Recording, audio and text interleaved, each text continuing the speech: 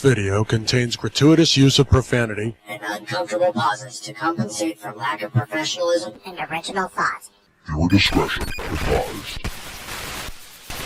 Oh shit! Mud shark? You're not a mud shark.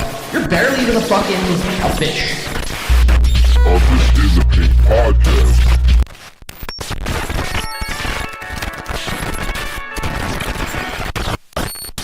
Fuck up.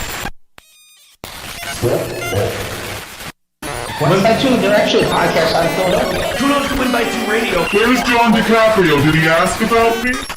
Fuck Carl! He's effectively done in this business. Funny the podcast, catching people like Dr. Ringo. So I'm a dumb guy. Where I'm hoping John Di Caprio is, but... Take your fucking bra off, Barry! Like, let me guess, does he attack everyone? I'm gonna be yelling at him the whole time tonight.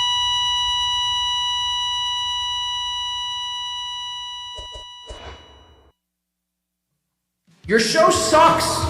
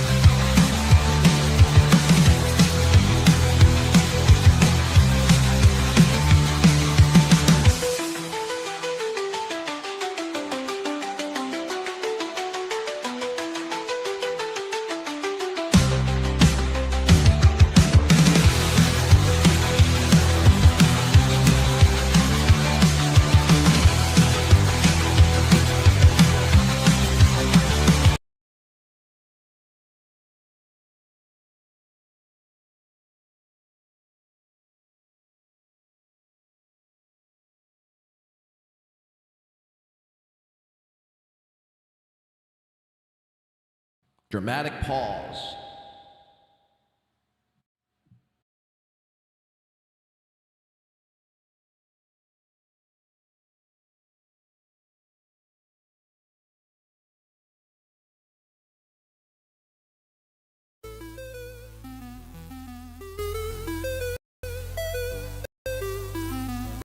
All right, settle in. Do I not have a camera? What is going on? Yo!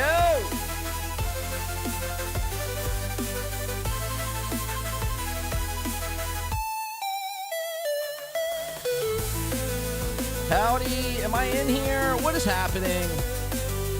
We're just gonna be looking at the sky. God damn it.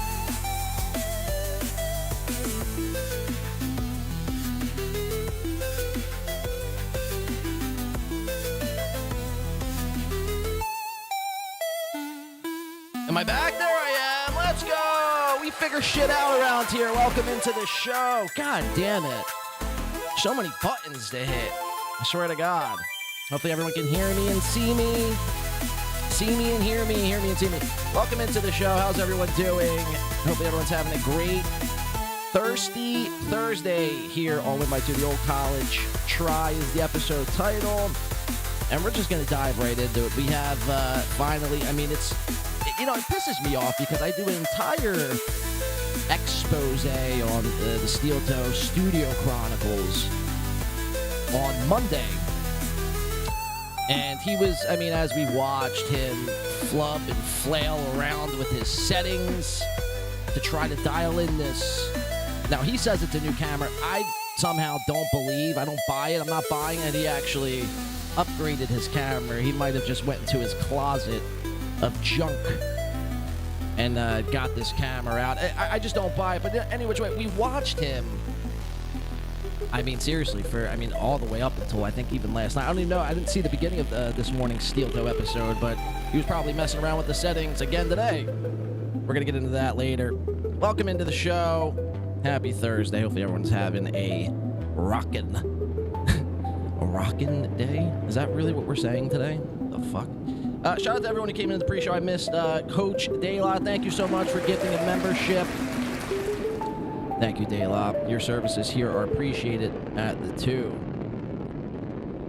Okay, so, there's a bunch of stuff to get into from people blasting off into space. I'd like to talk about, or did they? That seems to be the question. And I'm not usually one to bring conspiracies onto the show, but today we're diving in. We're going 2 feet into the conspiracy realm. Get ready!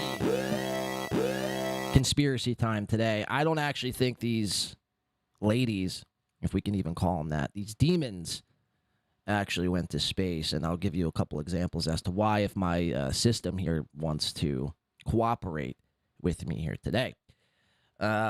There's a bunch of stuff to get into. The main focus of today's show, though, and it's just been bugging me. This has been a stick up my ass the last couple hours, to be quite honest with you. A stick up the old rear end.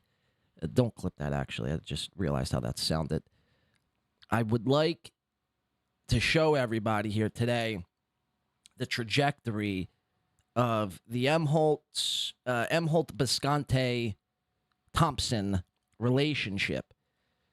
Now, this is a relationship that started off on rocky grounds to begin with. By the way, speaking of rocky, I was watching SteelToe right before this, and I know, shocker, me watching SteelToe. I mean, what am I doing anything else?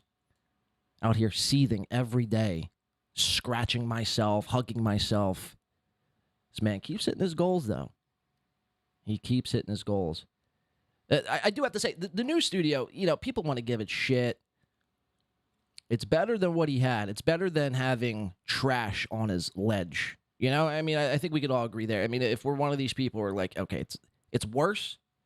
It was worse on Monday, I think, when we were looking at it, when he had the trash on the wall and, quote-unquote, the new camera. But I think it's somewhat of an improvement for the old toe. It only took him 3 fucking years. But I'm watching that, and he has this guy. He was 2260 away from hitting the old goal, to which he had this anonymous dono come in from a guy named Rocky, which I've never seen a Rocky in the chat. I don't know about any of you here today. Never seen a Rocky in any of these chats.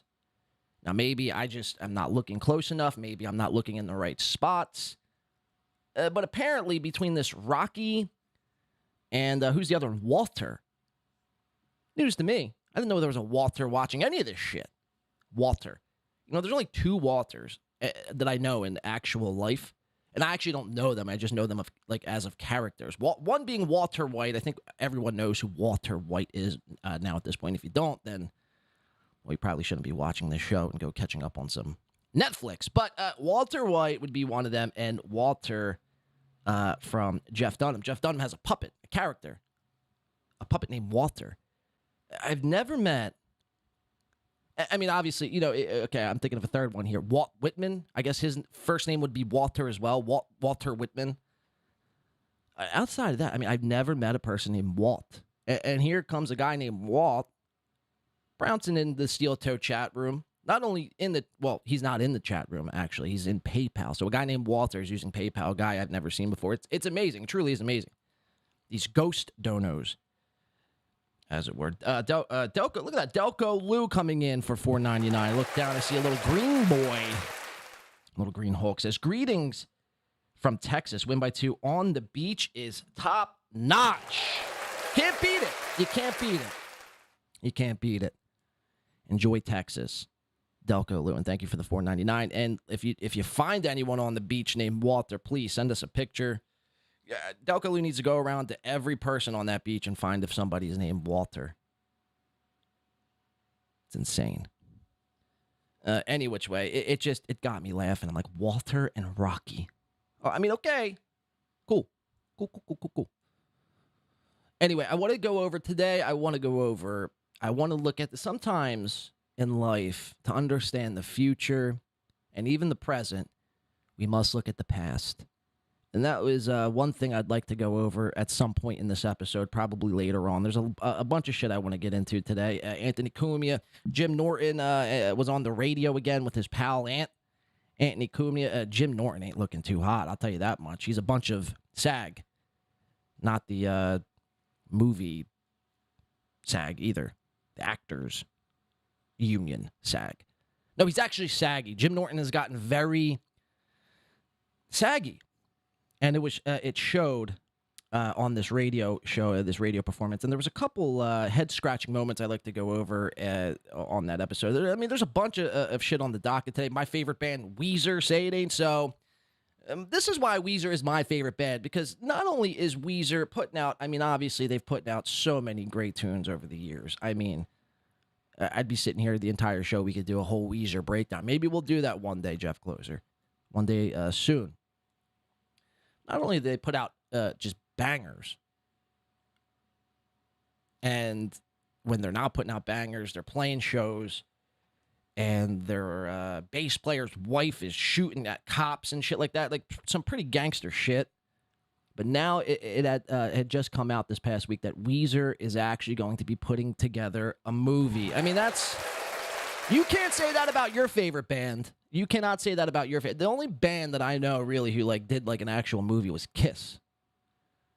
I mean, outside of documentaries, Kiss did a whole movie, which was pretty amazing, actually.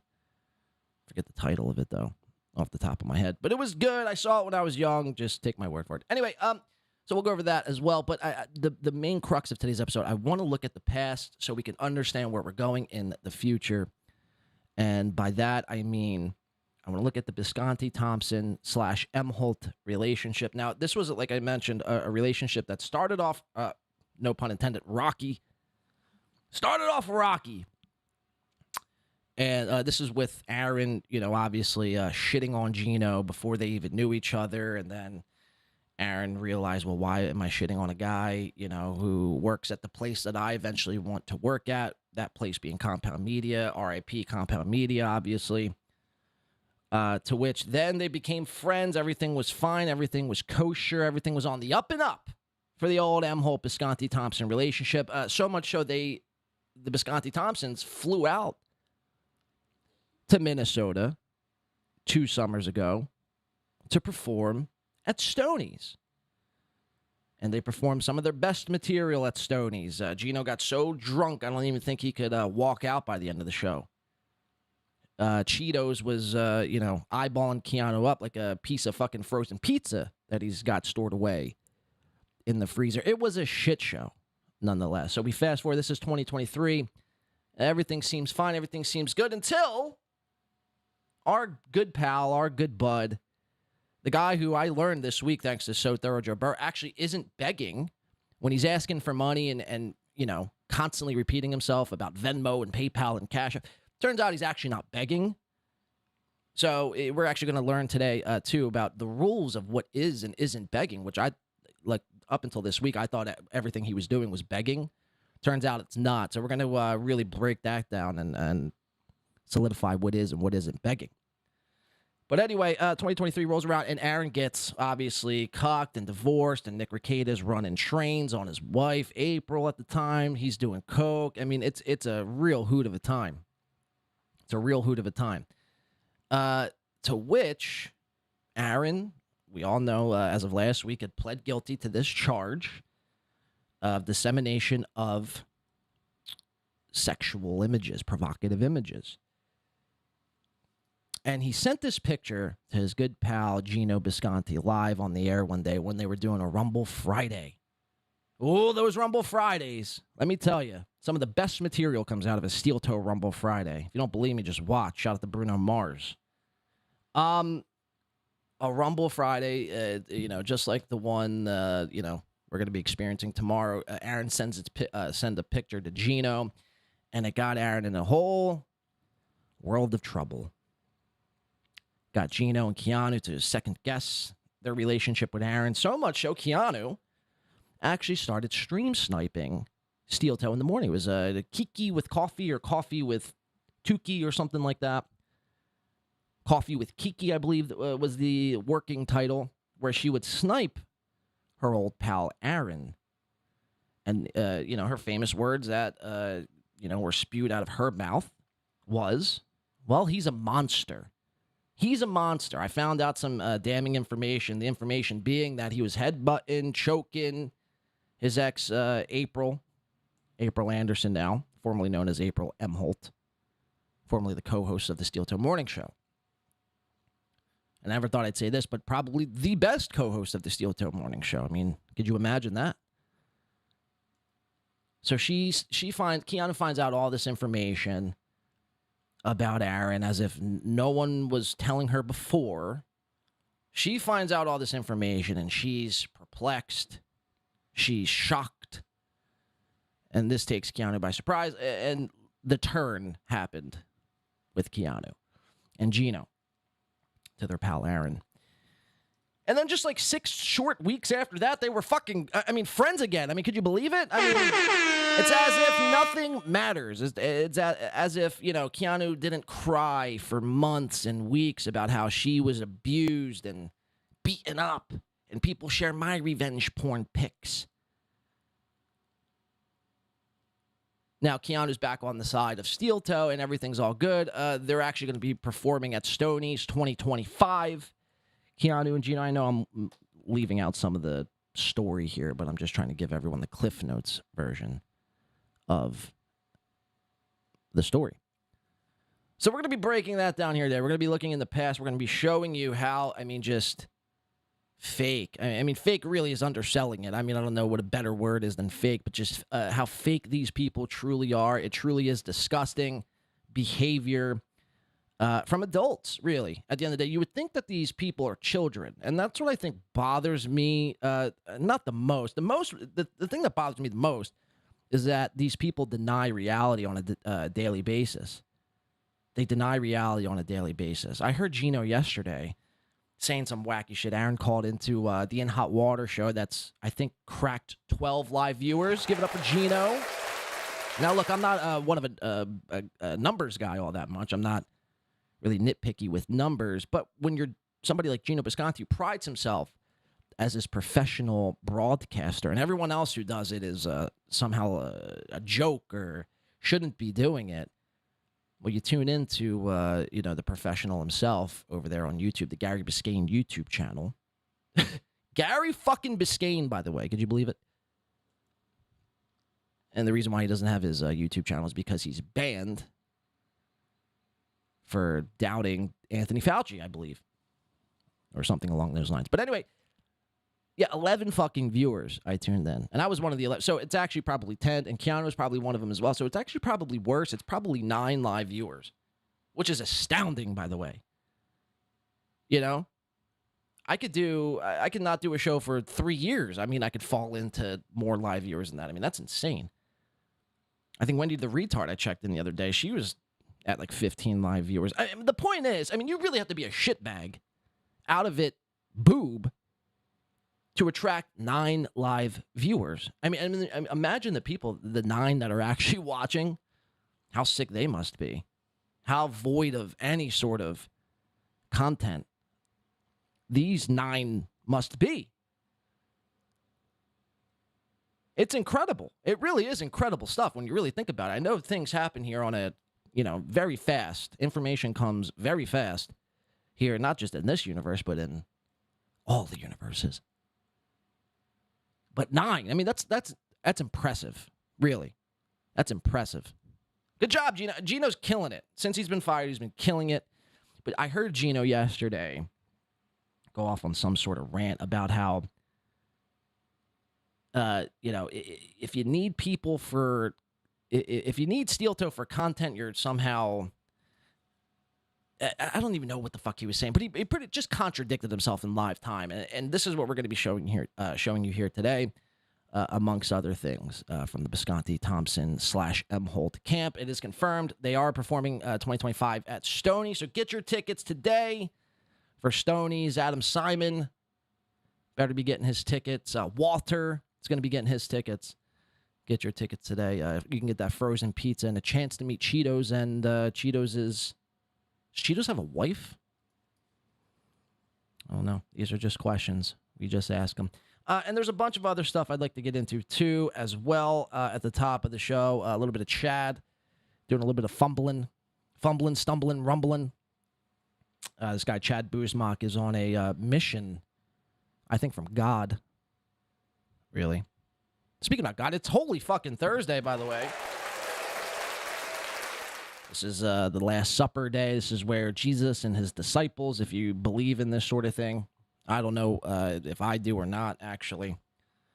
But Jesus and his 12 disciples. By the way, is one more disciple than Gino has live viewers. You ever think of that? Jesus had more disciples than Gino Bisconti has live viewers. Could you even imagine how cucked you must be? I don't know if you're really cucked, but... So anyway, Holy Thursday, Last Supper day. I'm very excited. This is my favorite out of the days because it involves eating and a feast. You know, the other days are kind of depressing, doom and gloom. You know, tomorrow he gets like nailed on a cross or some shit. Like, fuck, man, that's kind of gory, snuff filmy, you know? Saturday, there's like nothing happening. You're supposed to like repent all day. I mean, I don't know about you guys, but I can't sit still with my own thoughts for more than 3 seconds without having to do something. So the thought of sitting there all day in silence with nothing kind of freaks me the fuck out. And then obviously Sunday, you got Easter. Now, I think I will be trying to do a show on Easter. Nothing set in stone, just to look for a thumbnail. Because the last 2 Easters have been, quite epic. We had the Corey Adam in 2023. We had the Corey Adam freak out. You guys remember the day 1 win by 2ers? No, the Corey Adam freak out. This is where I was doing a show, minding my own business. Soft Weekly was the co-host at the time. And was pretty, in the cups, as they say. Talking some shit on... by the way, what happened? We should put an Amber Alert out for Corey Adams. What happened to that guy? I liked Corey, man. Despite what he may think, I liked Corey. I think he had a lot of promise. He had a lot of drive. I don't know, actually, if he had drive, but he would drive. That was part of his content, driving with the hollerish with the walrus. But I liked Corey, and I think he might have just fell off the face of the fucking earth. By the way, Corey is an old SteelToe co-host, if you don't know. You'll find a pattern. This is something I always told the Biscanti-Thompson camp, that the pattern is anyone who gets close to SteelToe ultimately, bites the bullet. So, whether they got to find that out the hard way or not remains to be seen. But, nonetheless, I liked Corey Adam. That was 2 years ago, 2023, Easter. Last year was the whole Rikiada. When we first discovered Rikiada was all looped out on God knows what. Speaking about Rikiada, shout out to Nick Rikiada, by the way. Shout out.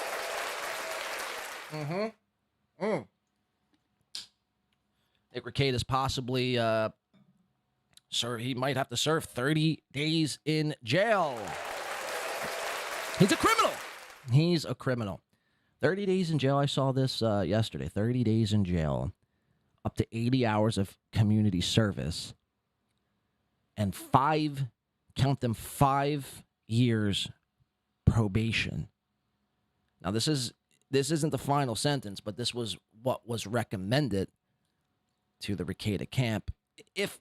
Even if half of that happens, would be insane. Now, there's a part of me, I'll just say this, there's a part of me that doesn't want Rekieta to have to do any of that. Simply because, you saw it last night. If anyone watched SteelToe last night, I mean, this is just a way for. I mean, Aaron pretty much was taking a victory lap. So just for the simple fact, I wouldn't want Aaron to. If Nick went to jail, I mean, Aaron would have content for the next 7 months. I mean, the man was doing victory laps. I mean, it really was some disgusting behavior from Aaron yesterday. Mind you, a guy who just pled guilty last week and is still facing sentencing himself. So it's like, what are we doing? Again, both gentlemen are degenerate scumbags, in my opinion. But somehow, I mean, Aaron has tricked some of these people into thinking that, he's changed. He's a changed man. It's funny, I don't see any change. If anything, I think you're worse. I think you're more despicable than you were. But I don't even know how I got onto this thought. But no, another part of me, the reason why I want Rikieta to obviously have to go through that, well, because simply it would be hilarious, right? It would be fucking funny. I don't know why I put the sound claps, the sound applause sound drop there. But it would be hilarious if Nick Rikieta, here's a guy who's making millions of dollars a year, making, I believe, one stream, this was a direct quote, made a Nissan Sentra's worth of super chats in one show. Unbelievable stuff. Doing law stuff, breaking down Kyle Rittenhouse and Johnny Depp and Amber Heard. On top of the fucking world. Going to Swinger Island and banging, all the bitches there. I mean, here's a guy who was literally a fucking rock star. To ultimately having, possibly going to be thrown behind bars. I mean, that is, talk about a fall from grace. But you see my conundrum. Part of me wants Nick to be locked up simply for the hilarity in it, and another part of me is like, if Nick gets locked up, we'll never hear the end of Aaron boasting and bragging. Aaron is sick. Hits the goal yesterday. I mean, this is something for, anyone who donates to SteelToe, even if it's a goof, like numero uno Josh Denny. I see him, he's like trolling SteelToe, but he like unironically gives him money. It's like, holy shit, dude. And it's not just like $3, it's like $300 a week to troll him. I mean, okay, it must be an elaborate troll that I'm not getting. But every time he hits his goal, he hit his goal last night, and instead of doing actual content, the man just sang karaoke for the last fucking half hour. It's a joke, man. It's a fucking joke. But anyway, enough of me chit-chatting. Like I mentioned, we might do a stream Easter. Maybe something amazing happens on the 3rd year of Christ rising again. Shout out to Aaron the Rat. Says, yo, Blade. I'm in the crawl space already. Say the word, and I'll take it from here, or take it from there. Hashtag MNNE. So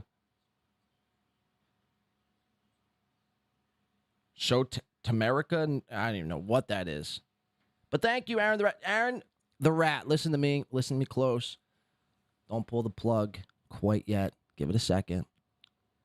Just wait. Wait for the word. Gotta wait on this one. Trust me. All right, we can't blow our cover at the top here of the show. It's about a 4-hour show. We got to strap in. We got to strategize. We got to strike when ready. But thank you nonetheless for the $5. All right, let's get into some stuff, talking about some people, relating to some things. Like I mentioned, I wanted to start off just a few little small things that caught my eye this past week. One of which being, like I mentioned, my favorite band, Weezer, going to be putting out a movie. And I just thought it was fucking, like I mentioned, it's your favorite band ain't putting out a movie, so, kill me because I want to boast in this for a second. But here we go. Weezer are making a new movie, reveals Rivers Cuomo. The band's remaining tight-lipped. I gotta flip this screen. God damn it. There we go. So the band's currently right now, Weezer, or they did just perform at Coachella. Mind you, last week the bass player's wife just got into like an insane shoot. She was shot. And I just posted some, I think she posted like $1 million bail or some wild shit. So through all this, the band powers through. They say, fuck this bitch. No bitch is going to hold us down. No one's going to bring me down. We're going to perform at Coachella. And not only are we going to perform at Coachella, but we're going to release some details here pertaining to our new movie. It goes on to say, Weezer revealed during their Coachella 2025 appearance that they have been working on a new movie project. The band played at day 2 of the first weekend of the California Festival last Saturday, April 12th, playing a set of classic songs in a set they had only been announced a few days ahead of time. It was during the set that the frontman Rivers Cuomo told the crowd that the band had been busy on a mysterious film project over the last month. We've been busy. This is a quote from Rivers. I guess he was live and said this out loud. We've been busy making the Weezer movie back in L.A. the last couple of weeks. But when Coachella called us up, said, hey, Weezer, could you guys make it out for a surprise appearance? We're like, heck yeah. I feel like I'm in a SteelToe conversation here. They said, heck yeah. It feels so good to be here with you guys and let out these emotions. How special. There he is, Rivers Cuomo, and bass player Scott Steiner, the wrestler, rocking this past weekend at Coachella. Says no further details about the film project have been confirmed, although as reported by Stereo Gum, one Weezer subreddit user noted that the band have invited fans to a quote-unquote private filmed merchandise signing for a select few fans for a TBA video on April 21st, which is Monday. This coming Monday, by the way.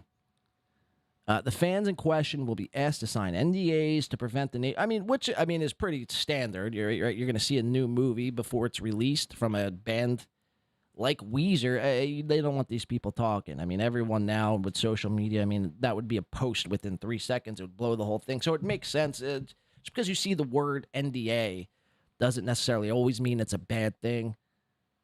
So, good for them for, dotting their I's and crossing some T's here. I guess this is from a fan. And again, the reason why I'm showing this, it's not that we don't have a trailer or a clip or anything like that. The reason why I show you this is because, again, your band ain't putting out no movies, right? So until they do, and until you have a show, well, you can come here and see all the greatest Weezer content. I actually might just scrap covering SteelToe and Melton and all these people and just straight up cover Weezer and everything they do. I might just be a Weezer journalist. Soft rebrand. Win by Weezer. That's pretty fucking gay. Win by Weezer? What the so I guess this is from a tweet from one of their fans. Apparently, it goes on to say there will be a new Weezer movie documentary coming out. I saw Rivers mentioning it. So I didn't know this. Rivers Cuomo, besides, again, putting out epic songs and touring the world, he's also on Discord, which is pretty insane. We should try to invite Rivers Cuomo into the Win by 2 Discord, as if he would join. I don't know what this even entails. If he has his own, if Weezer has their own Discord, I didn't think people like this had time for Discord. You always hear from SteelToe and guys like Aaron and Chad that, we don't have time for that. We're out here touching grass, man. We got no time for Discord. Well, Rivers Cuomo is doing, 50-fold what you guys do, and he's apparently on Discord, so what gives?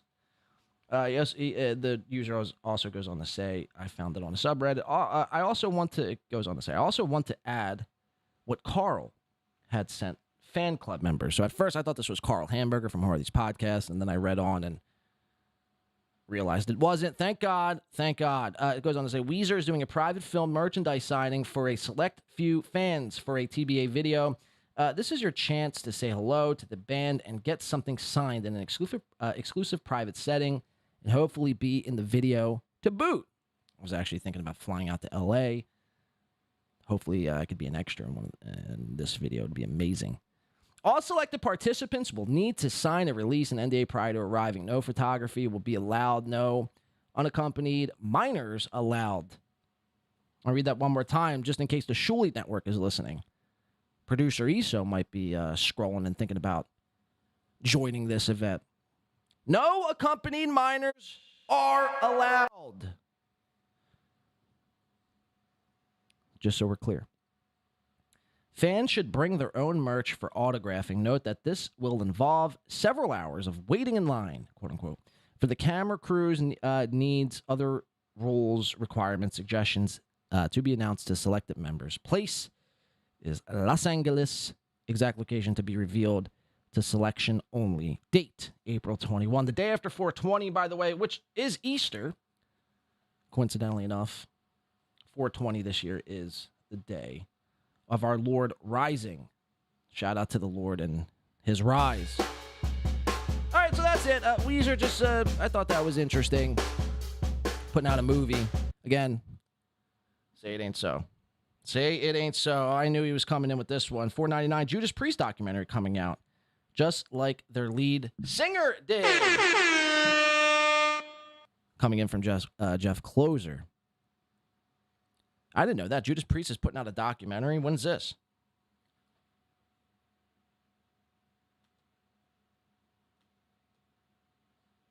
That's insane.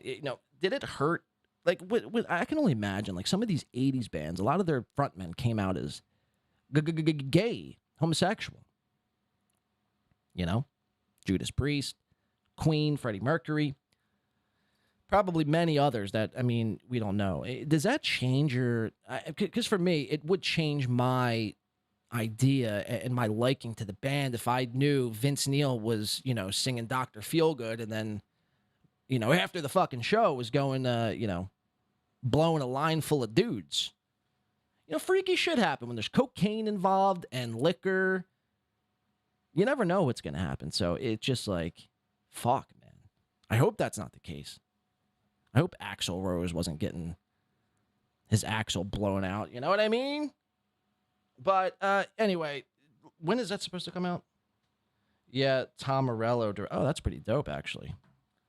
So Tom Morello directing the Judas Priest doc. That's pretty sweet. Well, it ain't Weezer, Jeff. It ain't fucking Weezer. All right, so I'd venture to guess this. The Weezer doc is going to be insanely better. For what reason, I couldn't tell you. All right, I want to get into some of the conspiracy talk here from this space adventure, this mission, Blue Origin, Jeff Bezos ran space endeavor that involved these 6, millionaire female. I don't even know how this even came to be quite honest with you. You see everyone talking about it and not, you go on Twitter, though, everyone's questioning it. You go on, Reddit or whatever, you see a lot of people questioning it. But, for the most part, I haven't seen really too many hosts discuss the possibility that what we all watched was a complete and utter hoax. There's a lot of hoaxes that have been happening over the years. Pretty much since the dawn of time. When you really break it down, everything's pretty much been a fucking hoax. So, what would be different here?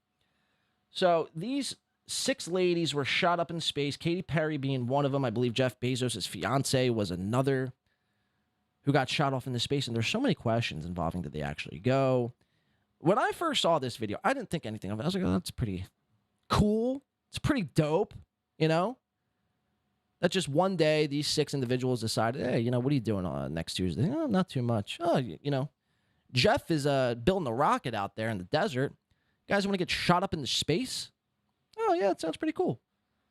No, so at first it's like, whatever, it's not that big of a deal. And then the more you look into it, so the first video I saw was the 6 ladies allegedly in space with no gear on, no astronaut gear on, no helmets, no air. Now, I didn't know that actually could be a thing. I didn't know you didn't need a space helmet when you go to space. I thought you needed some sort of oxygen or some sort of pressurized suit to fly out there in the great darkness, the great unknown. But it turns out you don't. It turns out if you have a couple $1 million and you make hit tunes like Last Friday Night by Katy Perry, it turns out you actually don't need any of that. You could just be shot up in a wetsuit. I mean, it really is kind of insane. And let me just show you. This is the first video I saw. If I can find it here on my screen. And it kind of blew my mind. Now, look, I'm not saying without a shadow of a doubt that it is fake. I don't know, obviously. I'll put that as a, disclaimer. But there's just a lot of weird anomalies happening. And again, thank you to the internet, for having instant replay here. We're going to share one of the clips now. So this was the first video that I had came across, and I'm like, just something don't seem right here. And then the further you look into this whole thing, the patch that they're wearing on their wetsuit is like one of a Baphomet. It's all pretty fucking insane shit. Now maybe I'm looking too far into it. Maybe I'm not. I don't know. Maybe I'm right on the money. The question would be, why are they doing it? Well, when you're Jeff Bezos and you have, the net worth of a small country, small country's GDP, it's like, you could do it. You get bored. Going to Red Lobster and Outback Steakhouse, it just doesn't cut it anymore. So you want to do, you don't want to do shit. And you got guys like Elon Musk, he's sending up rockets. So maybe you just don't have the technology or the time or the money to actually send up a rocket, but you want to seem like you're sending up a rocket. So you do something like this. It's like the whole great space wars, no pun intended, of, like the 60s. Russia and China and all these, and the U.S. obviously wanting to be the first country to go up on the moon. Now, this is a whole, other topic, but did we actually go to the moon? Me personally, I don't think so. It just, all of it seems insane to me. And then I listened to, I believe, Danny California, or was it, or Californication, not Danny California, from the Red Hot Chili Peppers, and that completely blew my mind. It's like, just too many anomalies happening, too many fucking anomalies happening for it to be real. And why haven't we gone back? That's the biggest question. Why haven't we gone back? And you get into things like the Van Allen belt, I believe it's called, where it's this belt of radiation where you can't get past, and with equipment. So it's all this weird shit stemming, from really the dawn of time, since all this space thing, this whole space wars thing have been relevant, really. So we get to this video. Now, mind you, this is the first video I saw that really left me scratching my fucking dome. Because again, if you're in space without any helmets, how does one breathe? Maybe there's an explanation. I'm not a full-time spaceman. Only part-time. You watch, you be the judge. We haven't seen it. I want to see it myself. 1, 2, 3, take up space! Right behind you. It's okay. You put it up there. And furthermore, it's just like, there's all this footage of them floating around. Take up space! Woo! Yeah! Girl power! She brought a dandelion up into space. I mean, that's pretty rad. Furthermore, it begs the question, if you have this footage while you're up here floating around, why didn't you have any footage blasting off or arriving back down to Earth? Did the cameras stop working? I mean, what's going on? Again, these are just questions that I have. I haven't seen really too many people talking about it. And maybe I'm taking the bait. Maybe this is maybe somebody in the chat is, they study it, in astronaut classes, or they have studied in astronaut classes. They could explain this to me. I mean, I don't know. I don't know. Just seems weird. Right behind you. It's okay. You put it up there. Flynn, I got you. I got you, Flynn. Oh, the moon! You guys, I have to tell you, look at the moon. I vote fake, says A. Thompson. Okay. The Van Halen belt. It was renamed, Coach Douglas. Van Halen belt. Whatever the fuck it's called. Space may be the final frontier, but it's made in a Hollywood basement. Exactly. When I listened to those lyrics for the first time, my mind was blown. It's like, Anthony Kiedis, what are you trying to tell us? Go back and listen to Californication. And so it's like, what? Did he just write that song just because that's what, like, it just rhymed? I mean, I don't know. Those lyrics cut so deep. It's got to mean something, man. It's got to mean something.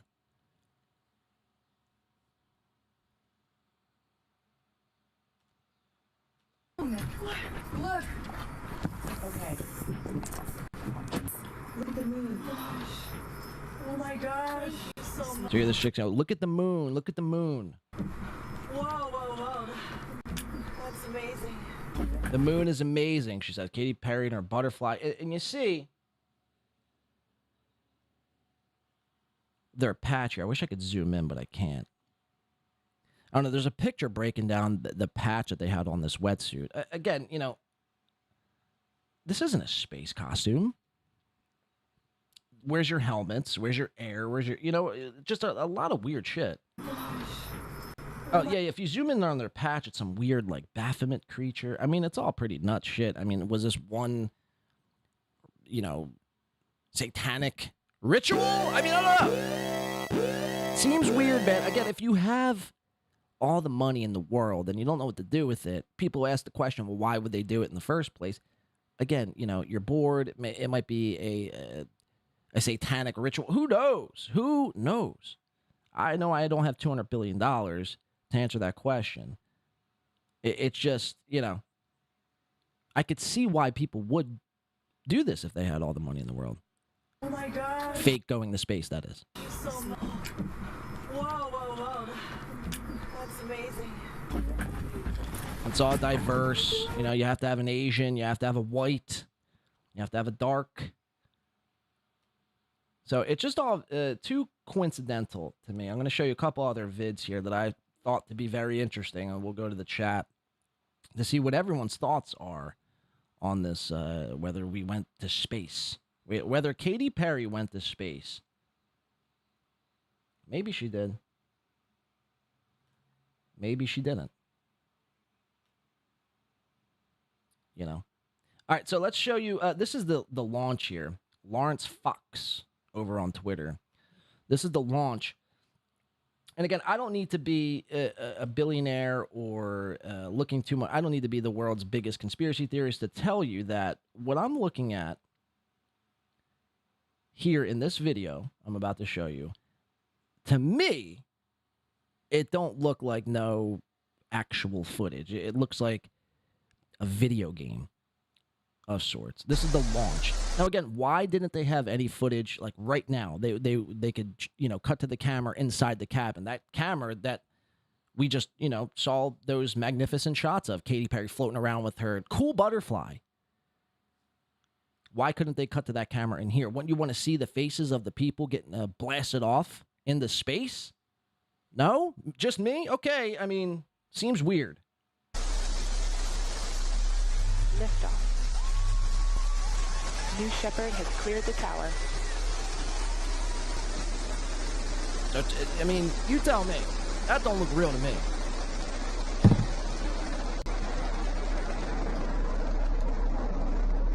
Seems fake. Flight. 6,000 feet climbing. Again, we're just seeing the rocket here. Why wouldn't you cut to the in cabin shot?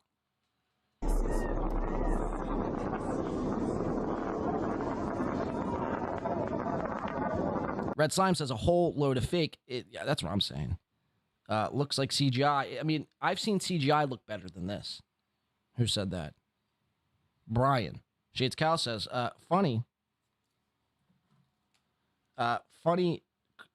Kubrick's moon landing was better with. That's what I'm saying. That exactly. There's things with less technology or worse technology that looked better than this.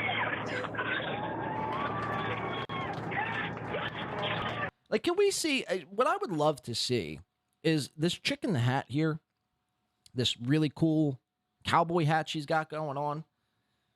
She's sporting. What I would like to see is the footage from her phone. Could you release that?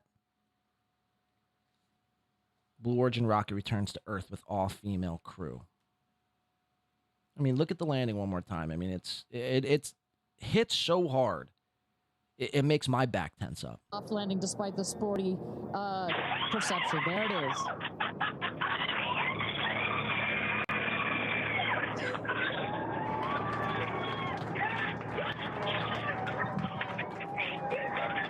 Touchdown. Congratulations and welcome back to Earth. Oh, fuck you. Do status check. See, I get pissed because it's like, if they are lying, you're just insulting my intelligence here. And you will see a puff of... Or lack thereof. So the puff of smoke, it's just, you know, it's all bonkers to me. You know, do we believe we went to space? Katy Perry was one of the fortunate few to have gone. I'm not buying it, man. I'm simply just not buying it. Let me see here. We're going to transition over to a little Chad talk. Chad's back in full force, and we're going to get into him in just a second. I'd like to put out a poll. I don't think I can, though. Can I? I'd like to put out a poll. Actually, I'm not putting out a poll. What am I fucking... Chad? No poll. Instead, let's just jump into the Mud Shark man himself, Chad Zumach. Again, we'll table the discussion of whether or not we went to space. It's just... To me, I don't think we did. I think there's no reason to believe otherwise, if you ask me. There's just too many coincidences and anomalies that are happening. Again, the thing that really got me is when they're all floating around as if everything's all fine and cool with no fucking helmets. But they're in space. I don't even think you can go to low Earth orbit without a helmet. But either which way, I mean, I don't know. I think we faked it once. I think we faked it ever since. And I think we'll continue faking it for whatever reason. I guess we'll never know. Because Jeff Bezos is too bored. That's why people shouldn't have access to all that money. Because then you just get bored. You just start creating fucking, CGI, events. And getting people to discuss it. Getting idiots to discuss it like myself on my show. Jeff Bezos, you fucking piece of fucking trash. Actually, I have no problems with Jeff Bezos. He created Amazon. I use Amazon every day. Thank you, Jeff. Anyway, Chad Zumach. Back. He's back in business. Full force. Going after Stuttering John. Now, this is, to me, is interesting because Chad, if we could put ourselves back, I think this was late November, early December. Chad and Stuttering John, the beef was at an all-time high. Chad was clowning on Stuttering John. Chad has also accused Stuttering Juan of getting his Patreon struck or having something to do with getting his Patreon struck and taken down. And Chad, this has caused Chad to lose about $25,000 a year. Now, I didn't know he was making $25K a year. Godspeed if you were. Who knows anything, what's true or what's not true. Chad's almost like the government in a lot of ways. You don't know what's true or what's not true leaving this motherfucker's mouth half the time. But furthermore, late November, early December rolls around. This whole Stuttering John versus Chad beef is escalating. Allegedly, Stuttering John gets Chad's Patreon removed from the Patreon services. Chad's blaming Stuttering John, and then people, and Chad would go on to say as well that Stuttering John is vile, he's a piece of shit, fuck this dude, blah, blah, blah, blah. And then people in his chat would be like, well, dude, if he's so vile, if he's such a piece of shit, and he plays these games, why continue to cover him? Why continue to further, this battle? It's just a losing battle. You're losing your Patreon, it's costing you more than you're gaining. To which Chad had rebutted and said, that's a good point. He did a whole episode, and I tried to look through the archives. I just could not find it yesterday. But Chad did a whole episode basically saying that I'm never covering Stuttering John again. This will be the last day that I cover Stuttering John. And within, I think, maybe an hour, he was back to covering Stuttering John, and it's just increased ever since December. It's just Chad. That's just what Chad does now. And I just thought that to be fascinating to me. Because you see a lot of these guys, they say one thing, and within an hour, they're doing something completely opposite. So Chad goes on to say here, getting a bit... Now, this is why I show this little tweet here. It says Chad, courtesy of Twitter. Getting in business with Stuttering John is the worst thing you could do. Read that one more time. Getting in business with Stuttering John is the worst thing you could do. He is a terrible person, and I'll never stop putting that out there. I mean, cool, Chad. He literally cost me $25K a year from taking down my Patreon because of a thumbnail. Even though the bitch has me blocked. Let him know anytime, anywhere. And this is another thing Chad's doing. He's resorting to trying to, locate Stuttering John so they could scrap, so they could duke it out. Now, mind you, Stuttering John's like a 60-year-old man. Chad's a 50-year-old man. And Chad's calling him out. They're, mind you, both comedians. Chad's calling him out to fight. An old-fashioned scrap, if you will. Very lame. That's an L for Chad, in my opinion. Anytime you have to resort to using your fists in any situation, I don't care what it is. In entertainment, I'm saying. Podcasting, more specifically. You've lost, dog. You've lost. Unless you're doing some charity boxing event. But even that, it's like, what are we doing? What are we doing, guys? I mean, no, you're going to fight him? And I thought you weren't covering him anymore. Anybody who gets into business with Stuttering John is the worst thing you could do, yet you continue to cover him almost every day. Or at least there was a time that you were covering him yesterday. And then you wonder why you're losing your Patreon and your locals and your this and your that. It's like, if I knew if I knew Aaron Imholtes was going to just strike me every time I covered him or talk shit on him, I probably wouldn't do it as much, if at all. Because I'd rather have my YouTube channel. I'd rather have a means to communicate or to, let out the things that I'm feeling. As opposed to, like, proving a point with Stuttering John, who we all know, I mean, let's call a spade, is a buffoon. Now, that doesn't necessarily mean I dislike Stuttering John. I've always been on the record saying I'd prefer Stuttering John over the people that cover him, and Chad being one of those people. So let's get into it. Again, I mentioned Chad Zumach earlier. Chad Zumach is a guy who, like I said, is on a mission from God himself, and he's covering covering Chad's every move, from sunup to sundown. Wherever Chad goes, Zumach will follow. It's fascinating. I suggest you give him a follow as well, Chad Zumach, over on Twitter. Twiddle. Yeah, over on Twittle. Good job, me. Fuck. Can't speak today. All that Holy Thursday feast later. It's got me all riled up. Dabble Storian says, "Hi, Dela. Happy birthday to you, John." Thank you, Dabble Storian. I didn't even mention, yesterday was my birthday. But I don't like to make a big deal out of it. So this is me celebrating my birthday. Thank you, Dabble Storian. We do appreciate the two. Chad Zumach on Twitter goes on to say, let's switch the fucking screen again.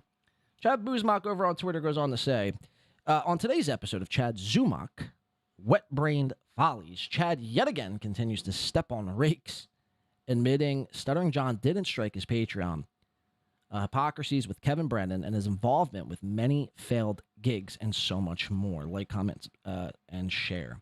And I suggest you do, Chad Zumach. If you're into anti-Chad stuff or just anti-anything stuff, Chad Zumach is the follow. So let's check it out. Chad Zumach. We're going to have to do a leadership board for memberships. We're going to have to do something good for that because you guys, everything we try, it fails miserably. Tennessee Beer Hall, Kill Kevin. And that's really what set me off. The way that whole situation was handled, again, is why I'm even here in the first place covering Chad. I mean, we've covered Chad for what now, almost 2 years. And I wanted to see the good in Chad. I wanted to give him the benefit of the doubt. And at the very least, I was going to make close to $1,000 and put on a good show at the Tennessee Avenue Beer Hall. But the way that whole thing was handled was just, I mean, it just was Bush League. Anything involving Ray and Kevin, it just doesn't happen. It just never, ever happens. Unfortunate. Chad is the common denominator of it all. Boy. Idiot. You know what? I'm out. I'm done. I'm sending all this money back. Game's off. I'm calling it off now. I'm calling it off. Nothing nerdier than NLO to start a. NLO is a fat liar, but I've never. Now again, you see a lot of this. You see SteelToe do this. Chad is another one who does this. When people get in troll chats, some of these guys who get in troll chats, they resort to this voice. They resort to this weird voice that I guess is what they perceive how a troll would sound. A troll is just a normal guy like you or I, just doing some trolling. In this case, it's Sam V doing a little bit of trolling, as per usual. And then Chad immediately goes into the voice as if it's some sort of own when you do a voice like this, when you're reading a chat. I mean, I just don't understand. NLO is a fat liar, but I've never seen him take pics with his enemies like you have. With yours plenty of times. Rocco, Rob Saw, Carl, Cumia, you all talk. No, we don't. Cumia, he says. Now, I don't know who Cumia is. I know who Anthony Cumia is. Maybe Anthony Cumia is Anthony Cumia impersonator. Times. Rocco, Rob Saw, Carl, Cumia. So what Sam V is saying, you know, all the shit talk you do. Now I see you taking pictures with a lot of your enemies. Rocco, which we just saw. I covered that on the last show. Now I think there's a little bit more there. I don't think that's necessarily just Chad, completely Chad's fault. I think Rocco B. Dabbler is an undercover Chad fan. Possibly even as far as, I would even go as far as to say is he might even have feelings for Chad. Rob Saw, which I don't know if there's a picture with Rob Saw or Carl or Cumia, as Chad says. Oh, no. Well, Chad did do he was with Cumia a bunch of times on the Shuley show when they were trolling Stuttering John. So there's that as well. But as for Carl, he was also on a show with Carl, too, to troll Stuttering John. So Sam V is on the money on this one, even though I don't agree with Sam V all that much anymore. He is on the money. You all talk. No, we don't. No, we don't. I do not talk to any of the. I talk to Rocco. I don't talk to anybody, but I do talk to Rocco. It's like, okay, which is it? You don't talk to anyone, or do you talk to all of them? Talk to any of the. I talk to Rocco. Rocco's in a tug of war with himself because he secretly likes me. He secretly thinks I'm funny. And I do agree with that, by the way. From Peggy in the Dork. So Chad's got this new sponsor, Penny in the Dork, but he can't quite pronounce the word penny. To me, I think is hilarious. From Peggy in the Dork. Shout out to all the $100 sponsors. God bless you.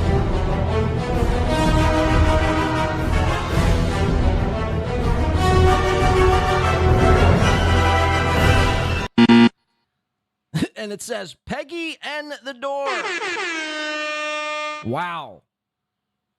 So he can't, it's not even just pronunciation anymore. It's now he can't type. Funny. Keep watching. Oh, my newest. Darren's promoting his YouTube channel, which is Penny in the Big Dork. Go subscribe. Let's get this fucker to monetize. He continues to deny he had anything to do with my Patreon. I know for a fact, Jack, that he did. He may not have been the person to actually do it.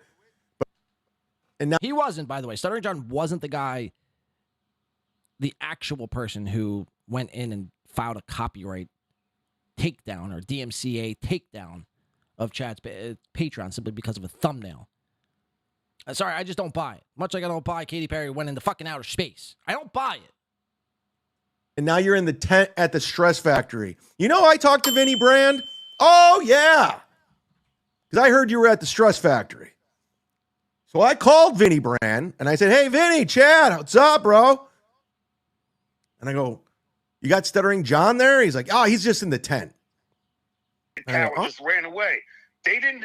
Is this working? The dues payer lady came. We're not in there. So that's another interesting thing. So Chad's always the one who's always crying foul when somebody's getting his gigs canceled. But then there he is calling Vinny Brand, who's a comedy club owner, trying to, I guess, talk shit on Stuttering John, possibly getting his gigs canceled as well. Again, two wrongs don't make a right, man. Just because even if it did happen to you, that doesn't mean you go around trying to get other people's shit canceled.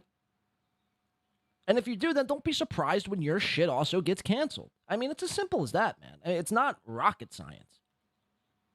He's just in the tent. The coward just ran away.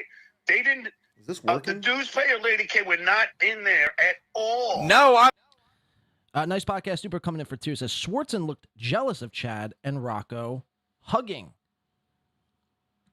So this has been an ongoing thing. I might have even been the first to say it. I don't know. It doesn't take, I don't need to be, whatever. Remove that. I'll remove that in post. The whole relationship with Schwartzen and Chad, man. I mean, that's fascinating in of itself. And Nice Podcast Stupid is right, by the way, in saying that Schwartzen did look a little off. A little jealous, a little bothered that Chad had another male friend there. Now, again, I always come back to a lot of these people seem like they're gay. Like, it just... But again, you know, I bet you when you first listen to Judas Priest or Queen or, you know, a lot of other these 80s bands, you didn't think the lead singer was gay, right? And then it turns out, holy shit, they were sucking all the fucking cocks. So would it be out of the realm of possibility if... I mean, when's the last time you seen Ray DeVito with a lady? Or Chad? So would it be out of the realm of possibility to assume that there's a possibility that they also might be into choking down Polish sausage? Maybe. And again, there's not even a problem with that. It's just like, when you're denying it, that's the issue. When you're denying your true self, when you're denying that you actually enjoy, I mean, taking down Nick's hog or lack thereof, that's the issue. Just be free, man. If that's what you like to do, hit your knees. You know? I don't even want to finish the fucking sentence. It's so vile. But just, you know, admit it, man. You'd be free. You'd be happy. You'd be so much happier admitting that you like to suck Schwartzen off every now and again. And, you know, you probably should. The man does. Pretty much the only man who's giving you work these days, paying your bills, allegedly is a $100 sponsor. He's like your pimp. Nick Schwartzen's like your pimp. Or sugar daddy. No, maybe not your pimp. Nick Schwartzen's like your sugar daddy. So, you know, it wouldn't shock me if you were on the old knees doing a little sucky suck. I'm saying, but they knew that you were there. To complete your call. To speak because to of a the customer. picture. The guy took the picture, so he knew. I mean, who the hell cares where I mean, do you guys remember John talking all that shit about Kevin and his wife? About his wife cheating on him and all that, and now they're like in cahoots. It's fucking gross. So he brings up, do you remember Kevin and John basically talking shit about each other, talking about, or I think he's talking about John here, talking about Kevin's wife, blah, blah, blah, blah. But and the Chad Zumach, you know, puts up on the screen, so did you. When Chad and Kevin had their falling out, Chad was talking about like his Kevin's daughter as if she was a piece of meat. John talking all that shit about Kevin and his And wife. now you guys are friends. You do the MLC podcast, though. You take money from Kevin Brennan. So what does that make you? So the hypocrisies, are on the money here. What Chad Zumach is pointing out here is on the money.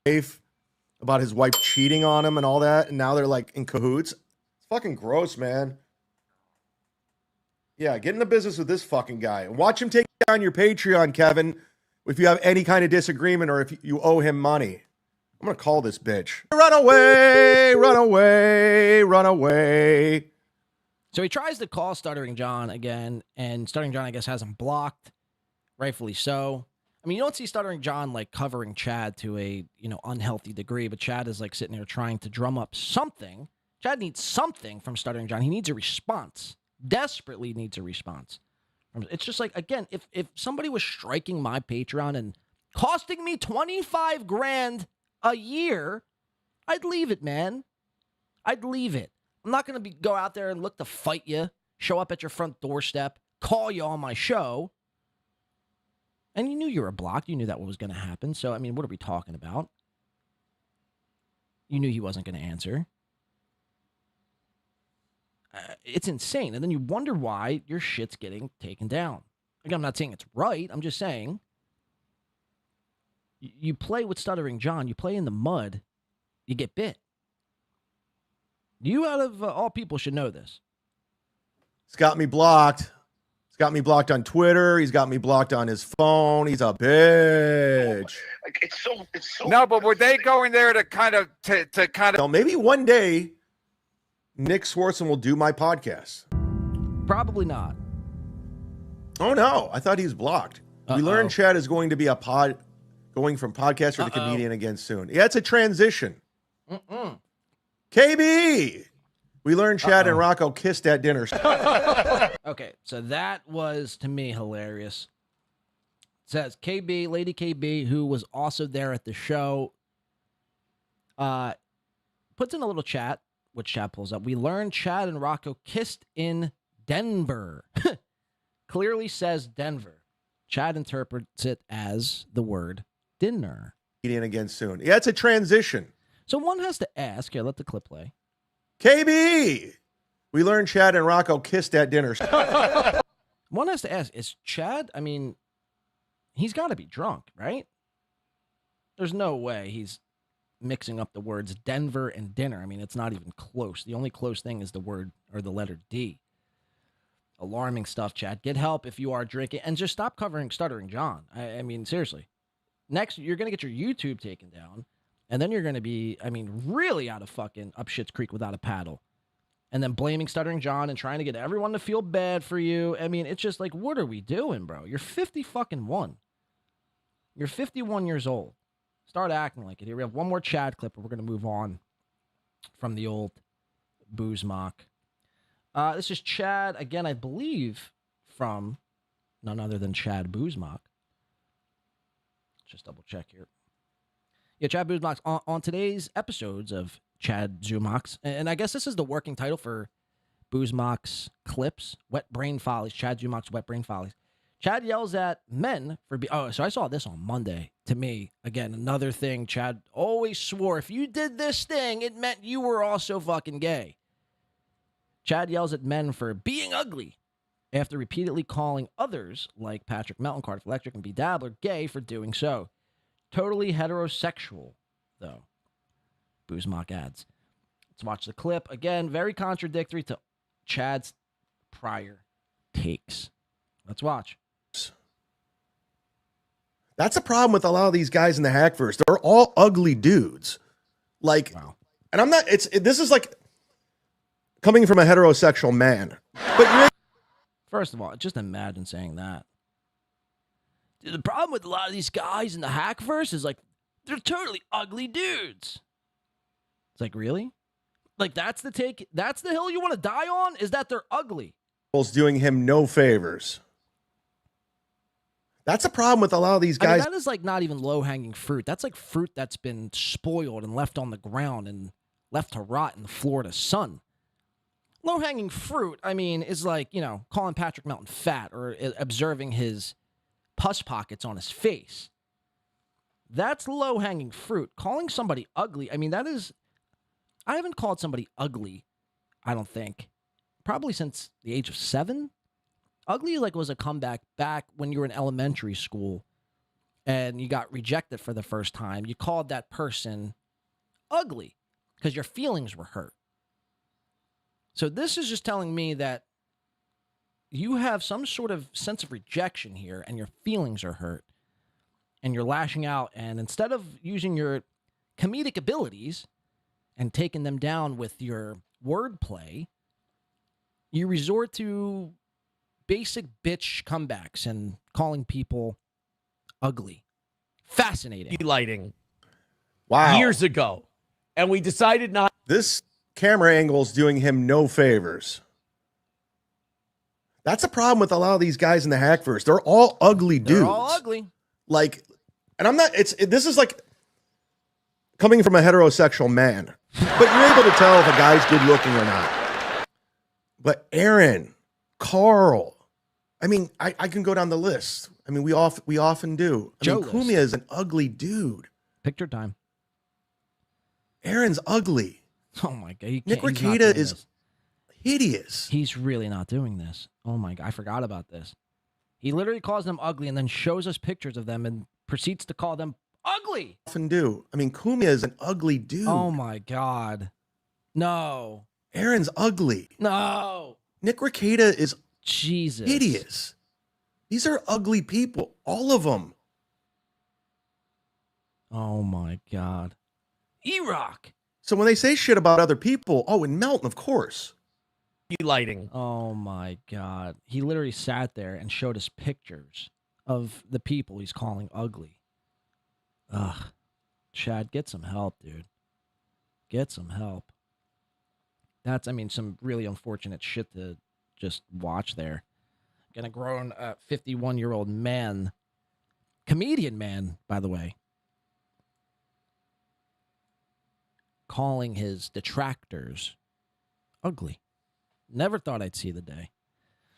All right, I want to get into some of this Anthony Cumia stuff. We'll leave Chad to be Chad. Cumia's cuck's probably on this afternoon, calling people ugly, showing us some pictures, and talking about some Stuttering John, about how he's the most vile man in the world and no one should fuck with him because he's grimy and dirty and plays unfair, not by the rules, but then again, Chad will continue to cover him. Again, I don't know why.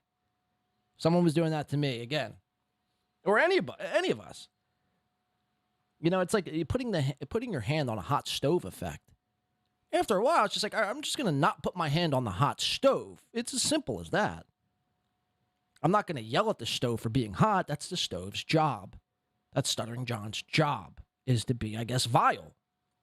And I guess I would too, to a certain degree, if I had, the Shuley Network, WATP, Melton, Chad, and Ray DeVito after me. You know what I mean?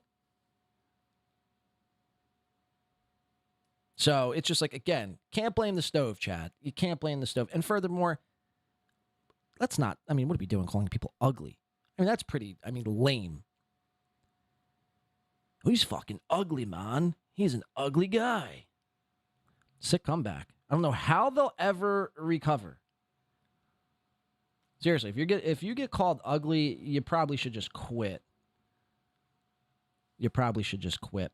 One of the guys Chad called ugly was Anthony Cumia. And Anthony Cumia, again, on the radio, back at WABC, doing what he loves to do, and that's just doing some old-fashioned broadcasting.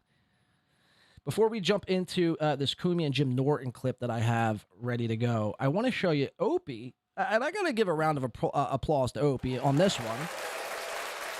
Greg Opie Hughes, you know him? He's the O in Opie and Anthony.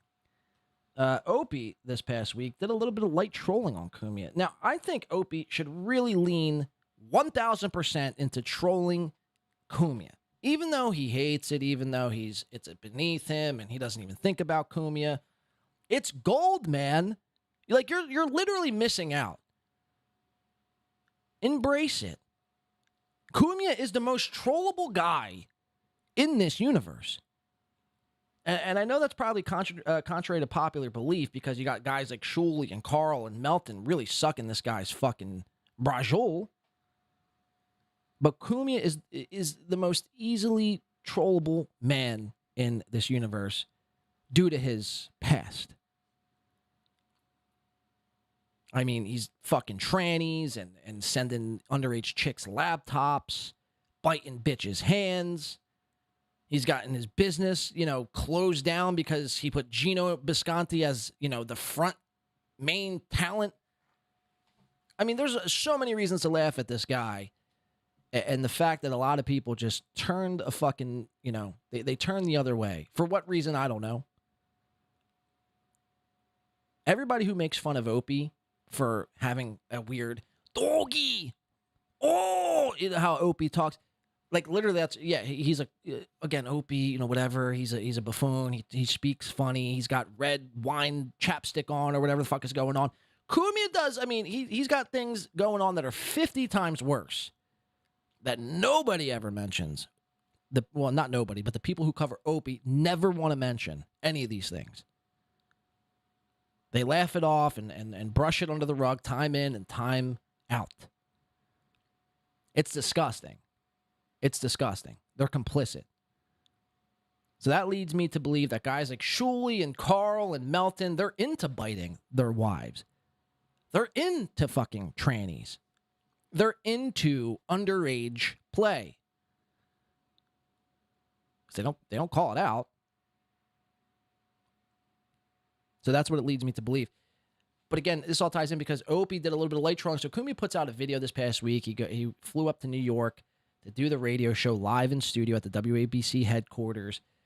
And he posted a video, and there's a baby screaming in the background. First of all, Cumia shouldn't be allowed around children. Period. And furthermore, he shouldn't be allowed to upload videos of a screaming baby. Did that baby give you consent? No! It didn't. So it's very weird. Opie does a little bit of light trolling, and this gets Cumia's attention. We'll watch the video first, and then we'll play you we'll play Cumia's remarks right after.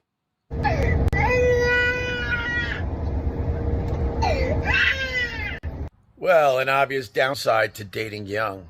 So that was... Okay, so the troll is... Cumia poses the question. The downside of dating young. And it's this baby kicking, screaming, and crying in the background. And then Opie pops in out of nowhere for the troll. Well, an obvious downside to dating young. I mean, again, no one's going to say it but me. That's a win for the Opster right there. A win for the Opster. And again, you should just lean completely into this. Just make that... It doesn't have to be your life's mission. I mean, you don't have that much time left here on this earth. I would make it my life's mission. I would troll my old co-host to death if the roles were the same here. If I were Opie, I would troll Cumia every day until I died, until I ceased to exist here on this planet. I would troll this man. He can't handle it. He's as thin-skinned as thin-skinned comes. He couldn't even fire his own employees that he worked with for years. He had someone else do it. He hates confrontation. He's admitted this time and time again. He hates it. The reason why Opie gets trolled on a daily basis is because he don't do anything about it. He's an easy target. He's a punching bag now. Opie, you're a punching bag. You're going to sit there and fucking take it lying down? You bitch. Stand up for yourself, dog. You're the great Opie.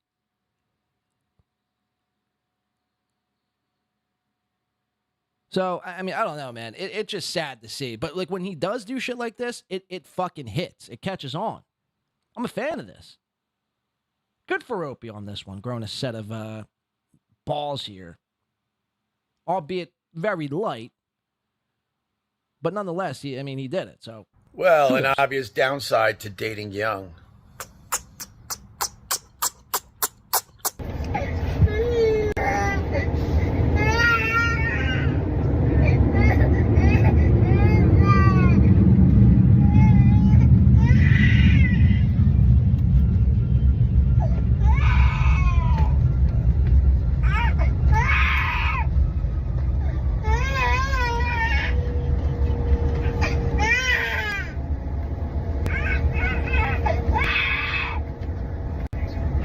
right, so there's Cumia, and why he thought that was a good idea to post.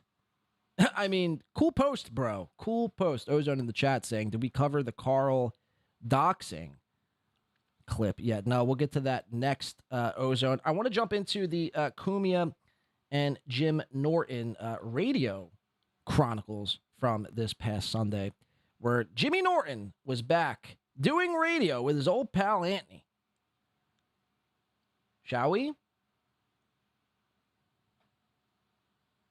Guys?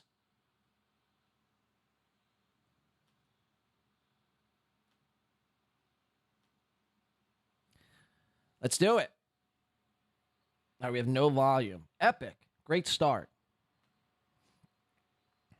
I got no snare on my K-Rock. headphones. I think that was the last time we were on broadcast radio together.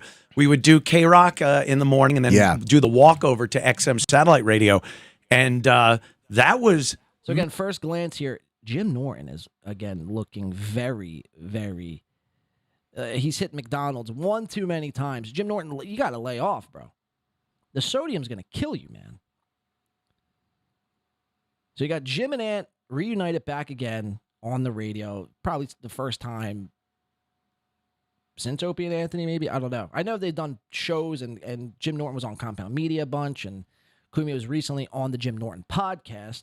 But as far as radio goes, this was history in the making this past Sunday. Many, many years ago. I remember that you had to put the shopping cart had to be pushed and all the equipment. It was such a nightmare. Oh, it had like some kind of archaic satellite system in it. And, yes, Steve would, push it. And you would buy inappropriate magazines from the magazine stands. That's right. And something inches. Yeah. Yeah, it was really fun, but it was inconvenient. It kind of, broke the show up a little bit. Some days were great. Yes. Some were like, oh my God, get us over to the studio. But Rich Voss used to stop at some of the restaurants along the way and do impromptu, spontaneous stand-up for people that, it was early in the morning. They're just trying to get their bagel and coffee. And they're like, sir, what are you eating there, sir? And the last thing they wanted was just to be teased by an abrasive man. Yes. He's just so abrasive. Even when people like him, they don't really like him because he's just... All right, so they're just doing some good old radio riffing.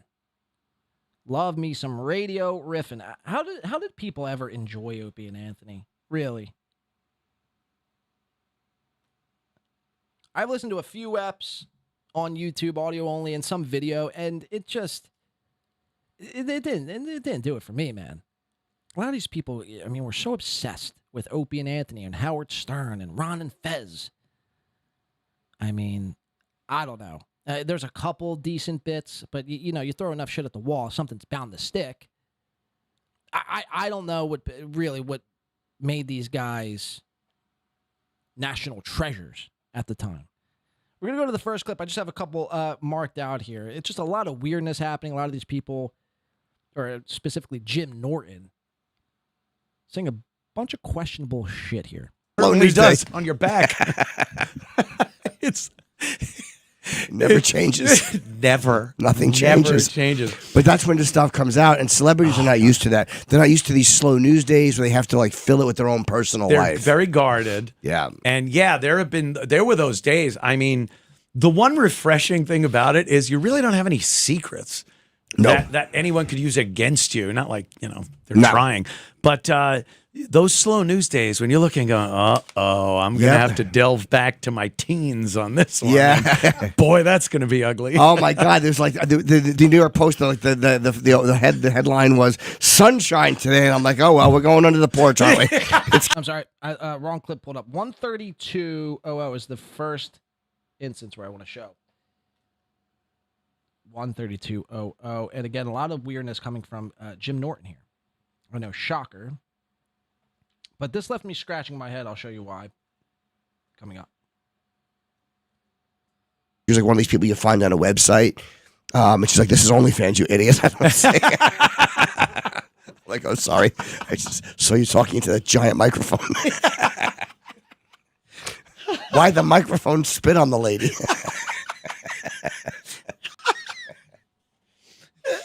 Yeah, so that I'm kind of impressed that you know how to get songs out of AI. And, I just wanted to try something weird because I was using AI and having it write roast jokes because they suck so much. They're so that was bad. really good. They're terrible. Terrible. It doesn't have a sense of humor. It doesn't AI. get it. No. Can't get it. That's a weird thing that just it can't. At least now, and I think it's going to be very tough for AI to be funny. To get that one thing, but it's gotten better though. Music though, it's pretty good. It's pretty good, and this I love the end of this this song, but people always ask me about. Anyway, I was going to call it that, but I didn't. I kind of wish I had. Yeah. But Jim Norton Can't Save You has my name in it, so it's easier. Yeah, you gotta have your name in there. Here, Jim Norton's very, very congested, very nasally here.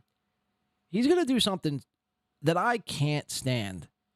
You see a lot of older people do this maneuver that Jim Norton's about to do here, and the maneuver is simply he's going to grab a tissue from his pocket, a used tissue from his pocket, use it, and then put it back in his pocket. Now, mind you, this is the great Jim Norton. Opie and Anthony's Jim Norton. Comedian Jim Norton. A guy who's done really well for himself. You would think, you would just assume that he could afford tissues. You see old people do this time in and time out. Like my great-grandmother would do this. It was the most disgusting thing. She would use a tissue, blow the biggest snot rocket into said Kleenex, fold the tissue as if everything's all honky-dory, and then proceed to put it back in her pocket. It is extremely vile. Throw the tissue out. Why are we recycling used tissues? There's not a trash can in the studio. There's not more Kleenex in the studio, Jim. You can't afford Kleenex. Times are that hard. You can't afford more Kleenex? It's easier, and people won't, potential guests won't go like, look, he's going for the pocket. Really? Calling me stupid? That's in a weird way, because I just watched the end of the Neil deGrasse Tyson one, and it's playing Good Luck Stupid, but it's showing pictures of me and Neil. And I'm like, I'm not calling him stupid. Yeah, he's not obviously. Stupid. Well, I think people would know who the stupid one is. Yes, of course. In that picture. He's got the tissue. He's now unfolding. Mind you, used tissue. This tissue got boogers. It's got snot.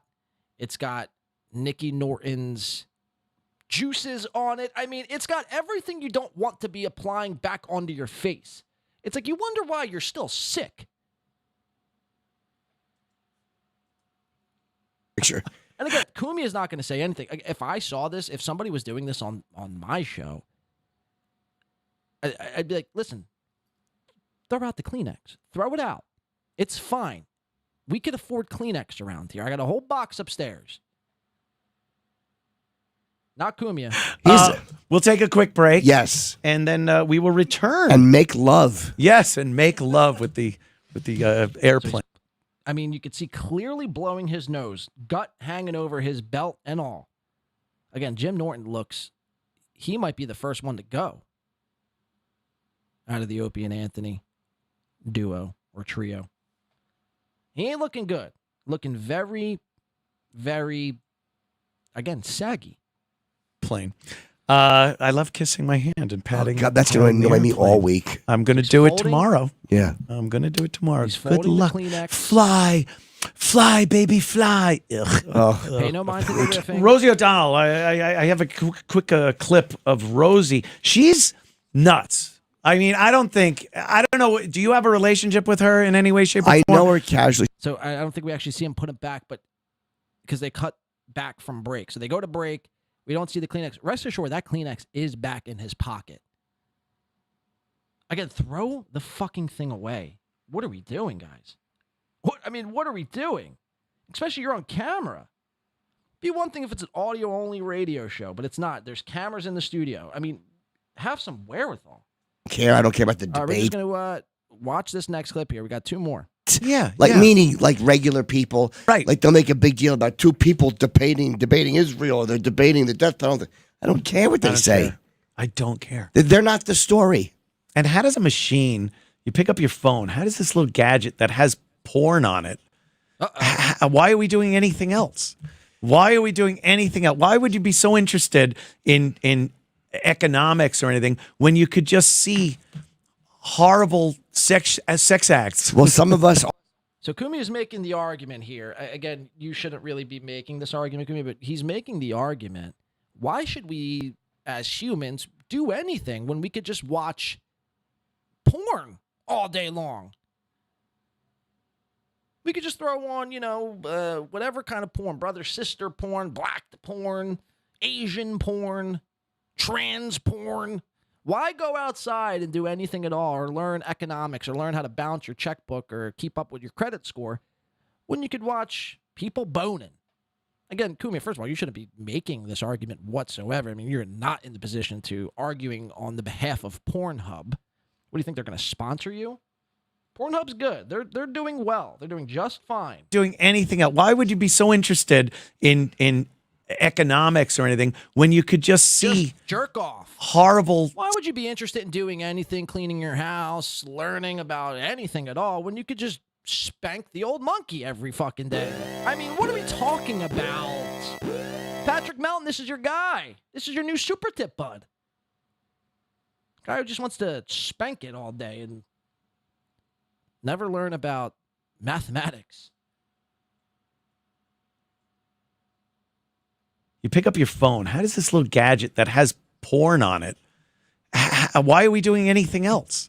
Why are we doing anything else? Why would look at that fucking disgusting gut and tits from Jim? Jim Norton is making Aaron Imholtes look fucking skinny. I mean, wear a goddamn jacket, Norton. God, bro. You mean really? You've lost it. You've lost the plot. You've lost the plot. Get on a fucking treadmill, Jimmy. Fuck, man. That is, I mean, there's not even words. That is a big circular gut and tits from Jim Norton on it. Why are we doing anything else? Why are we doing anything else? Why would you be so interested in economics or anything when you could just see horrible sex acts? Well, some of us are using it for that, Anthony. Some of us, while being in Lakewood, New Jersey last week for a gig. So Jim Norton, while being married, still using Pornhub. So, I mean, besides consuming McDoubles and McChickens and Baconators from Wendy's, Jim Norton, who's a married man, is on Pornhub all day. Now he's going to tell us about a story about him going down to a sex shop. Listen to this one. Realized late in the evening that the little lubricant was required, and got in the car and drove 1 hour each way to an adult bookstore that was open. Jim Norton realized he was out of lubricant, not for Nikki, not for him and Nikki's pleasure, but for his own pleasure. He was going to jerk off, realized he was out of KY jelly, and decided to hop in his car at 11 p.m. at night, drive an hour each way to go pick up some KY to spank the old monk. In the car and drove 1 hour each way to an adult bookstore that was open to buy a little bit of lubricant. To jerk off. Now, in that time, in that 2 hours, you didn't get in the car and the sensation of wanting to jerk off. I'd make that. First of all, if you're a married man, if you're a guy in a relationship, you should. The times of jerking off should come to an end. Otherwise, I mean, what the hell are you doing? It's really, what are we doing? But in that time, 2 hours, you still felt the sensation to jerk off when you got home? I mean, that's bizarre to me. You mean to tell me in 5 minutes the feeling did not subside? No. You drove an hour each way to go pick up some KY. You came back. laid down in the bed, spread eagle, butt-ass naked, applied some KY, and proceeded to go to town. And then probably used one of those dirty handkerchiefs that you had stored away in your pocket that was covered in Nikki's fluids and your old boogers to clean yourself off. And then you put the handkerchief right back in your pocket. Didn't you, Jimmy? You sick son of a bitch. Then, it didn't stop there. By the way, the story don't stop. Then you thought it was a good idea to show up on terrestrial radio, your first time back with your old pal, Tony, to tell the story. And that, ladies and gentlemen, is good nature ribbing? I mean, what are we talking about? Is this edgy? I mean, I don't know. To buy a little bit of lubricant. I thought you were going to buy a book. No, not at all. I thought you were going to buy a book. Why the fuck would he buy a book? I thought you were going to buy a book. Whoa. You bought lube to jerk off? Even Cumia is perplexed. You've somehow managed to stump Anthony Cumia about your sexual tendencies. Of lubricant. I thought you were going to buy a book. No, not at all.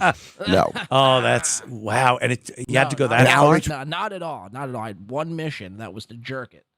Nothing was going to get in my way that night. Right. It was from Lakewood, New Jersey to right by Philly in Jersey. Wow. Each way hour. I think pharmacies now, any pharmacy, CVS has an aisle. That's funny. I think, in your local CVS or even Rite Aid, they might have some lube. Like, why are we going to bookstores, bro? Look at Jim Norton's face here. Right. You mean to tell me my Walgreens has lube? Lube.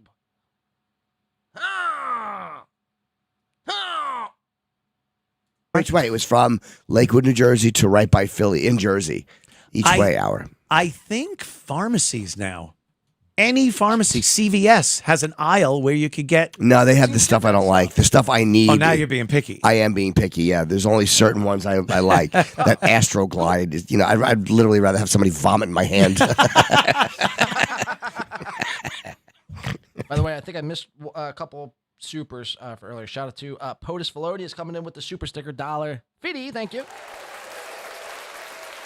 A nice podcast super says, Jim giving Opie and Imholtes a run for man boob crown. Yeah, put a bra on, bro. We yell at Aaron for not wearing a bra. Look at these fucking milkers, huh?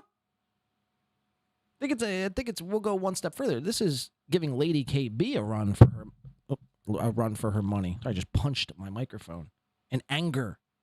I'm just kidding. Anyway, yeah, Walgreens. Jim says now the stuff they got at Walgreens they don't carry what I need. I need that Astroglide. I don't even know what the fuck that is. I've never had to buy lube. Imagine how much of a fucking just deviant you must be. Oh, dude, how could you sex shame people? Because you can. You could shame people with anything. This whole notion that we can't shame people for certain things is fucking insane to me, by the way. We need to start being able to shame people for the most minuscule things. If you look funny to me, I'm going to shame you. Sorry. That's just how it goes. That's just how it goes. You drew the short stick in life. I didn't. So fuck you, pay me, bitch. I don't know why I got aggressive there at the end, but, the point remains, man. Whether you be fat, whether you be into weird sexual kinks, shaming should be brought back to the nth degree. If you see something you don't like, or it makes you feel uncomfortable in any sort of way, you should be allowed to shame. Whatever happened to free speech here in America? I guess it's just gone. Oh, don't shame me. Fuck you. That seems like a weird thing to be, especially if you're in a pinch there and you got to drive an hour. It would be like, whatever. Because once you're done, you're not. I know, but you're just going to feel like the piece of garbage you are, dude. It's even worse because then you have to take the towel and you can still feel it on you. By the way, there's nothing I like more than 60-year-old men talking about some sex. God, I love me some sex talk. Thank God they get off the radio first time in years and go right back into their shock jockery of sex talk. Gotta love it, fellas. Gotta love it. You're trying to doze off. It's just got that slippery feeling. It's pretty awful. I would gather. But I drove an hour each way to do it. See, I do that stuff on my phone. Yeah, that's my point. You've always had kind of an issue. Yes, I have. With that. Very dirty boy. The spending hours on end. Oh. And then upon completion, it's like, why did I waste that much time absolutely doing this? I'm garbage. Sure. Why didn't I just use butter for my toast? That would be so much faster. Would have tasted better. Okay. Very funny stuff from the gentleman talking about sex. We got one more clip, 157.55 from Anthony and Jimmy. Two radio legends. Guys who Aaron Imholtes aspires to be. 15755.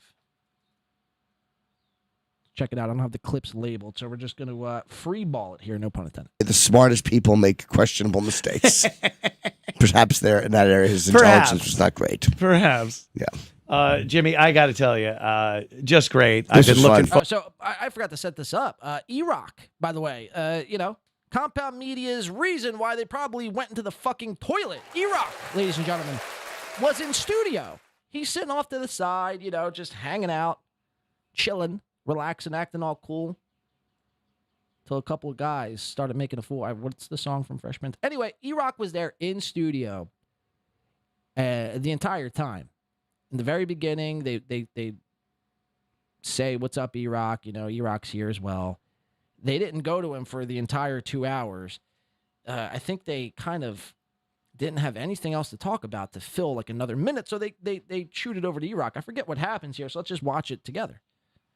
Forward to hanging out with you, and so have the listeners and fans and social media. They love when we get to hang out. I know it's great to not have anything to worry about in the morning, and not. When you're back, I'd love to do it again. Yeah, this was fun. Very cool. Okay, I'm going to be back for a couple of minutes with where's my paper? With Dominic Carter. Jesus. And so stick around. Anthony Cumia Show. Oh, is that it? Where's the fucking E-Rock thing? Was that not the right clip? 15755? Oh, God damn it. God damn it. Yeah, 15755. And then either which way. If I can't find it, it's not that important, I don't think. Maybe it is. I don't know. I'd love to find it. E-Rock. It happens. Either that or this is a springtime for Hitler situation where they assume this is going to. They're just hoping it bombs. Tank the whole company and you can use it as a write-off. Jesus. So how long am I going till? 59:40? Oh, that's like a minute or something, too. Something like that. So E-Rock, you're well. What are you doing with yourself? You have a kid, I know that. I have the kid. What are you doing with yourself, E-Rock, besides running my company into the ground and being the only person who I found on YouTube who actually does worse than Gino Biscanti, doing a stream for about 6 people. Give it up for 6 people. Win by 6. The new cover band coming, new spin-off rendition of Win by 2. Cumia has about a minute to fill. Hasn't went to E-Rock this entire time. Looks over to E-Rock. Hey, E-Rock, so, what are you up to these days, huh? You got a baby or something? I mean, what's going on? So, E-Rock, you're well. What are you doing with yourself? You have a kid. I know that. I have the kid. That takes up a lot of my... Why does he always got to go to kids? All these people got to go to kids. You got a kid, Well, how's that kid doing? Cumia, again, you should be the guy who's not, doing the opposite of worrying about kids. Could have asked him about anything. About his house, about his studio, about his podcast, about his anything. His girl, his mom, his dad. I mean, I don't know, his car. His take on, space being fake, or did Katy Perry actually get blasted off into outer space? My point is, he could have asked him anything. Instead, he wants to know about how that kid's doing. For what reason? I don't know. You let your imagination play tricks on you. Well, what are you doing with yourself? You have a kid. I know that. I have the kid. That takes up a lot of my time. I've got a bunch of freelance. Shout out to In and Out real quick, coming in for 2. Says Norton has beef tots. Beef tots. Jesus. Norton has beef tots, but he's an honest degenerate. Okay, I'll give you that. I'll give you it. I don't know much about Norton other than his beef tots. Very funny. Look at that gut, man. Yikes. And not to mention his weird sex story. It's just, I get it. Okay, we all have a little bit of degenerate in us, but again, I'm not sharing my degeneracy. There's some things where it just becomes TMI. You don't need to share. I don't care if you're trying to be shocking. No one gives a shit about my, lubricant journeys. Even if I had them, even if I did, you would never know. How embarrassing! Oh, dude, he's just putting himself out there, man. That's like real cool stuff. That's really awesome. I admire his honesty. Okay, cool, but again, I don't need to know about you traveling across South Jersey to go buy lube. Can we agree there, In and Out? Beef tots. You have a kid. I know that. I have the kid. That takes up a lot of my time. I've got a bunch of freelance stuff, and I'm still doing my show for the iHeart Radio Network over there. You're always Where do you take that? I built my own studio. Oh, okay. When COVID hit, they just don't let anybody in the building anymore. I built my own studio for 6 live viewers. Or so. Yeah. Just do it all from home. That's what happened with, I was doing Bernie and Sid at the old ABC, and then COVID hit, and I just didn't hear from him anymore. And then Sid got mad at me, thinking I just blew him off. He started giving me some what have you. And now, we're the best of friends. Happy Passover, Sid. I like this facility better. I can't believe they found such a great place. Like the other place was older, and this is just better. Yes, and the host on Sunday night is better. Lionel? Me. Oh. Yeah. I don't know who they have last time before you. I don't know. Okay. Probably Anthony Weiner. That's it. Anthony Cumia, Jim Norton's epic return, talking about sex, talk, and putting dirty handkerchiefs, reusing dirty handkerchiefs, ladies and gentlemen. The legend of Opie and Anthony continues on here in 2025. Kudos. All right. This was, I don't even know if Ozone is here anymore. Ozone might have left. I want to go to the clip Ozone was suggesting. Now, I heard about this morning. I haven't even watched this, but I heard Carl somehow doxed a viewer, potentially, from this Dabble. What was it, Dabble Weekend? Or what? How gay. Guys, we have Dabble Weekend. Give it up for Dabble Weekends. We're going to the DabbleCon. What do you want? How fucking retarded. What do you want to do this weekend, hon? Let's go to DabbleCon. The only reason why you should be going to DabbleCon or Dabble Weekend is to film it and make fun of these people. That's it. I highly encourage people going and terrorizing all these people who do live events. Film it. Even though they'll encourage some of these people, like Melton, like he does this like reverse troll. He's like, come on, film me. And then it kind of psychs people out from actually filming. Don't get it twisted. You need to go and film. You need to film the bathrooms. You need to film the restaurant, the food. You need to film the things that can't be filmed on a live stream, you see. So if you're one of these people who are going to DabbleCon or you're going to Hackamania or you're going to Stoney's, film it all. I highly encourage it. But you can't hold this podcast responsible if you get caught or, like me, get savagely, brutally jumped and assaulted at the Dojo of Comedy up in North Jersey. Sam Tripoli's comedy club, I believe. That's insane to even say. Film it all, guys. Film it all. These people, they're professional comics, professional broadcasters. They shouldn't be afraid of a little camera in their face. They should be used to it by now, honestly. And if they give you grief, well, get some pepper. Make sure you have pepper spray. And you just quickly spray their face. I don't know. Let's not get too crazy. All right. Anyway, just ignore all that. Let's go. This was Ozone had brought this up. I saw this morning. I don't know all the backstory. I guess Carl docked somebody for having some sort of grievance with Dabble Weekend over the weekend. And let's go to said clip here. This is Carl, producer Chris, and I believe Adams Bush. So give it up for the three gentlemen, Adams Bush, Carl, and producer Chris.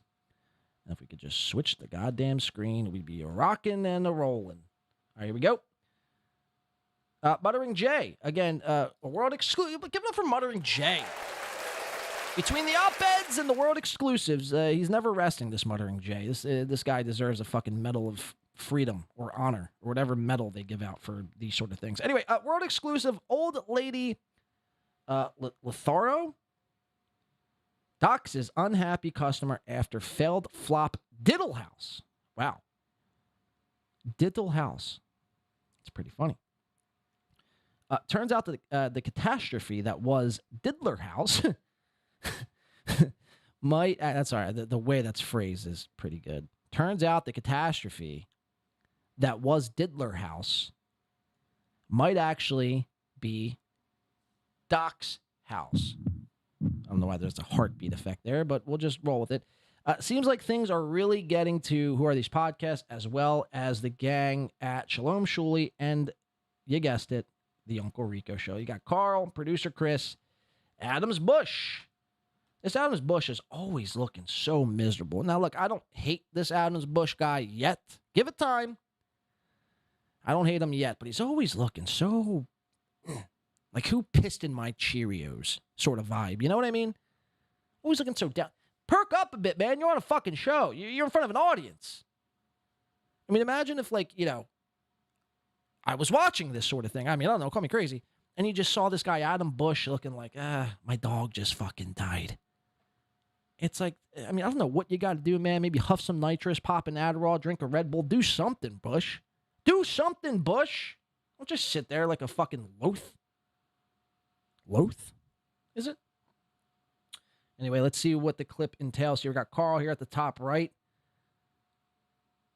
Producer Chris on the bottom. Let's go. I want to call out the bitch boy of the day. It's a fun new segment I'm starting up over here on WATP. Oh, cool. Yeah. Richard Russa. Okay, so Carl's calling out the bitch boy of the day. I guess this is a new segment he's just thought of. I got to hear this. Let's see what's happening. Has put in a dispute through my merchant account services. Okay. He purchased Dabble House. All right. And then he wants his money back. And the evidence, the reason is... Because of the Simpsons thing? Product unacceptable. Oh. This is a... Wow, so a guy was at this past week at a Dabble House. He wasn't there. He purchased it. Sorry, he purchased Dabble House, the live streaming event of the year.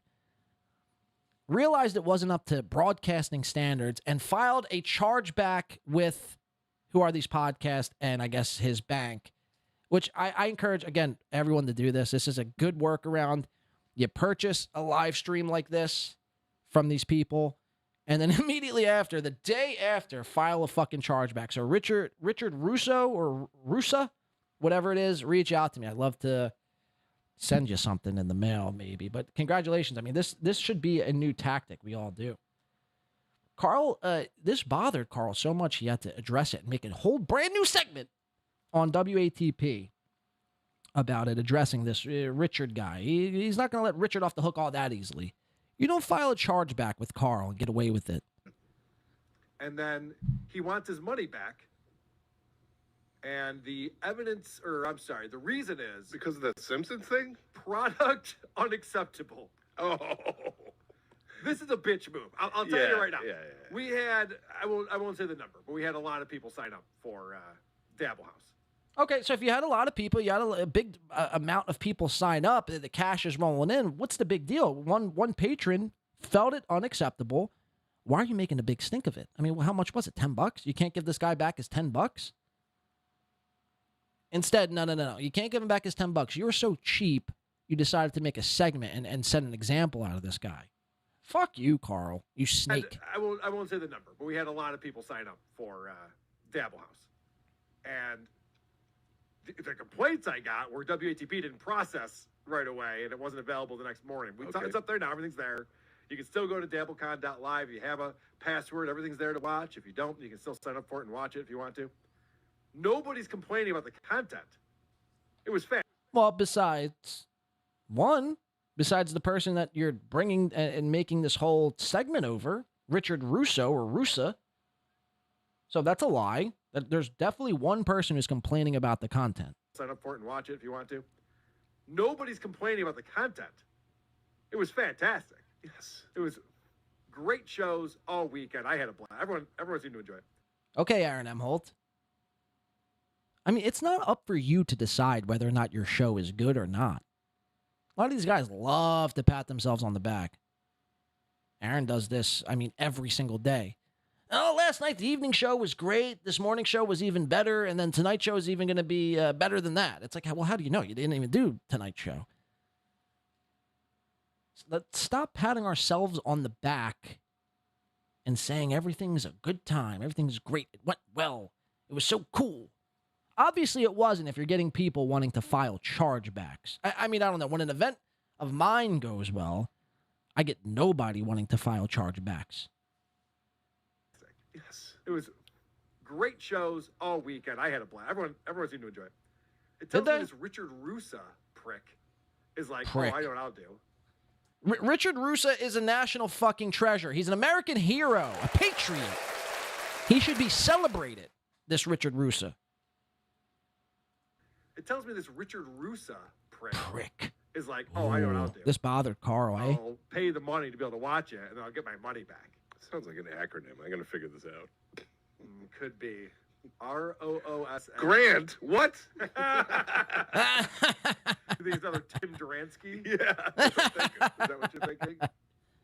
No, I mean, do you think Richard Russo's talking about the actual content? I know sometimes, every once in a while, I want to complain to a restaurant and not have the server be a part of it, or make sure they're. And often you can't separate that stuff, and they. So what's in question here is it a dox? I guess technically, what if Richard Russa didn't want his name being out there in the public eye on WATP as a new segment? Ever think about that? Do you ever think about maybe emailing the guy off to the side and saying, "Hey, man, what's up? What happened? How can we make this right?" Instead, no, you think so highly of yourself in this lame, stupid event. I mean, basically, the entire event was to bombard Stuttering John with like a group of 30 and then do podcast about it the entire weekend. As far as events go, Richard Russa has every right to file a charge back, in my opinion. We watched the wrap-up show. I watched the wrap-up show on my last show. Go check it out. It was awful. Awful. Shuli was reminiscent about Stuttering John. That one time, Stuttering John, he grabbed a milkshake. You guys remember that this past weekend? Yeah, Stuttering John and his milkshake. Yeah, fuck yeah. Cool event. Richard Russa sucks. No. This is I wouldn't say, I guess it is. I guess it is 100% docs. Justice for Russa, Richard Russa, the American patriot. Carl's completely in the wrong here. Now, I'm not just saying that because I can't stand him or I despise him.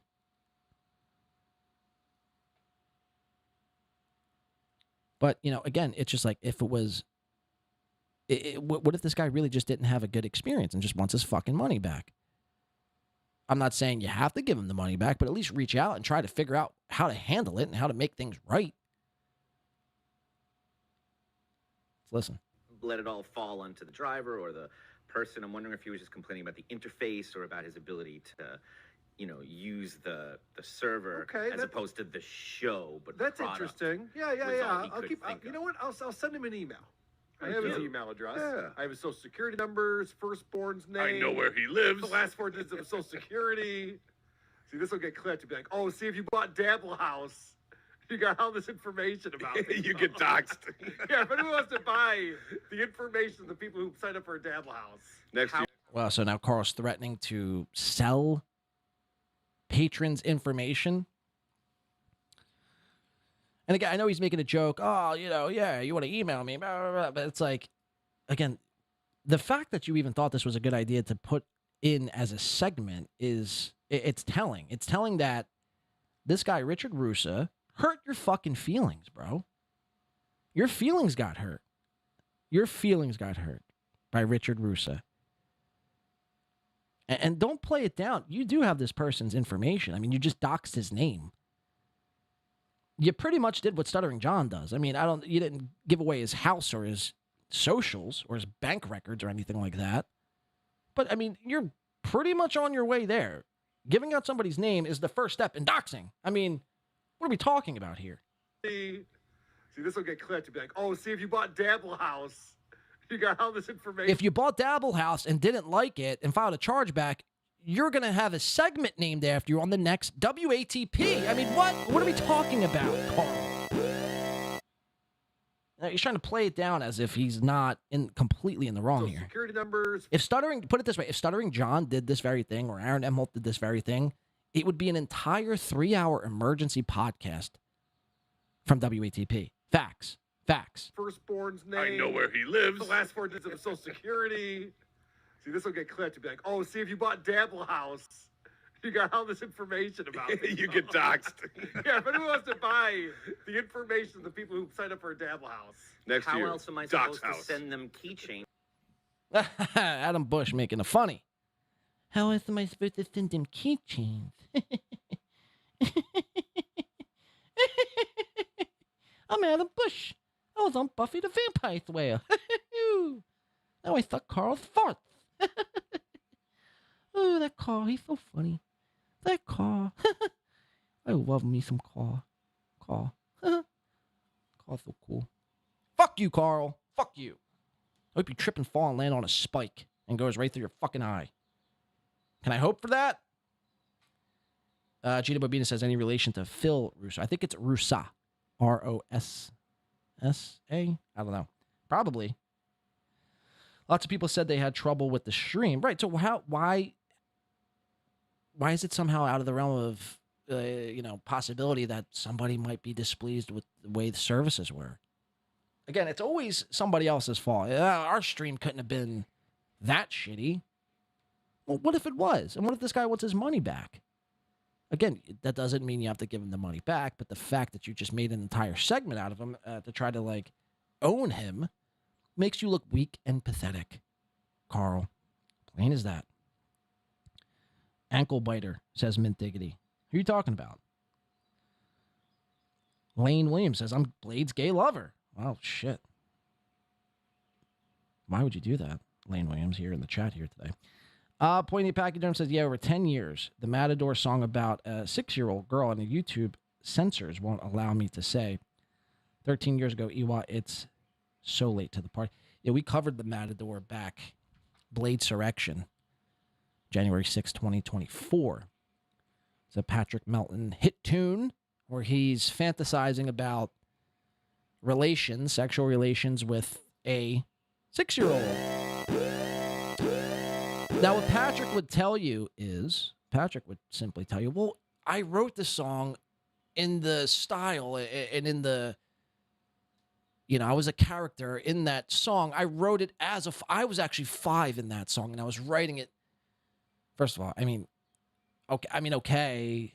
I don't know if you got to jump through all of those hula hoops to explain your songwriting about your love and infatuation for 6-year-olds. I don't know. Call me crazy or contrarian. I think you've lost the fucking plot. The Matador. Yikes. All right, I want to get into, this is going to take us out on through the rest of the show here. I want to get into the past, the present, and the future, where we're going with the Keanu, Thompson, Gino Biscanti, a.k.a. Thompson Biscantis. Mind you, Gino Biscanti is too much of a bitch to demand Keanu take his last name in marriage. Keanu is a hyphen. She's a hyphenator. She is Keanu C. Thompson Biscanti. She's not Keanu Biscanti, so Gino is a bitch. If I had the sound drop, I'd play it. We're going to be talking about them for the remainder of the show. It might take an hour, it might take 2, it might take 12. And we're going to be talking about their relationship with one Aaron Imholtes. Imholtes? Imholtes. And we're just going to show you, I mean, I was watching some of these clips. And by the way, again, thank you to the Clippers. If it wasn't for the Clippers in a lot of these cases here, a lot of these clips I wouldn't have been able to find in 3 seconds. So shout out to the Clippers for making a lot of this possible. Shout out to Instant Replay, first and foremost, again, and Clippers as well. But I want to show you their hypocrisies and their just how fake they are. Just how fucking fake they are. Again, if it was like, you know, Keanu said she doesn't like SteelToe's show and then they became friends after, that would be one thing. Keanu, I mean, again, we have to remember what this bitch was doing last summer. I know what you did last summer. I know all too well. I covered every step of it. Your turn. Again, the only person in SteelToe history, anti-SteelToe history, to ever fumble the bag and then rejoin the person that you turned on. I mean, I've never seen a turn, return, back to turn. It's insane, really. And Gino as well. I mean, these people, they're sick. They live in a fantasy world. They're delusional. And they'll point at you and I and tell us we're crazy for calling them out on their bullshit. Or just simply saying, you know, we don't like your style. We don't like this. We don't like that. We're the trolls. We're the unhappy people. We're the ones who are seething. I'm tired of it. I'm tired of fucking seething, man. Fuck. So let's start off. I want to show you. We'll have to go back before we can go forward. This is a clip from Keanu herself. And the clip simply reads as follows. Keanu on realizing the lies and awfulness of Aaron Imholtes. 8 months ago, 500 views, a whopping 500 views, 18 comments. That's amazing. August 9th, 2024. Not that long ago. So go ahead. Let's share the screen here and let's get this party fucking started, shall we? I'm so excited for this. Let's do it. Keanu on realizing the awfulness of Aaron. Interesting. Isn't that interesting? What did I do to you? Aaron? What did I do to you? Maybe I woke up and went back to sleep. You woke up and went back to sleep. You bony bitch.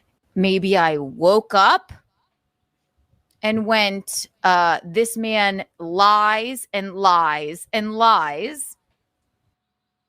One more time for the people in the back. This man lies and lies and lies. And maybe I woke up and figured out that you're an alleged woman abuser. Whoa! Maybe Continue. I woke up and figured out that no matter what you say, you can't believe you. Wow. What did I do to you? He's gonna go on to say that I knifed him in the back. Let me tell you something, Toe. I knifed you in the front between your fucking breasts, and I do it again when I figured out who she would do it again. Look at this crazy bitch's face. She would do it again. You hear that, SteelToe? She would do it again. And these are the people you're inviting to your anniversary show. Somebody who didn't knife you in the front, knifed you between the breasts, and would do it again if given the opportunity. And I'd do it again. Sick. When I figured out who you were. I'd do it again.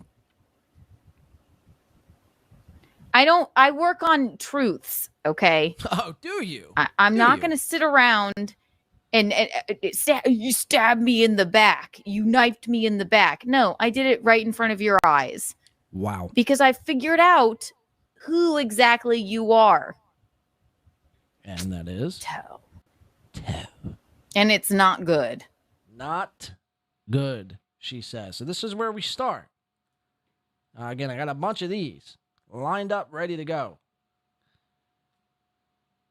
So let's just keep it pressing. Keanu's on fire in these clips.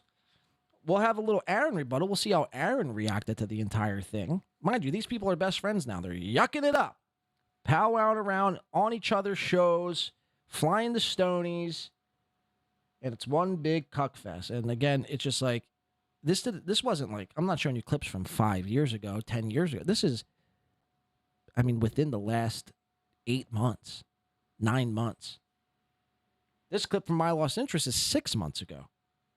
So this is Aaron and Matt's little rebuttal here we got. Let's check it out. Aaron Imholtes talks about how he thinks Gino and Keanu have shown their true colors, right? So where did all this go? Where did all this energy go? You guys just forget? You guys realized, I mean, you just need each other.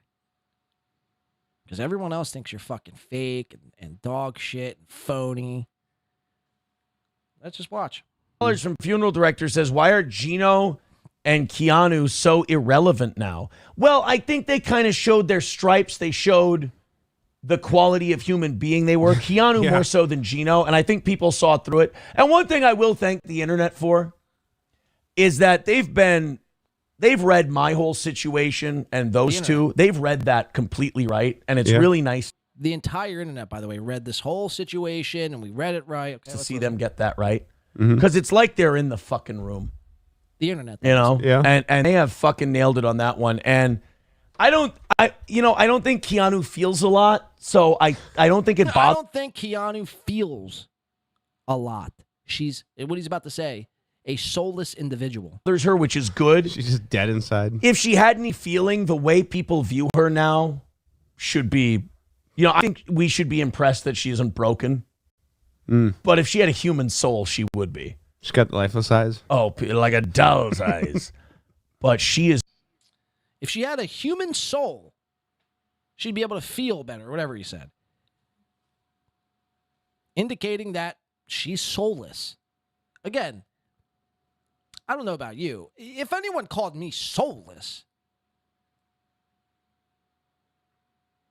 I would be damned to perform at their anniversary show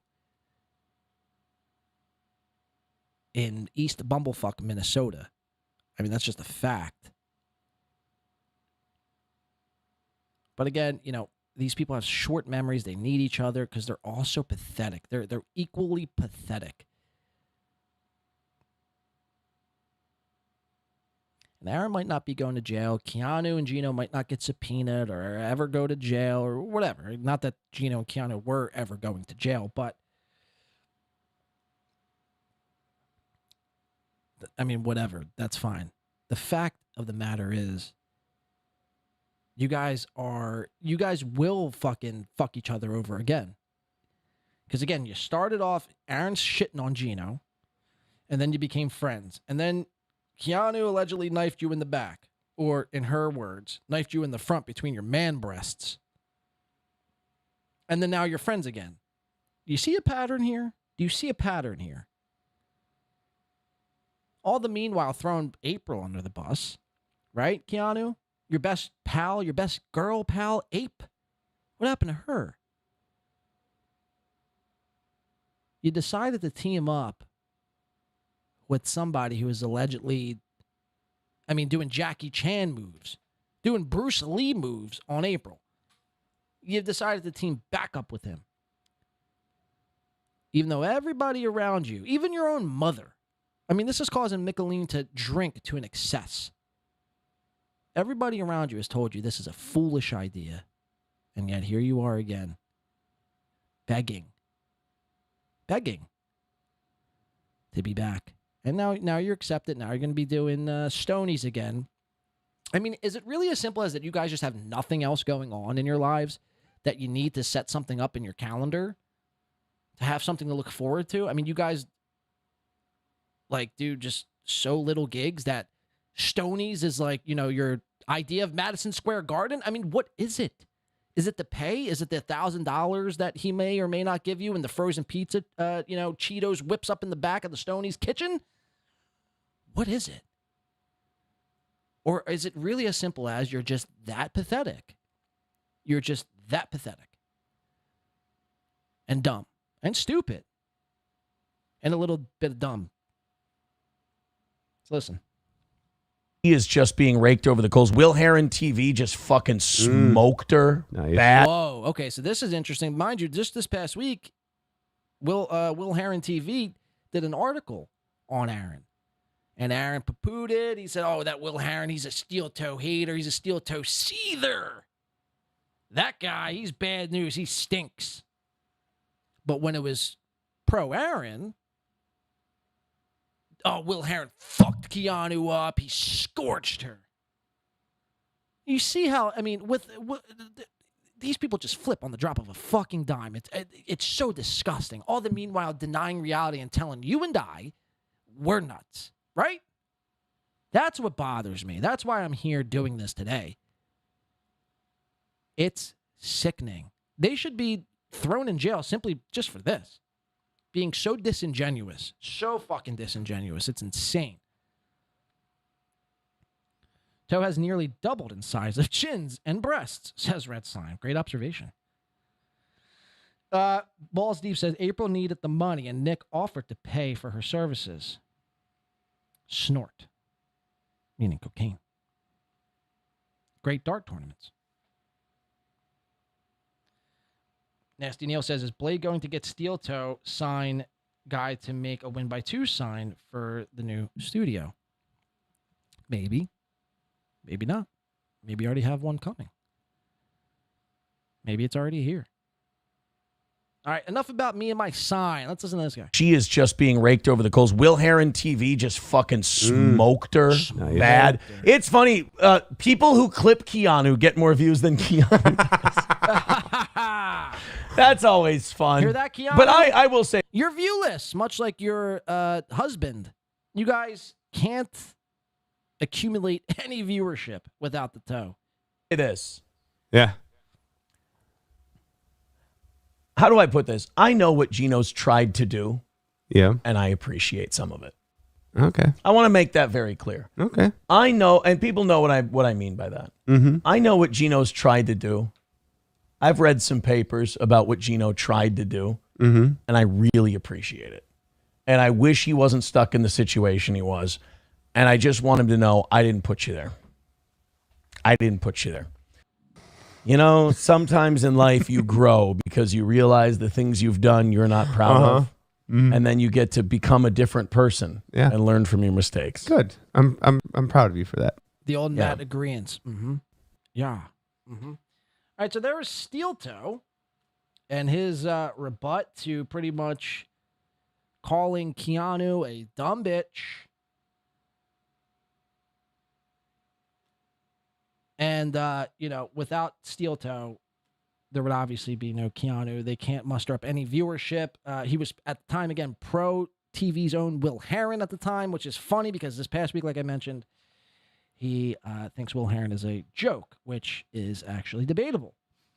Let's do one more, and then we'll show you the call-in from Aaron yesterday on the In Hot Water program featuring morning's own Bill Schultz. Let's share the clip.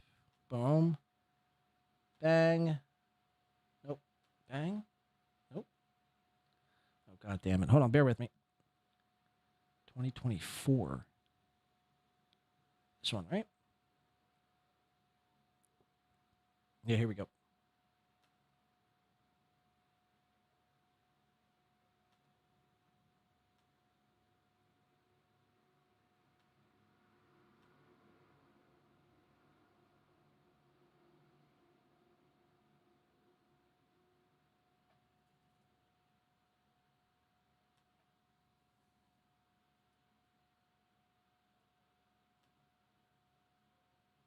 No way, it's not.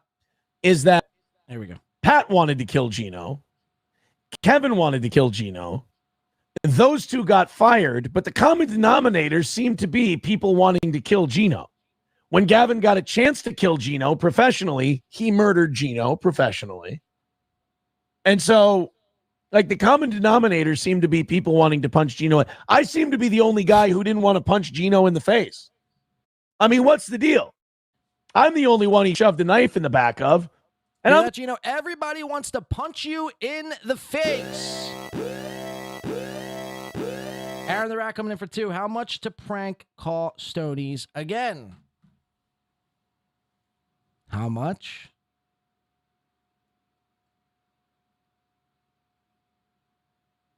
I don't know. You set the price. $20? We'll prank call Stonies. Start chewing those wires, Aaron the Rat. Start chewing. Get ready. I'm the only guy who didn't want to kill him. I'm sorry, me and Keanu couldn't resist. This just came in. This just came in. If you don't understand how insane these fucking people are. It's not me, it's Gino. Drink. All right, I'll try. Yeah, I know. I'll try not to. I'm going to get a mouse this weekend. Fuck it. Gino making the screen blank. Gino does it on purpose because Gino's too busy making out with Keanu. Yeah, no tongue. Put a baby in her last night chilling. Ew, no, you did not. IUD karate chopped. I'm gonna be gross. That sex gets around an IUD. Shut up. Something about using an actual knife. Am I right, guys? Go around. The copper in the tea kills it. Your putrid sperm. Everything's terrible when you remember it right, Keanu. Everything's terrible. No, but I mean, doesn't the thing expire after a while? What? The fucking IUD? Last 12 whole years. No, we'll get to the bottom of that. April made me put a stop to the Chad Zumach stuff, and that bummed me out because I liked it. It was good for the show. Can I say it made us look like pussies. Can I say something? This is a guy. Jesus Christ, Gene, get your shit together. This is a guy that loves saying, "What about me, baby?" This is a guy that okay, we'll do it like this. I'm sorry, watch. This is a guy. I don't care. Get to the fucking point, Gino. This is a guy that loves saying, well, you know, he's got involved with Kiki and she's controlling his life and blah, blah, blah, blah, blah. I'm mind controlling. Controlling his life. But this guy literally lost 6 months of traction in the only world he fucking lives in. This fucking guy, because his wife said, stop doing it, I can't handle it. Have I ever jumped in to protect you, Kiki? No. No. And how many times have people been like, oh, I believe, watch this, I believe this fucking bent the... Wow, listen to this. This is where it gets good. Watch this, I believe this fucking bent the knee to his then wife, who he put in a bikini, who he put in a...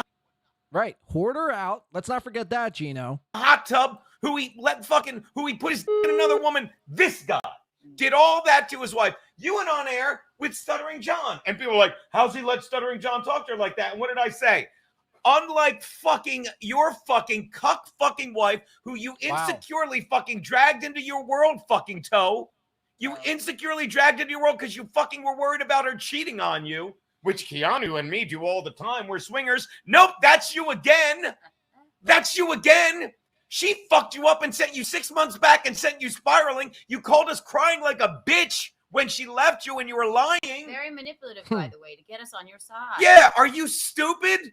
But Keanu controls me? Yeah. I wish I fucking listened to everything Keanu said, because I would have gone 10-5 against the spread. You're sitting there with your man tits alone. Wow. Fucking on your third fucking marriage, bitching about our cake when you got married in Vegas. My God. You want to bitch about our Skittle cake while you're getting married in Vegas? You bitch. You big-titted fag, essentially is what Gino's calling him. Untrustworthy cuck. Mind you, this is just a couple of months ago.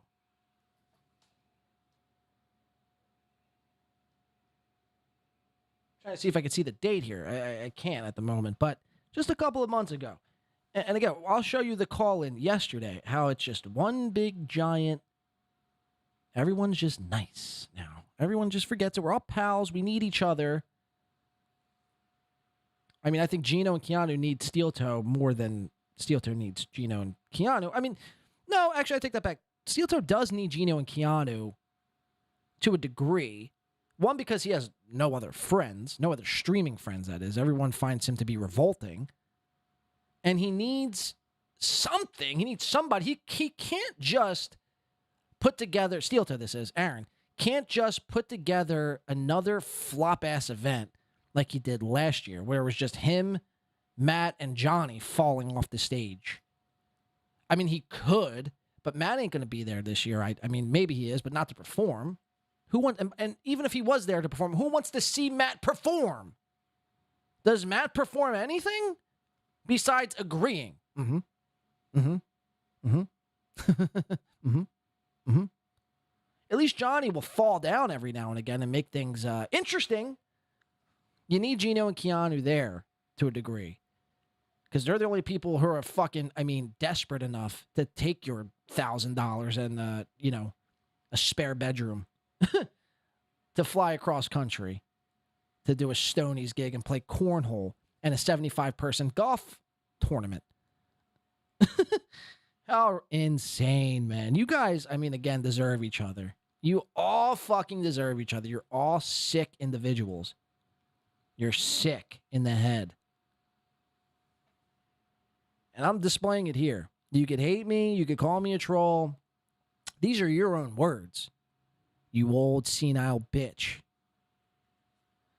Shout out to motherfucking Delco Lou. 499 says, great show so far. Oh, thanks. Just in case I was concerned. I was actually. Am I doing a good show so far? Great show so far. No craps table here in Texas. Ah, son of a bitch. Yeah, you got to come up. To New Jersey, back in NJ. A lot of these states, they're gambling rules. They'll let you fucking, do legal heroin, but craps is too far. Okay, got it. Again, is this a free country or is it free when convenient? Now I'm questioning whether or not our country's free over Duckers. I'm hot and bothered over this clip over here. Great show so far. Thank you. No craps tables here in Texas. Here's the money I would have put on the hard 8. Well, thank you. Look at that. Delco Lou. Consider win by 2 an investment. Investing into your contentual future. For all its laughs, all its highs, and very little lows. Thank you for the $4.99. Here at Win by 2, Blade salutes you. Yes, I'm speaking in third person now. What is happening? I need another cup of coffee. Thank you, Delco. Be safe out there in the old great state of Texas. Make sure to say hi to Joe Rogan and Tony Hinchcliffe for me. And if you see Brendan Schaub, make sure to try to trip him or something. I don't know. Catch it on film. Thank you for the $4.99, Delco Lou. Let's get back into these idiots. God! Are you out of your fucking mind? April fucking shredded you. And this is what they do. They need all of us. They need to blame on all of us. It's like this. It's like the communist playbook. Whatever you did, blame on someone else. Keanu, the fuck she did. April fucking ruined your life. Let me rephrase that. You fucking let April ruin your life. Wow. Kevin is the only one who I fucking respect anymore. Kevin has stayed completely true to who he is. Yes, he has. Yeah. Kevin's a miserable guy, and he deserves every fucking penny of the 5 figures he's making while you guys are like, oh my God, Gavin ended your career. If that makes you happy, you guys know I didn't break it. Yeah, but did he not end your career? He's the one who fucking gave you the boot, bitch. And it doesn't make me happy to say Gavin ended your career. He actually ended your career. What are we talking? Again, why deny reality? Can anyone help me out with this? Why deny reality? We all live in the same reality. We're all trying to make it through this rat race. No pun intended. I see you down there, Aaron the rat, you sandbag son of a bitch. I see you down there. Guess we're calling Cheetos after this.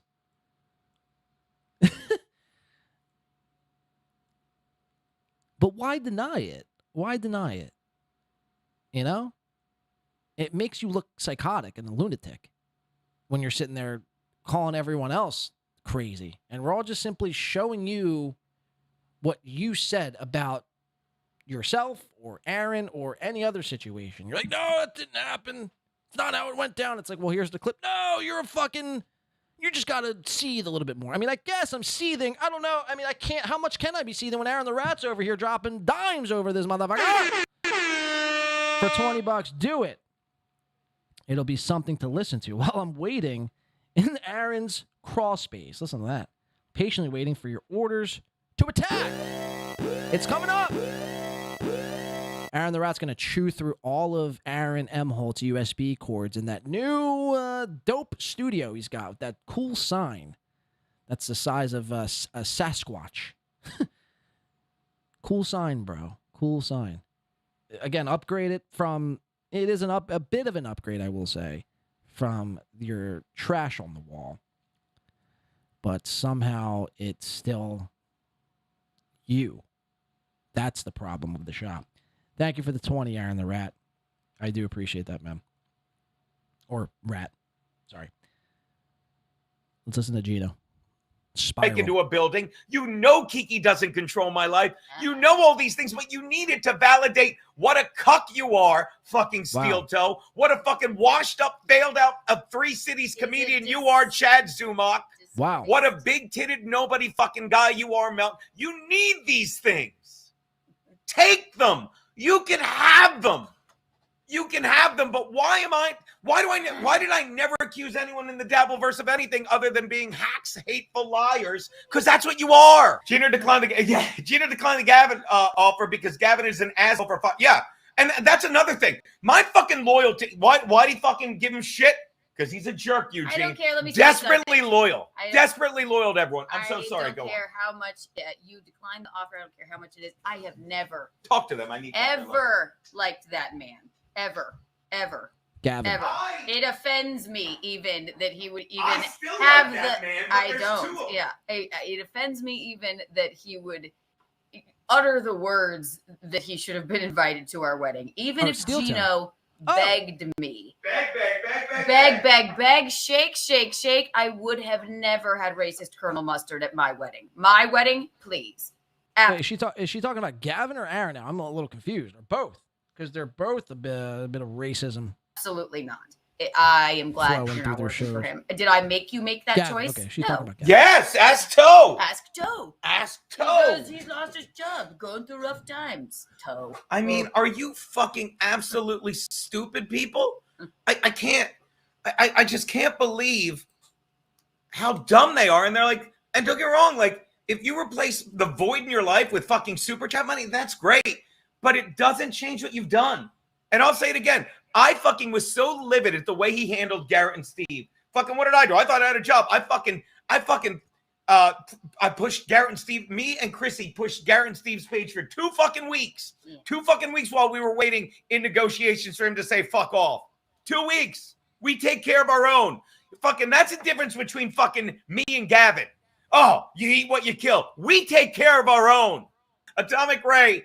Let me tell you. So you're not going to let me say something? I'm going to say one thing. This is the litmus test. If you think fucking snitching on 4 pieces of shit, fucking 4 fucking swinging cuck adulterers, if you cokeheads who have no respect for children, when they're such fucking weasels, they're just trying to save themselves. And they're like, well, if we get a revenge porn charge on Aaron, he won't be able to press charges on us. And they're all fucking Nick is probably going to jail if he takes this to court. That's what fucking the law. If you think I owed a lie to the cops or them, Snitchel, this is Jeaner Schnitzel.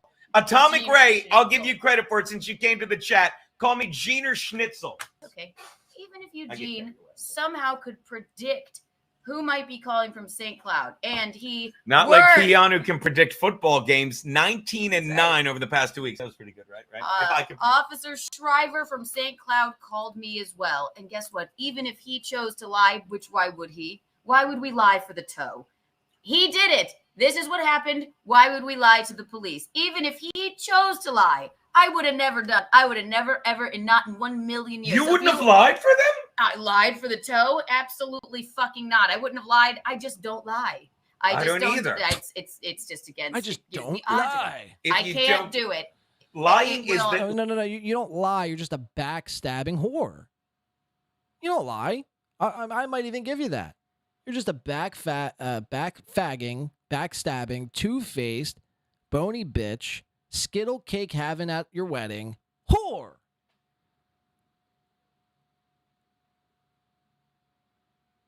Period. No ifs, ands, or buts. I mean, stop trying to be so self-righteous all the time. You're basically the female Aaron. I'm deeming Keanu C. Thompson right now the female Aaron Imholtes. We're going to need a Keanu the Rat soon in the chat. These people, again, you see why. You see why. And then I show you this phone call from yesterday, and then all this starts to make more sense. lying is the currency of the Dabbleverse. But Toe wants to blame you. Say you stabbed him in the back because you answered a phone call and told the truth. And I answered a phone call. I answered, hung up, and then answered again, and that was the last straw. Guess what? Toe, you got yourself thrown in jail. And it was the best day of your life, apparently. So you should really thank us. West Coast Patriot Girl says, Gino's on Mersh's show now saying the Dabbleverse is obsessed with him. 38 viewers. Oh, no. Oh, no. Oh, no. Yeah. I'll be very honest. And I don't dislike Gino. By the way, I can even faster. But he better thank his lucky stars that Chad covers him or any of these Dabbleverse people cover him, because he's been gone from YouTube for 2 weeks now. And he's going to come back and he won't crack 100 live viewers. Keanu can't crack 50 live viewers. Wow. After he was done with the charity gig that was Compound. Yeah. Like they said, he's just using you to get in with Anthony. I'm like, that didn't affect me at all. It didn't affect my shows. Unlike him with April, it didn't affect my shows. It didn't affect my fucking life. I fucking made fucking $2,000 doing a private party with him. We got an engagement gift to a football game. Well, we really genuinely enjoyed their company. I have to say, we had a blast with them. We really did. And also, he invited us to see that we flew out there to go hang out with them and see a football game. We happened to have gotten engaged the night before, and he said, I'll get the tickets. Think of it as an engagement gift. Yeah. It wasn't, he flew us out. Here's your engagement gift. And that was very kind. We never said it wasn't, right? No, nobody ever said it wasn't, or that we didn't have a good time with them. We did. I missed that. I think the sooner those two both realize that their entertainment careers are over. Okay, so wait. This does wait, we're not on the screen. This is, thank you. Okay, let me tell you. Our careers are over? If this is my future, then my entertainment career is over. But let me do something real fast. What are those? Dates. For what? Shows. With who? Me. By the way, I know this place. There's a place down there that says Clayton, New Jersey. I'm from right around there. I know Clayton, New Jersey, kind of like the back of my hand. You don't want to be doing any gigs near Clayton, New Jersey. You might as well be doing comedy out of Chuck E. Cheese if you're doing comedy in Clayton, New Jersey. I mean, look, I got gigs scrolling down here. Huh. My comedy career's over. My entertainment career's over. Huh. I'm doing Clayton next week. Yeah, and you're also doing Stonies this summer. I'd almost agree with Aaron and say, yeah, your entertainment career is over. Let's be real, it's been over a long time ago. A long, long time ago, Gino. Write me a joke, Gino. I've seen Gino now, I think, twice live. He don't write jokes. It's basic bitch crowd work for drunken patrons. That's all it is. He can kind of be funny at times. It ain't going to land you no Netflix comedy special anytime soon. Rest assured that. Just like SteelToe's grand delusion about being back on the radio is your delusion of somehow making it as a big-time comic one day. Gino, you're almost 60. You have jaundice of the liver. Your skin is practically, 3 shades of yellow and brown. You're gross. Your hairline is, almost as bad as SteelToe's. Let's call a spade a spade. And you can't even crack, not even 100. It's not even about 100 viewers. You can't even crack 15, dog. we'll check in with Gino after this. This clip's about to wrap. He's pissed. He's pissed at Aaron, or he was at the time. Now they're best friends. Weird. Weird. That's weird. Again, if your entertainment career is sitting in Florida lying about someone getting arrested, if your entertainment career is sitting in your fucking basement knowing you lost $20,000 a fucking month, his entertainment career is over. Do you understand? Yours is over because you haven't done anything differently, and now you're making a shit ton less money, and you're begging for it every day. Let me tell you, you know his entertainment career is over? Yours is over. Let me tell you, the reason I'm struggling on this shit is because this isn't my entertainment career. This is a side hustle. You know his entertainment career is over? This guy's, because he thinks this is an entertainment career. The old side hustle argument. I mean, okay. How could it possibly be the end of my entertainment career? This isn't even my full-time gig. It's a side hustle. It's like Uber. A side hustle? A side hustle. You got to be making some sort of money to classify what you do as a side hustle. Aaron the Rat, I'm not forgetting about you. We'll call Cheetos. We'll call Cheetos right before we jump into Aaron's new set. And then I think I'm going to want you to chew through them wires quicker than you could say Gino's a bitch. Speaking of Gino and Aaron, we'll catch everyone. So I just wanted to take a look back to see some of what Gino, Keanu, and Aaron, all of them, had to say about each other. And trust me, there's plenty of more. We could be here for hours on end covering the past here. But I want to jump forward into the present, well, it's technically in the past as well, but this was from yesterday. Gino decides to call Aaron live on the show. He's drunk in his feelings. Bill Schultz is over. Bill Schultz is getting ready to go. He's not, doesn't seem too interested in doing In Hot Water on this particular day, which was yesterday. So Gino calls up Aaron, his pal Aaron, the guy, his best fucking pal, and is going to do a lot of the same of what Gino does. Bitch and moan about the Dabbleverse and how everyone's a liar. It's the same story every day. Again, this guy, the only person I've ever really truly watched who can't stand the Dabbleverse, is so anti-Dabbleverse, but yet can't stop talking about.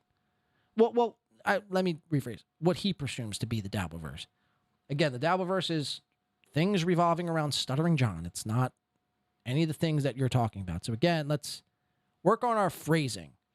You fucking old, out of it drunk. All right, here's Gino and William Schultz from yesterday. How many people in the chat get it? Ready for this? I'm going to give away the answer. Ready? No way. Hey. First things first. I know I'm pausing an awful lot. First things first, Gino and Bill are both sitting in front of about close to $500 microphones. The fact that they're about each, Bill Schultz is a little closer, but Bill Schultz is still about 2 feet, maybe a foot and a half. We'll say a foot and a half, and Gino's almost about 2 feet from the microphone. Guys, why buy a $500 microphone? Buy a Yeti Snowball if you want to be far back like this. I mean, a lot of these mics, you got to be up on the fucking mic. Otherwise, it starts to sound like shit. Why even use a mixer at that point? You might as well just use your laptop mic. These people, again, broadcasting professionals, don't even know how to use their own equipment. $500. If this was like a $20 mic, it's one thing. This is a $500 microphone. An industry standard mic, and you can't be bothered to raise it up to you or buy an arm boom. I mean, it sounds like shit. Yes, way. Watch this. Hey, Alexa, how many games did Ricky Henderson lead off with a home run? And you can't hear it because why would you be able to? Alexa's not right next to the mic. I can't hear. It's the same thing. He's in the fucking room. Ricky Henderson led off. It's a riddle. Gotcha. Ricky Henderson. Boy, did I show games with a home run. It's just 3 people yelling. 81 no-hitters with a home run. All right. Well done. Oh, look at that. Max Load. I would have figured that out if I wasn't drunk. Like a real Yetzer Hara Jew, like a black kike bird. And now he's like, ah, racha. That was pretty good. Yeah, it was pretty good. I'm going to steal that. Very proud. I'm going to use that with people. Very proud of myself. Peter, I figured it out. He said, "Figure please it out," is what he said. There you go. All right, so there you go. 2.5 hour show. Again, that's Very great, good. right? I love you guys. 2.5 hour show. Again, that's great, right? That's great. No, that's great. 2.5 hour show. Bro, please, for the love of God and all that's holy, speak into the mic. Speak into the mic. I mean, there should be no reason why you're not at least, like, you want to be at least 6 inches away, I'd say, conservatively. 6 to about 8 inches away for it to sound good. Gino don't know fucking what sounds good or what doesn't sound good. He don't know up from down. He wouldn't know fucking good sounding audio if it slapped him right in the fucking dick. He's too busy, having nightmares and fantasies about Dabbleverse trolls. Go figure. And he's too busy fucking, making up with Aaron Imholtes. Like a gay little loser bitch that he is. Gino! Gino's anywhere without one more shot. What do you got? You got nothing tonight. I'm fucking failing. You could do it with loaded and exhausted, but okay. Dude, and by the way, Load's got to call you. So Bill Schultz is like, come on, man. I'm loaded. I'm not feeling good. Gino does. Now, this is sad. You could tell Gino's a guy who doesn't typically have friends unless there's alcohol involved. Because to keep a guy like Bill Schultz around, you need to entice him with some alcohol. But even at this moment in time, Bill Schultz can't be enticed no longer. It's too much for Bill, even though he's eyeballing it up and his mouth is salivating. Damn, I could really go for another shot of that J-Mo. He's like, I just can't. And then, watch this. Sold garbage cans for 3 hours today. I went in. Whoever you're talking to, I will do it. I'm telling you, you could do it. Schultz. $10. I want to. Baby's had too many bottles. To Lawrence Savant, to Oh to my the band, God, the get audio back sounds together. like- Oh, God. Toe has breaking news, but I don't know if I can say it yet. Say it. I was waiting for him to text me back, but I'll call him right now. call him. We're gonna call. Bill Schultz like, we're really doing this? We're really calling SteelToe right now? I'm about to puke, dog. Can we wrap it up? Call the toe with breaking news. By the way, I'll send you guys a video if I actually hit a truck. And by hit, I mean truck. Oh, you never showed that video. All right, Schultz let is me starting to find make his it. move. Oh, please don't. You killed Bill. I'm hurting. Oh. Also, acid reflux. Oh my God, this is so good. I'm telling you right now. Well, I don't know if we can say it. Even if he answers, I think this is so good. He should get to break it on here. Just retarded than ever. Gino puts the speakerphone up to the microphone, which you see a lot of people do. But the gear that these people have, mind you, they didn't buy it. It was given to them. It was Compound Media's recycled equipment that they couldn't reuse or resell or whatever. Cumia gave all the guys who worked at Compound their own gear so they could start a decent sounding and looking audio show. Again, nobody knows how to use it, apparently, this nice equipment.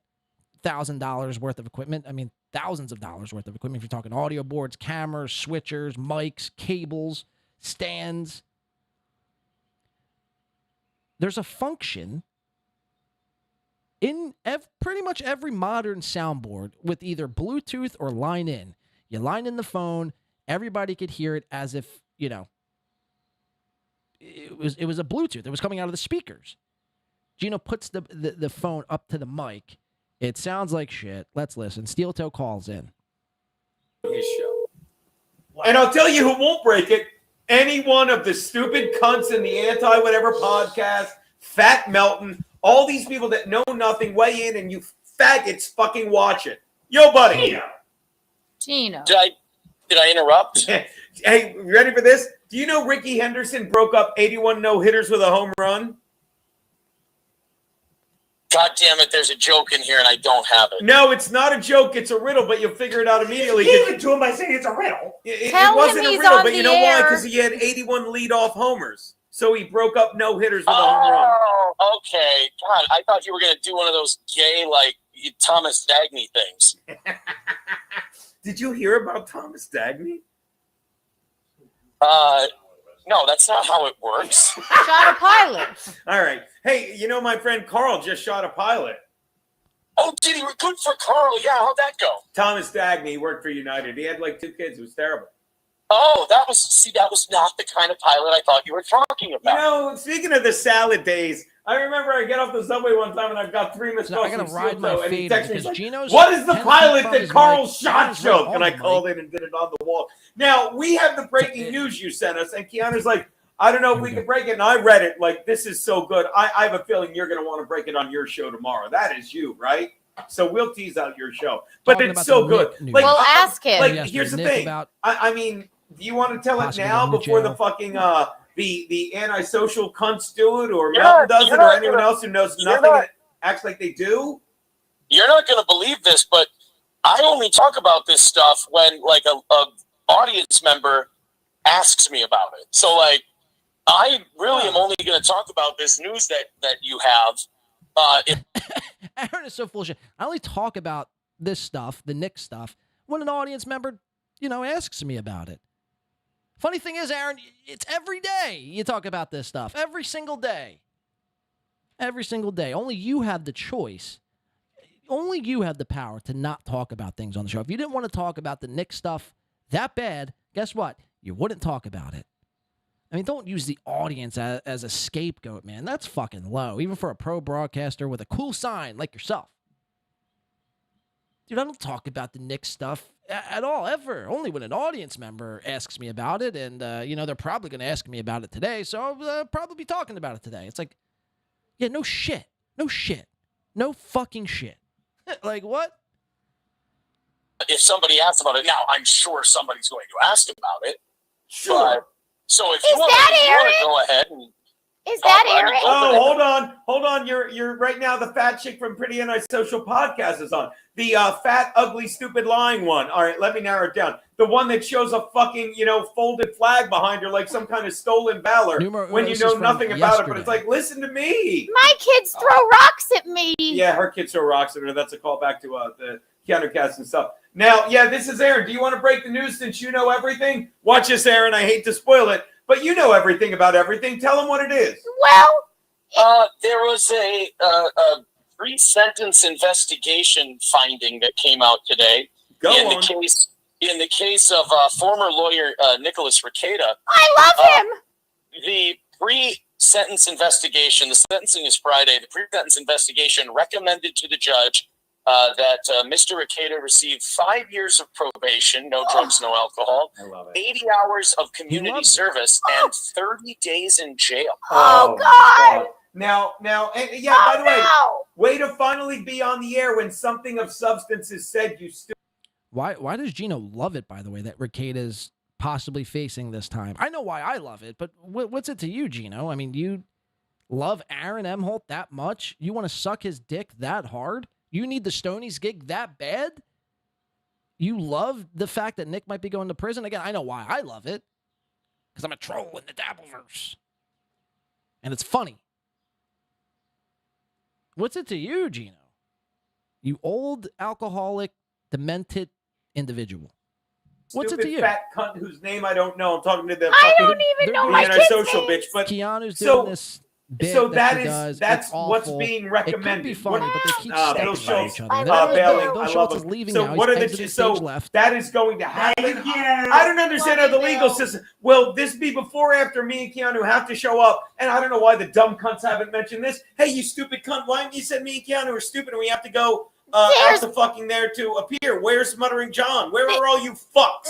There's plenty of time for you to still get a subpoena. The reason, some would argue, in fact, some involved with my particular case would argue that you and Keanu not going is the reason why there's only a $50 fine, because there had to be a deal offered that was good enough to cover for the fact that you two were not going to be there. Hold on, let me ask this. Hey, you stupid fat cunt, why didn't you break that news? You were so sure we had to go, and it's almost like you and all the other idiots that believe the lies ended up fucking being, I need to thank you, because I think you buoyed the hopes of that fucking drug addict, poor father, Nick Rekieta, into, I would argue, just thinking he was going to get off on this, constantly bothering people until they're like, Gino and Keanu want nothing to do with this. They're on Aaron's side. So thank you, you fat cunt. But am I wrong, Aaron, to say that? Am I wrong to say that?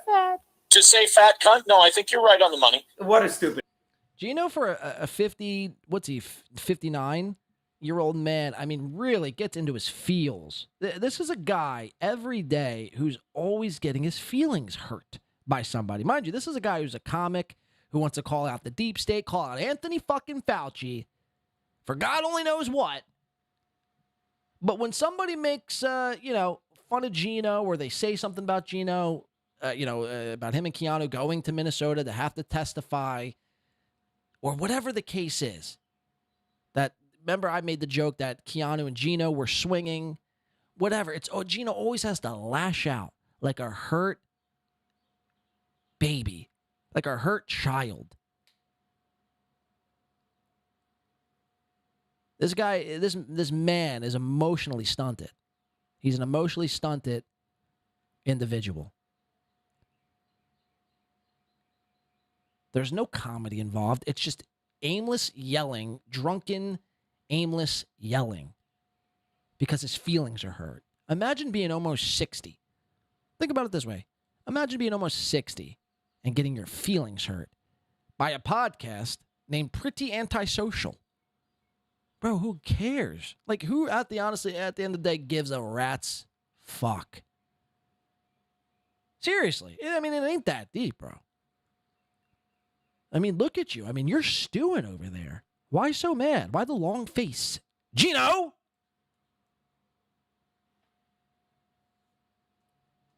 I mean, learn some coping skills. No pun intended. I have a crush on Aaron. Yeah, I'm sure you do. Why wouldn't you? He's a handsome man. And all the people that are coming on go like, oh, what is going on? It's Wait. Are you calling my girl Jackie the fat one? She loves me, you know. I don't know which one is which. I'm happy to say. Don't you talk shit about my Jackie. She probably thinks there's still a chance for us, you know. I SB love and I you, are not Aaron. married. We're not engaged. I don't want to take Jackie's hope and crush it into dust. Are you, watch this. I'm going to be honest. Are you Jackie? I think I am Jackie. Oh, well, there you go. It's hard for me to tell, too. But there's still time for you to be subpoenaed Jackie, with like golfing with Italians. Yes, do you like golfing with Italians, on that Jackie? bit. You're going to be in. Can we plug that while you're here? What's so funny is my children throw golf balls at me because I won't stop talking about Aaron. They go, we don't know who Aaron is. What happened to the father of these children? He's dead.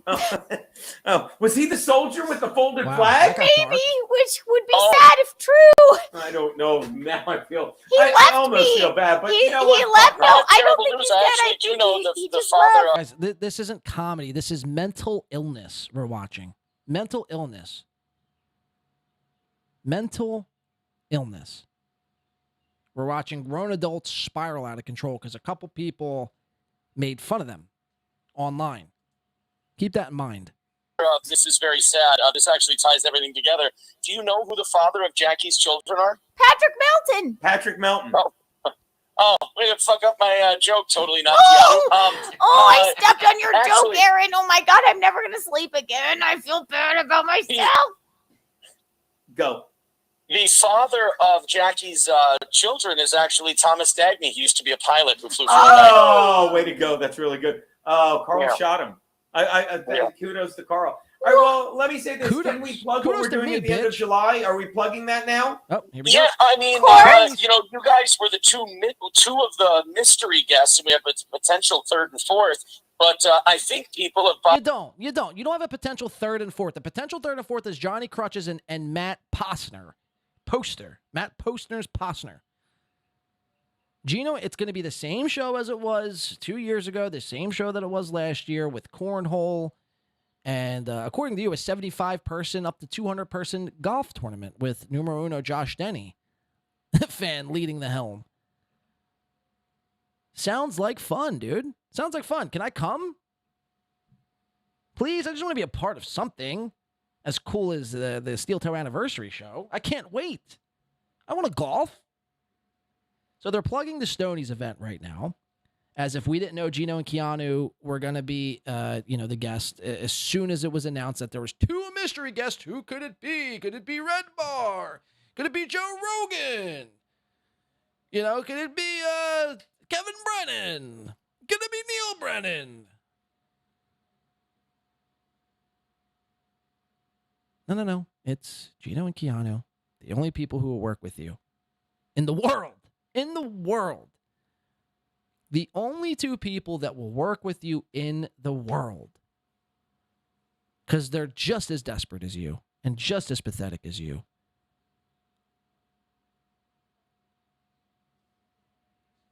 Keep watching. By God, sniffed it out. I knew it. I knew it. She's very excited. This fat. Okay, for being comedians, you don't know when to put Aaron? an end to a bit. Yeah. They really know. They're here It's at the In-Hot Water me, program. They Jackie. really know how to run You a sure bit that's your into name, Jackie? the ground. I think so. That's good. That's all. Can we're- I come to the And I mean this reunion with all due show? respect. You flatter me, you honor me, but could you stop calling? Yeah. You really got to stop calling him Jackie. He's got shit going on. Oh. He's trying to kill his girlfriend with the fucking SteelToe sign, but until then, you just got to play it cool. Can I come to the reunion show? By the way, shout out William JC37 who wrote fucking. Do you see that? He wrote Kellen Winslow through Gino that shirt in the 70s. That's a nice little tie-in. get through a Thank you, fucking William H. topic, And 37 is my please. lucky number. Thank you, William JC. All right, look. Jesus. All right, let's. You're wait a minute. You're old enough to remember the first Kellen Winslow? I fell in love with the Chargers during the first Kellen Winslow. Wow, I barely remember the second one. How can you forget the second one, raping fucking 70-year-old homeless women? Guy's a star. He's probably more memorable than his dad. That is the best catch of his career. Hey, God, is Aaron funny? All right. So what time? So again, it is SteelToe, from the SteelToe Morning Show. He's got the gig tonight. What's the show tonight, buddy? Can I answer this, please? Can I answer it, please? Oh, what's the show tonight, buddy? Gino goes on to say. Here, listen to From this. the SteelToe Morning Show. He's got the gig tonight. What's the show tonight, buddy? I'll tell you, it's a bit of begging, a bit of fucking with my sign and my lights, and letting people know what upcoming adjustments I'm going to be making here in the crawl space, Aaron the Rat. Followed by some a little bit more begging and a little bit more fucking with my lights and telling people about how I'm going to be doing some adjusting to this sign over the weekend, and then maybe a sprinkle a bit of racism and some racist jokes and maybe some karaoke. And then, we'll call it a show, but we'll beg you before we leave. That's pretty much the show. I mean, why are you acting like, there's some sort of structure, some sort of, outline the SteelToe Morning Show follows? It doesn't. It doesn't follow any outline. Besides begging. For the SteelToe Morning Show, he's got the gig tonight. What's the show tonight, buddy? Begging. It's the last evening show of the week, so I was actually prepping it when you called. I really don't give a shit. Yeah, that's true. You got a lot to celebrate. But I'm gonna talk about some things. I'm guessing this will come up. If it doesn't come up, we got a bunch of little links and stuff we can babble about. It is so fun being a part That of is gonna make my girlfriend mad. Sorry, Fatty. It is so fun spoon-feeding the Dabbleverse fucking reality. It really is. It's like, I have not seen Muttering John. Gino is sprinkling the Dabbleverse with reality. Again, it's like, what are we doing? What are we doing, guys? What are we doing? You're spoon-feeding the Dabbleverse reality? You, Gino Biscanti, who we just watched, deny reality. On a daily basis, we watch it time and time again.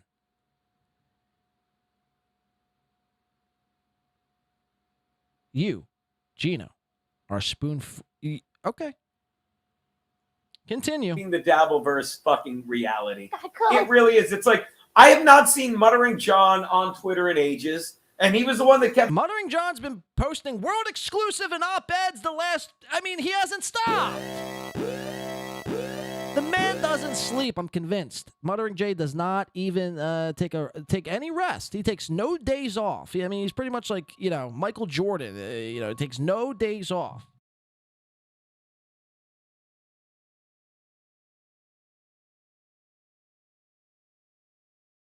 So does this mean Gino is blocked, muttering Jay? Possibly. Let's listen.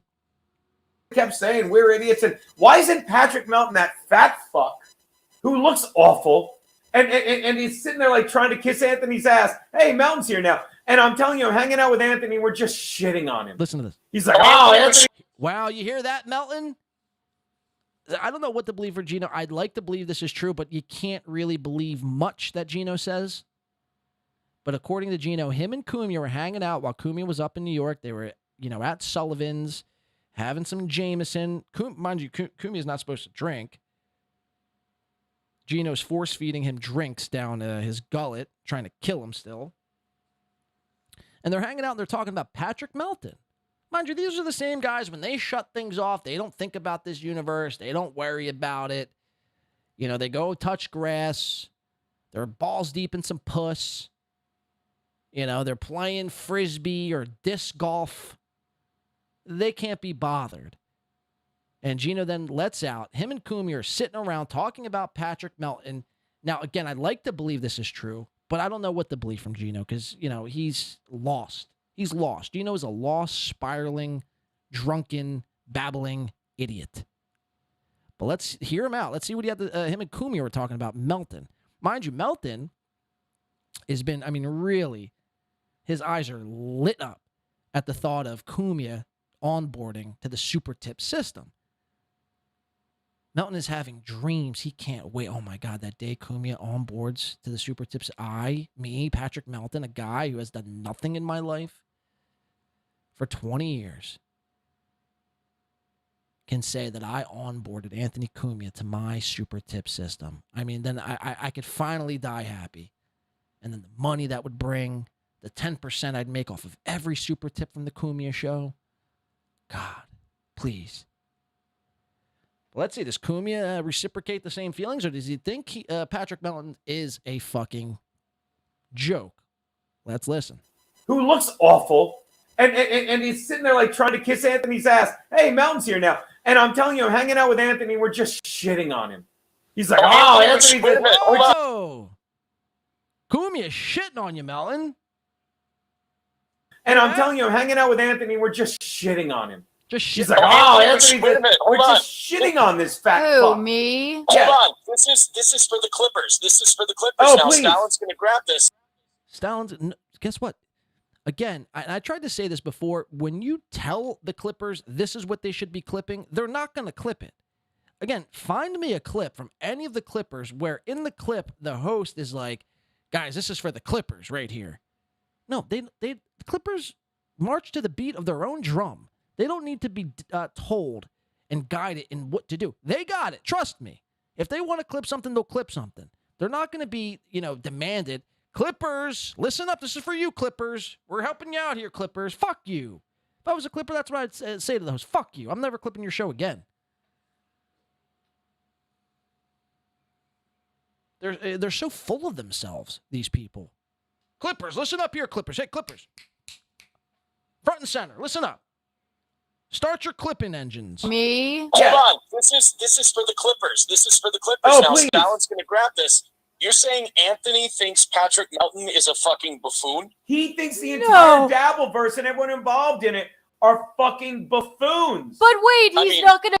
So Anthony Cumia thinks the guy who shows up on Shuli Igars, one of the main players in the Dabbleverse, who covers Stuttering John every single day, thinks the people in and around the Dabbleverse are buffoons? Interesting. And that is fascinating to me. Cumia thinks the entire Dabbleverse in its entirety, people surrounded by it, in and around it, guys like Carl, guys like Shuli, guys like Mike Morrison, Zenhauser, Stuttering John, and everyone else in between, are all clowns. Yet Cumia, is on Shuli at least once a month, at least. And is in every chat room. Melton's chat room, Shuli's chat room, Carl's chat room, Kevin's chat room. Again, all these guys who think the Dabbleverse is this or that, they're always there watching it. They can always tell you what's happening. So which is it? again, you're somehow not any less cooler if that's what you're worried about because you watch some of this shit or you're involved in some of this shit. It is what the fuck it is, man. Why act above it? When you act above it and then you're like watching it as your entertainment, I mean, that's when you seem a little unhinged and insane. Like Aaron does. Every day. POTUS Filoni's coming in for 2. Says, great show, bro. Kudos to me. Kudos to you, POTUS. Kudos to you for the 2. We're going to finish with this, I think. I want to show you SteelToe's new look in its entirety, but we're not going to spend too much time on it. We might do a little bit of sniping, possibly. I don't know. We might wrap up. Thank you to everybody tuning in today. Hit the like button on your way out.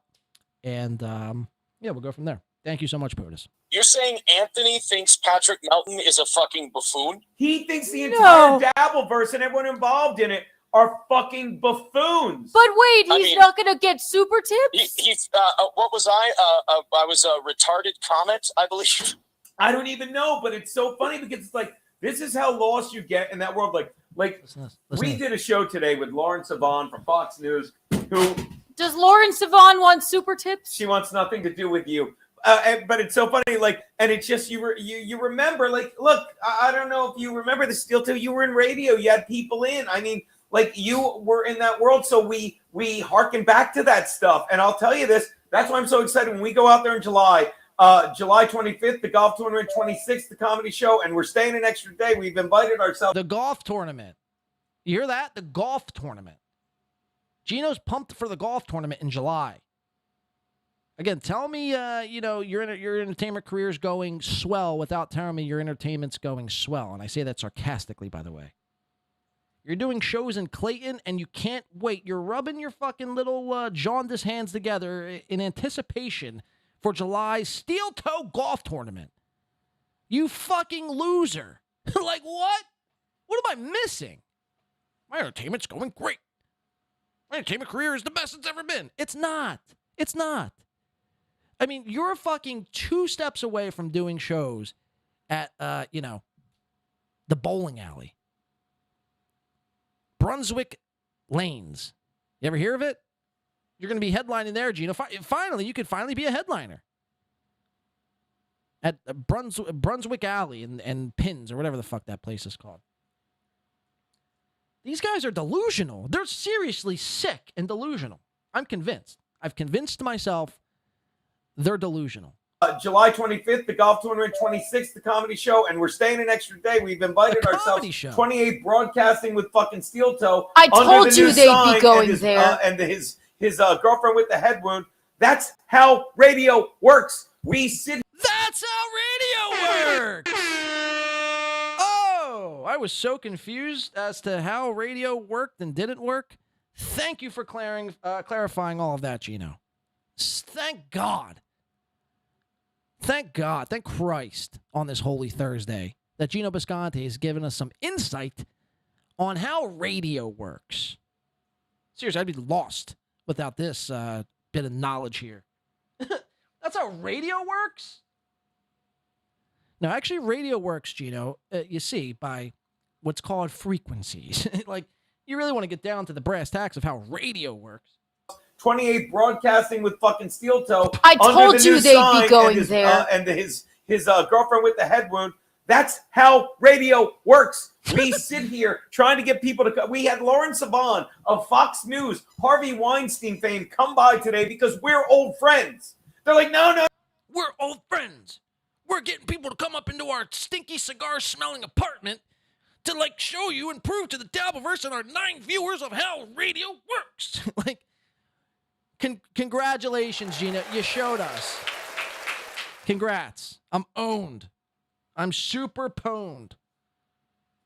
And now I have an updated lesson on how radio works. I got to just invite people into the apartment to do interviews. And that's how radio works. Put it on a t-shirt. Radio works. We sit here trying to hear that again. The girlfriend with the head wound. That's how radio works. We sit here trying One more time for the people. A girlfriend with the head wound. That's how radio works. We sit here trying to get people to come. We had Lauren Sivan of Fox News, Harvey Weinstein fame, come by today because we're old friends. They're like, no, that's not broadcasting. Broadcasting is getting a lot of super chats and having graphics and playing fucking whistle dog noises. You suck, Patrick Melton. All the meanwhile, his girlfriend in the background is doing a graphic of Patrick Melton's face and like effects. That's how radio works. So which is it, Gino? Do you need graphics? Do you not need graphics? I'm lost again. Graphics and playing fucking whistle dog noises. You suck, Patrick Melton. Patrick's on. Hold on. Patrick apologized to SteelToe. I'm in love with you. I know. It's or in Patrick's case, I mean, really, your whole shtick is just watching me do it. Yeah, and didn't he try hurt people? Okay, and Patrick, let me ask Aaron something, and I'm asking you as well. But I'm going to ask Aaron first, and then you can weigh in. Didn't Patrick? He has nothing without you. Like we were shitting on Stevie Lou, that piece of shit, the other day. Listen to this. Yesterday, he's like, "You guys need me." Gino was shitting on Stevie Lou. It's hard. Sorry, I got to pause this a lot because I got to just slow it down a bit because Gino's cadence is of one of a woodpecker. It's hard to keep up. So he was watching Stevie Lou, shitting on Stevie Lou the other day, and then just listen to the contradictory statement Gino's about to make out of his dumb, stupid, wet-brained mouth. We were shitting on Stevie Lou, that piece of shit, the other day. Yesterday, he's like, "You guys need me for content." That is the line of a pathetic fucking idiot, okay? And is it really? Why does that keep cutting off like that? I don't know. That is the line. Stevie Lou, all right, Gino was watching Stevie Lou, to which Stevie Lou says, "You need me for content." To which Gino says, that is a line of a pathetic fucking loser. Why is it contradictory, you may ask? Well, because Aaron says that about everybody. He literally just got done saying that Patrick Melton pretty much just watches me do it. And he said it, you know, there's example after example of Aaron boasting about, you know, watching me is somehow a win for him. Gino doesn't even know the points he's making. He's making our point. But I'm going to ask Aaron first, and then you can weigh in. Didn't Patrick, he has nothing without you. Like, we were shitting on Stevie Lou, that piece of shit, the other day. Yesterday, he's like, "You guys need me for content." That is the line of a pathetic fucking idiot, okay? So you're pretty much calling Aaron a pathetic fucking idiot, right? And I'm not talking about you because it's... Oh, I'm not talking about you. I'm not talking about you. I know you do that every day, but I'm not talking about you. You're excluded from this conversation. I mean, okay, old piece man. Of shit the other day. Yesterday, he's like, "You guys need me for content." That is the line of a pathetic he knows. fucking idiot, okay? And I'm not talking about you because it's you. obvious. Fucking Patrick Melton needs you for content because fucking that's his show. And he tried to make fun of someone new yesterday, and everyone's like, "Why are you doing that?" Like he's got nothing. What? So you were watching Melton's show and keeping your eyes on the chat? For a guy who you claim to hate and call a fat fuck and all this shit, you're sure watching a lot of his material. Like, what Patrick doesn't understand is that he doesn't have any fans. He has people that are really pissed at me. I don't know if you know this, Gino, but my personality is very polarizing. I mean, hell, you guys have liked me, hated me, and liked me. I mean, so obviously I have a personality that... Let the record show you hated us, but you hated me before you liked me. I love relationships like this because we're passionate fucking people, and I never want a middle ground. We don't. Patrick Melton... Guys, it's not fake. It's not delusion. It's passion. Again, news to me. That's how radio works. Passion of the Christ. Mel Gibson flick. Check it out this weekend while you're enjoying your Easter festivities. Passion, he says. We're passionate people. Okay, passion. Like, that's what he praised. It's the same thing we talk about Melanie Mack. Everyone's like, Melanie Mack hates gays. I'm like, or she loves people that hates gays and their money. You know, but all we do is speak the truth. And everyone's like, "Oh, SteelToe lies." No, SteelToe may say shit, and then he gets caught. He's like, "Oh, you got me." But we always fucking... Wait. People may say SteelToe lies. No. SteelToe may say shit, and then, you know, people call him out, and then he says, "Whoa, you got me." Again, you're just proving our point. You're saying... Does he know that, one, that there's a microphone on, and two, like, the points he's making are points that we make? Is this somehow one elaborate troll from Geno? See, I don't think that to be the case because he's, one shot of Jameson away from being, tied up into a hospital bed with IVs attached and a feeding tube down his throat from all the jaundice. Listen to this again and tell me he's not making the point. But that all we do is speak the truth. And everyone's like, oh, SteelToe lies. No, SteelToe may say shit, and then he gets caught. And he's like, oh, you got me. But we always fucking speak the truth and move on from it. These guys are Mountain. I'm talking about you. You lip. Yeah, I know, and I know everything about Aaron because I have all of his emails. My lost interest is in your laugh, and maybe you'll clip this. But again, I heard you do have all these. But again, all these people get so caught up. Reading all of Aaron's emails and jerking off to them. He does crank it out to your emails. Hit the like button. Some of them are pretty spicy. But no, I think somebody was checking in on it, and I think one of his streams before he started talking about me had 13 live viewers at its peak. Okay, that is a fact, but and I'm not even running cover for Mountain. Fuck Mountain. But what does that have to do with anything now? The fact of the matter is now, Mountain does, pretty much surpass you in every metric. What does him having 13 live viewers have to do with anything now? Right now. The same argument could be said about any of us. Right? Even about you, SteelToe. Even about Geno. Geno still, guess what? Geno still has 13. Actually, no, he doesn't. He has 11 live viewers. So what are we talking about, man? What are we talking? You guys literally just need each other to, do I dare say, seethe with each other? Like this is one group coping session? You guys need to be there, to hold each other in your times of hurt feelings? What is it?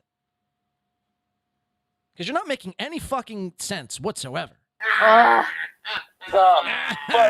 no, I think somebody was checking in on it, and I think one of his streams before he started talking about me had 13 live viewers at its peak. Oh, no. Don't you dare say that. Don't you dare say that. That would tell you why it's all SteelToe all the time, no matter how embarrassed. It's cost him a lot. There's all the stuff. There's all those third world aristocrat videos of the nasty shit he said about kids, the pedo stuff. There's now the hacking thing. He's received, by his own admission, he's received gigabytes and gigabytes of my stuff. Some of it he's posted close up, and I've recreated. And then yesterday he was having such a hard time coping with that. Aaron, you can't figure out how to work basic streaming software or how to angle lighting the right way so it doesn't bounce off your fucking noodle fucking head. But you recreated some text message? What? You don't know how to cut the grass or use a leveler or know how to know what is or isn't a straight line. Self-admit it. You don't know how to read a straight line, but you recreated a text message? Okay. Again, anyone could just say things, right? And I've recreated. And then yesterday he was having such a hard time coping with that. I was having a hard time walking. Said, no, it was actually these. And it's such a weird lie to tell because I know, because I saw it, I recreated it. It was my document. He knows that he did it, but he just can't live with himself knowing that the public knows that he did that. The guy's remarkably thin-skinned for a rhinoceros. I know. It's because I'm so enormous. My skin is about to break. Let me tell you something, Aaron. Here we go. Go on, bud. Go on. The only reason I went through your entire Google Drive was because I was looking for pictures of children. You didn't have any. And so it meant nothing to me. Oh, man. Sheriff Dabbler coming in for 5 says, you guys are all real brave behind your microphones. You wouldn't be like this if you were all in the same room because you know you'd possibly get hurt. I'm not going to do my show in a public setting. There's other ways around it. I mean, I don't know what you're. Is this a threat somehow? I don't know what you're trying to angle towards. I tried calling out Aaron the Box, or for him to come on my show, or whatever the case may be. I mean, I don't know. I don't know what you want me to say. No one's scared about getting hurt. I am not worried about any of these people. None of these people in this universe are athletic enough to throw a punch that would hurt. I mean, can we establish one thing? Sheriff? Dabbler? That would insinuate that any of these people could fight. Nor do we even want to take it there. You know, who wants to sit there and fight? We make fun of your show and the gaffes and the hypocrisies and delusions. And only guys like Chad want to sit there and meet at Stuttering John's front door to fight. Nobody's looking to fight. It's gay. I don't want to touch another man's face with my fist. It's pretty gay. It's pretty gay. So, I don't know. Thank you for the 5. I don't know. Maybe elaborate. I mean, furthermore, I don't know. Let's just keep watching the clip. Thank you for the 5. Man, you almost feel bad for the guy. I feel bad for myself. I'm sweating. I used to stand up. Then people heckled me. It does. It really, just being in this shit world. And I'm sorry, you're not like you wake up every day and and have topics to talk about. Like, that's the thing. It's like, I like that we're doing a show. People see it. It's like they fucking Kevin is literally, like I said it, like when Keanu went on a show, I'm like, you need to pay Keanu. I don't want money from Kevin. He's a buddy of mine. I don't sit there on the street. But it's like, you're giving money to fucking Stevie Lou, that piece of shit. And everyone's like, well, you get paid because he's going to shit on you. No, you get shit on because he doesn't like you. You came up in radio. Remember when you'd go on any show and you'd never be like, hey, can I get paid? You want the exposure. You want people to not only know who you are, but what you're about. It's the opposite in the Dabbleverse. Hey, pay me, but we're not talking about me. This isn't about me. I'm going to shit on other people. You're fucking all pieces of shit. Stevie Lou, Granny, you're fucking garbage. You're garbage. And I'm telling you, it's over. It's coming around. You realize, like, this is your life. What are you doing, Gino? Daddy's doing fine. Daddy's got stuff in the way. Daddy's doing fine. Daddy's doing a fine. Sorry, my air horn seems to be broke.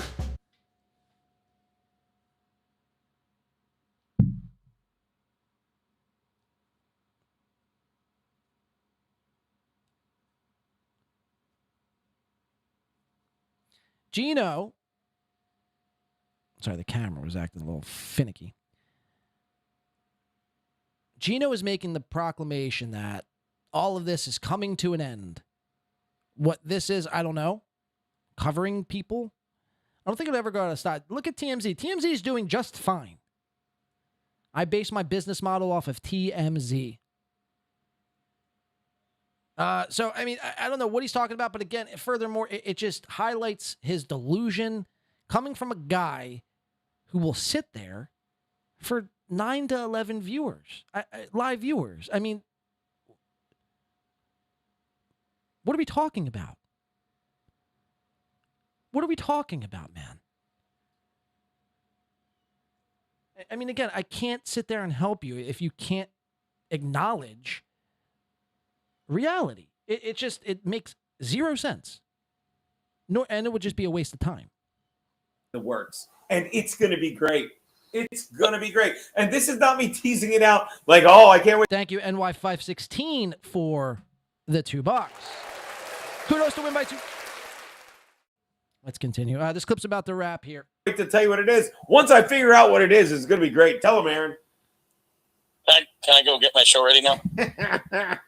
Yeah, get it ready. I'll be watching. Yeah, Melky will be watching.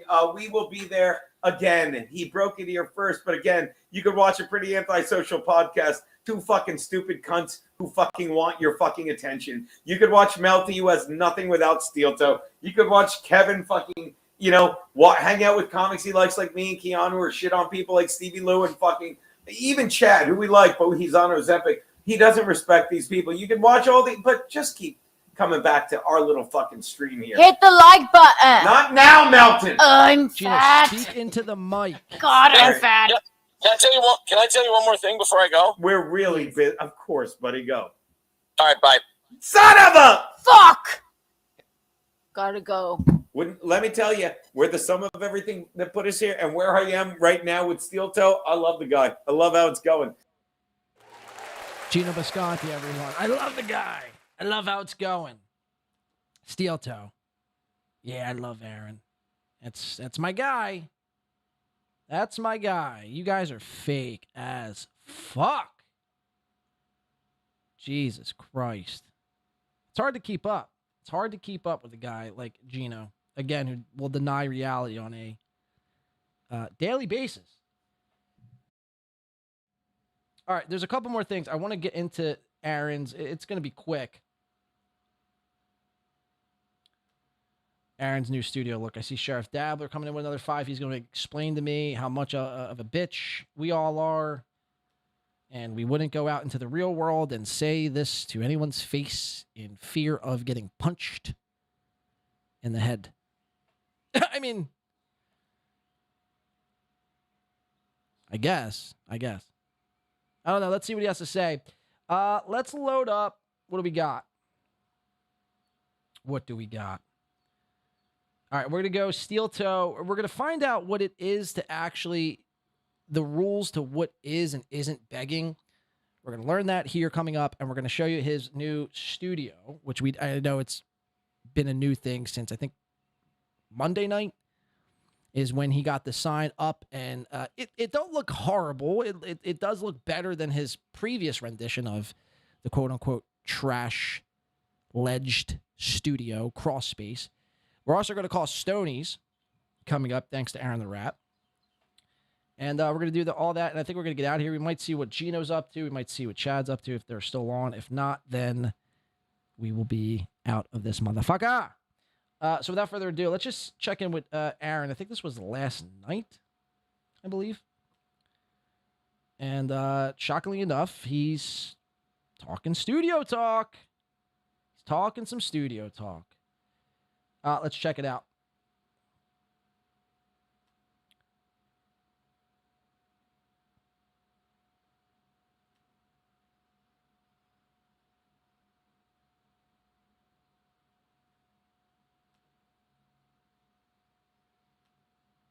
Aaron Imholtes. Sorry, I'm finding the fucking clip here. All right, here we go.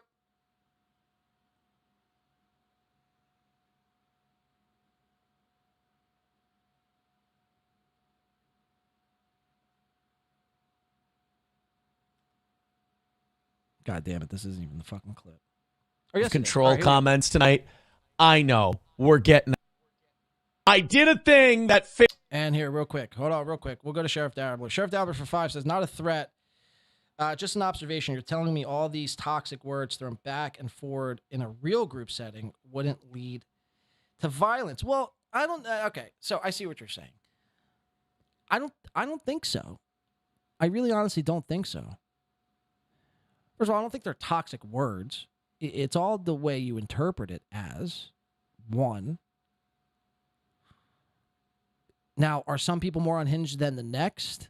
Sure. Like if I were to say any of these things to some people, I'm not using any one specific person, but if I were to say some of these things to some people, yeah, they might take it a certain way. Like Stevie Lou, we'll just use him as an example. He seems to be a hothead.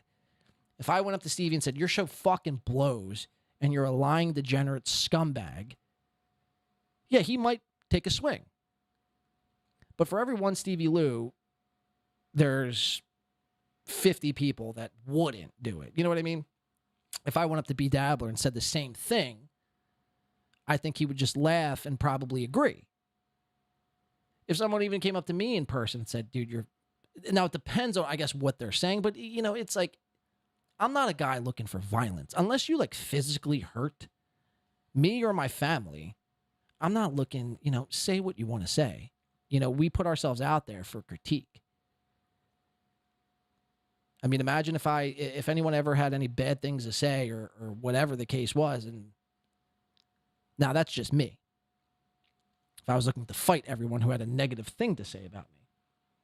Again, that's just me, and not everyone is like that. Some people do take, because they don't know how to use words, I think, is really what it boils down to. They don't know how to use words, so they get mad. They get so mad, and they're stewing. And the only thing they know how to do is lash out with their fists. So, yeah, I could see some people would freak out, lash out, and throw some punches. I don't think most people would, though. I don't think most people would. I could be completely wrong. You could be completely right in this matter. That's just my personal opinion. But thank you for the 5. All right, let's get into this. This is from last night. SteelToe Aaron's courtesy of Stalin 19. The clip reads that Nick Rekieta's pre-sentence investigation report and camera fixed. So this is the start of the show. We're going to get fix the thing, updates. and I'm the biggest moron alive for not fixing it sooner. Let's come to me. Good evening, everyone, and welcome to SteelToe.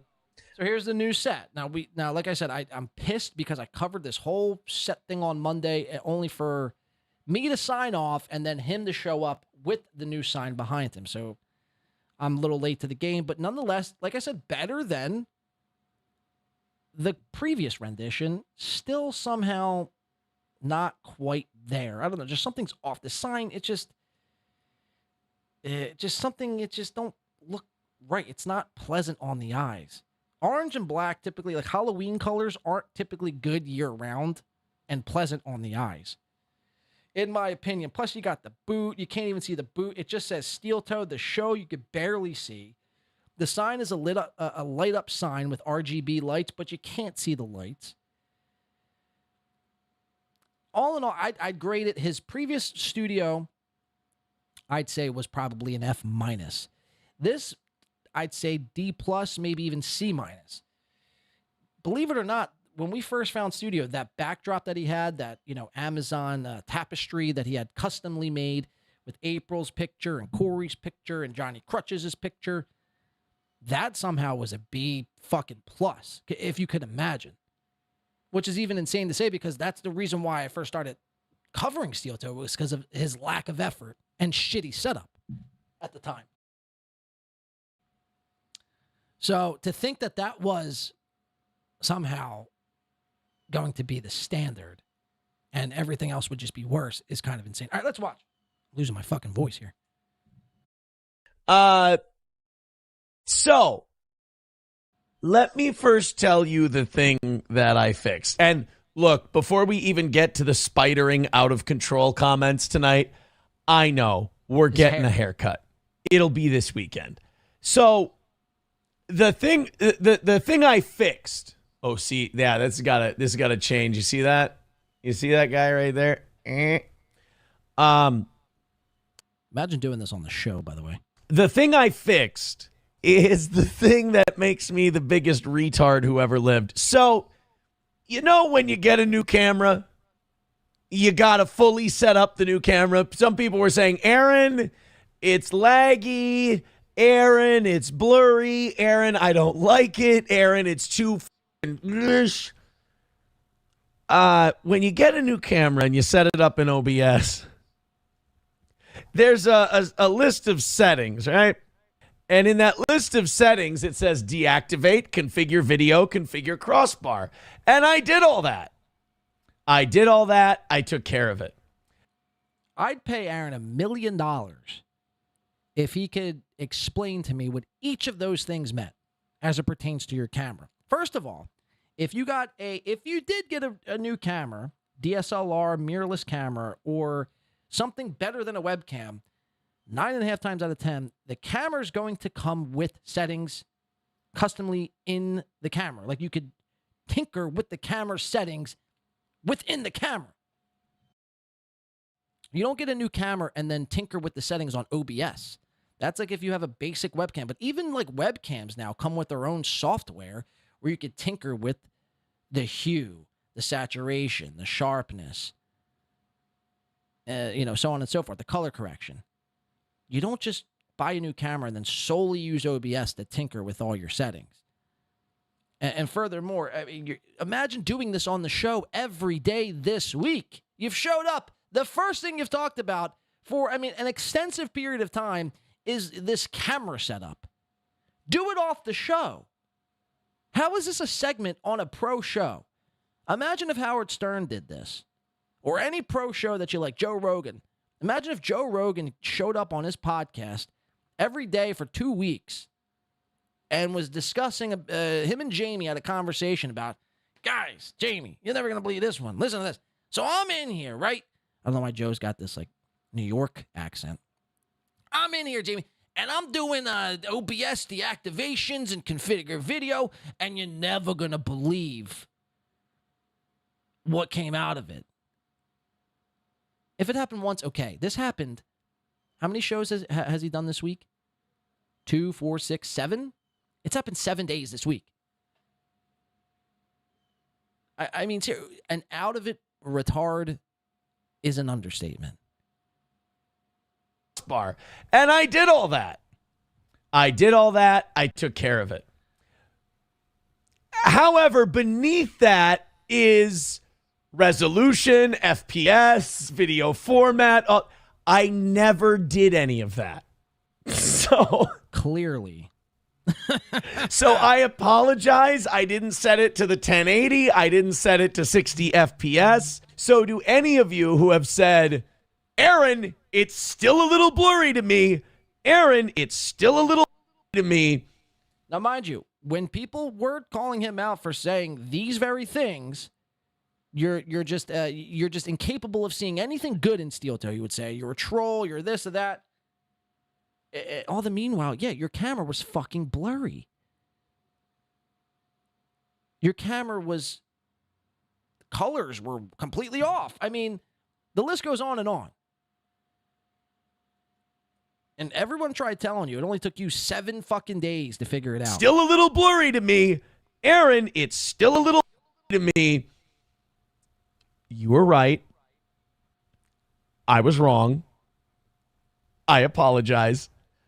I had not set up the thing right. No shit. But I got it set up. It's set up now. Now, the other thing I did, and you'll notice it, and I hate it, and I think I'm going to change it back. Okay. I eliminated one of the lights. It's too dark, and now it's too glary in my glasses. Too glary. I don't like. I'm going to go back to one light. Oh, I got one light now just straight on. I hate it. Thank God. I was so concerned about the other light being too overly glary in your glasses. Wow, this is true. This is really happening. He's getting rid of the other light? No, thank God he's telling me this. I don't like. I'm going to go back to one light. Oh, I got one light now just straight on. I hate it. Why not just do it? Why not just do it? Furthermore, why, when I'm ever redoing studios, I don't come back on when things are almost finished. I only come back on when they're finished. I mean, imagine.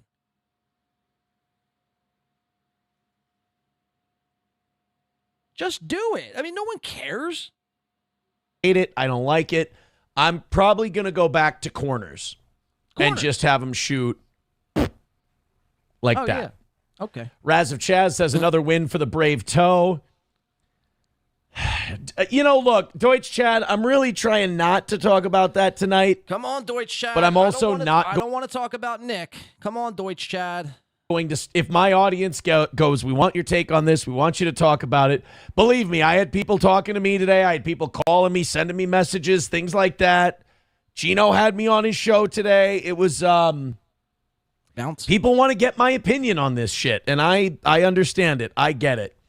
Atomic Race, no third world aristocrat Melton videos tonight. He says, I'm filing a report with FBI cyber crime unit. Yeah, I saw a lot of people in Melton's own chat going, this is a win for the toe. This is a win for Imholtes. He's got Patrick here. He found out Patrick was watching, and he didn't have his hand at the tiller, and Imholtes fires up the third world aristocrat video. You had Patrick's own people going, I'm unsubbing. This is disgusting. This is gross. And I had a conversation with Zumach about this today. Zumach DM'd me. He was very nice. He asked my permission to use something. I told him. It was very kind of him. And he goes, yeah, look, I mean, the talking about kid stuff is up, no doubt. He goes, but what do you say to it's just jokes? You still have to own your jokes. I've been telling jokes, like, I still go on stage more than Patrick Melton does. And I'm not even a comic. And you still got to own your jokes. That's something I've learned a long time ago. Is that it doesn't matter if you're joking or serious. Once it leaves your mouth, people can take it as a joke or not a joke. And they get to decide what you are. That's part of being a public figure. I joke about shit all the time. People go, you're a Nazi, you're an anti-Semite, you're a racist, you're this and that. Because of the jokes I tell. I can't sit there and cry like Patrick does. Go, I'm going to sue everybody who says mean things about me. No. You're allowed to, it's the Eminem. It's the B-Rabbit concept. Don't quote Eminem. I am whatever you say I am. No, he quoted Eminem. Fuck. We're quoting 8 Miles B-Rabbit. Guys, I don't care how much you despise Melton. There's some of us here today that have more of a disdain for Melton than the next person. All fine and good. I don't care how much you hate Melton. You can't find yourself aligning with this guy either. This guy's the biggest, phony. In the history of phony. He's the biggest dork in the world. The biggest liar in the world. Melton's right up there. Don't get me wrong. Melton is up there. But if you're giving me a choice between Melton or SteelToe, I'm sorry. If both gentlemen are lined up on the edge of a cliff, and you told me you can only push one off, and the other one would continue to survive in the world as we know it, I'm sorry, I'm pushing SteelToe off that cliff. I just can't. I can't with him. I cannot. Again, he lives in such a delusional fantasy world and an echo chamber. And he'll sit there and tell you how you're wrong. Mind you, he literally just did it in the beginning of this clip.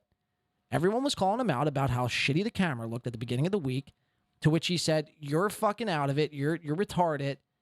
The camera looks great. I look great. You're just a SteelToe seether. Comes on this clip and goes, guys, I was wrong. You were right. No shit. No shit. Tell me something I don't know. So again, I'm no fan of Melton. I don't want to get things twisted. But SteelToe, he has a way to grind my gears like no one else. Maybe I'm just too invested. I'm overly invested. Maybe that's a personal problem with me. All right, let's continue watching. It's the B-Rabbit concept. I am whatever you say I am. Oh, spare me. So, as far as like the third world aristocrat stuff goes, you can hide behind, look, every hack who's told an unfunny joke that bombed, or any hack that said a retarded thing, hides behind, I was just joking. That's the number one trick in the hack toolbook. So as far as... You would know. As far as the third world aristocrat video from today goes, I got to say, huge win for the toe and a stroke of genius on my part. Thank you very much. Numero uno Josh Denny fan wants me to talk about the Rikiada rumored 30 days in jail thing. First of all, we're going to discuss it a little more in depth in a second, but I think that's an inappropriate song, 30 Days in the Hole. Look, guys, there but for the grace of God go I. I committed a crime as well. I'm very sorry about it. It was a mean, shitty thing to do. It doesn't feel right celebrating someone else's suffering. Actually, that part is authentic. I do. I feel bad. It was a shitty thing to do. I was a retard back then. Learned a lot. Only once you realize. Back then, that was less than a year ago. Back then, you still are a retard. What are we talking about here? Again, and this is my dilemma in the beginning of the show. As hilarious as it would be to see Nick behind bars for 30 days, 80 hours of community service, and 5 years of probation, I almost don't want any of that simply because this man would be, singing from the fucking rooftops. So what do you do? As hilarious as it would be, trust me, I would throw a party if Nick went to jail. But then that just means Aaron gets to boast and brag and sing more karaoke. Fuck, man. That's a conundrum we find ourselves in. But again, it's like,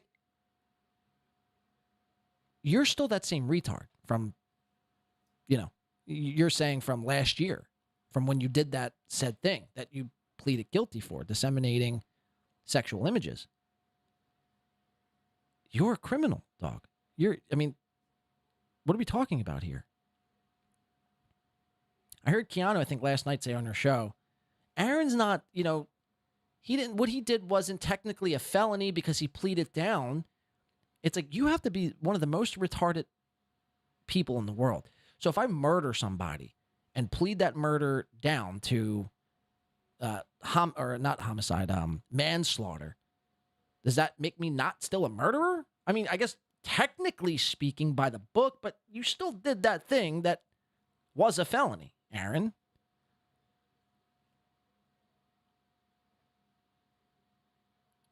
You're no better than Nick. And that's always been my thing. You might hate Aaron, so you like Nick.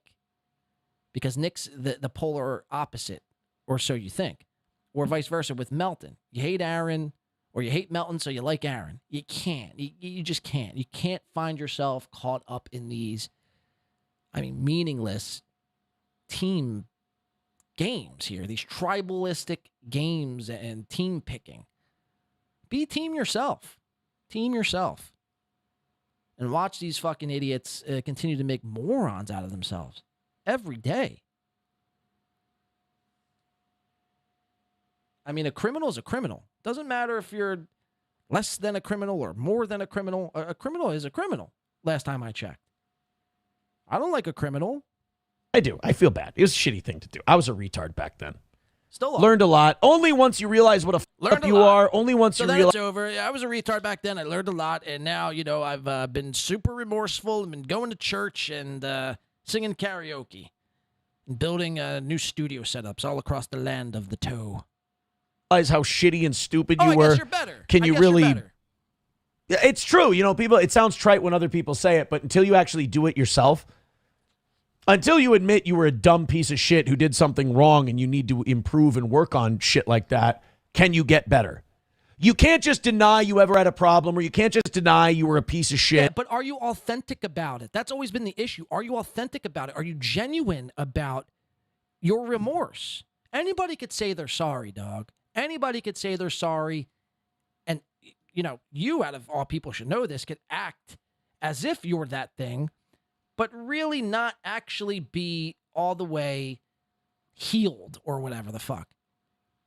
Anybody could say they're sorry. It's what are your actions after saying that? They always say actions speak louder than words. You haven't changed. Just because you're saying that you changed doesn't actually mean you changed. Anybody could say again that they changed. And again, people don't really change. They adapt. And either they get better or they get worse. So what are we talking about here? So I said I was a piece of shit and I admitted it. So therefore, I'm better than Nick now. You're not. You're not. I can make a million arguments as to why you're worse than Nick. Jay says, 07, can you shout out the radio? Hey, Radio Shaman, I heard he's a big fan here at the 2. Shout out to Radio Shaman on behalf of J.E. Air horn still broken. Still broken air horn, are we? Fuck. Thank you for the 5, Jay. Shout out to Radio Shaman. What a guy. Guy that is. The Radio Shaman.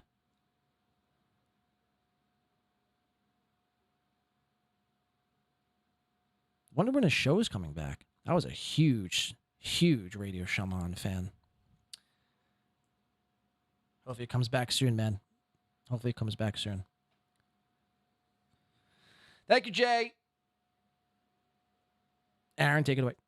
Shit, and then get better. It doesn't work that way. It starts with contrition.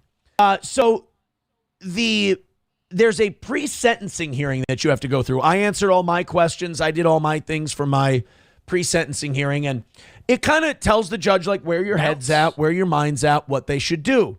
It's done by the probation office, and the probation office gives their recommendation to the judge for sentencing. Now, the probation office must not have been very impressed with the interview that they were given by Nick, because they came out with their recommendation today, and their recommendation to the judge was 5 years probation, which we kind of thought 3 to 5 years probation, but I thought that would be it. 80 hours of community service. That's two full weeks of work, right, of community service. And the kicker, and this shocked the hell out of everyone, 30 days in jail. Now, that's not the stayed sentence. Nick's going to get a prison sentence. And, he's going to get all that shit stayed, and then he's going to get probation. And if he completes the probation, he won't do the prison time. This is the sentence.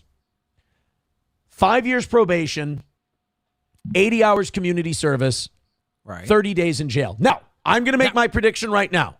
By the way, Nick's lawyer's counteroffer was 1 year probation.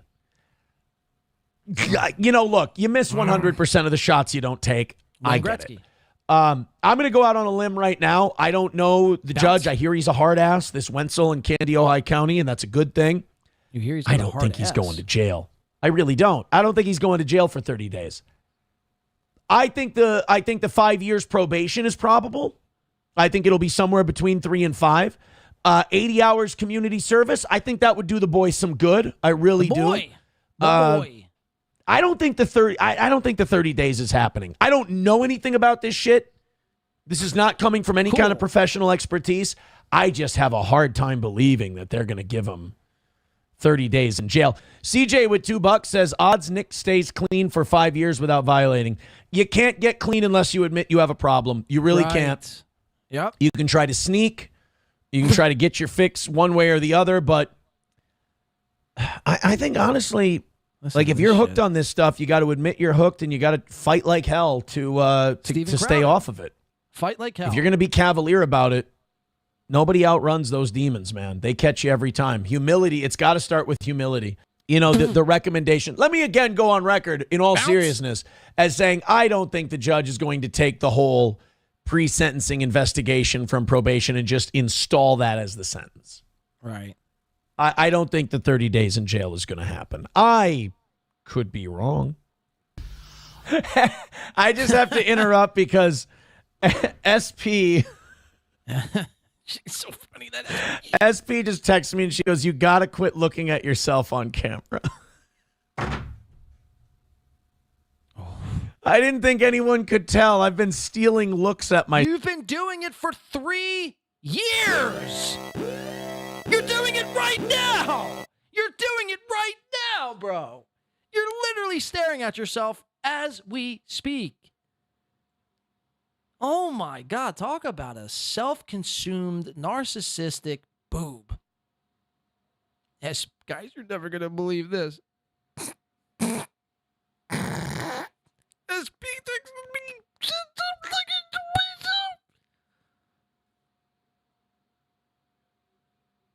You've been doing it for 3 years.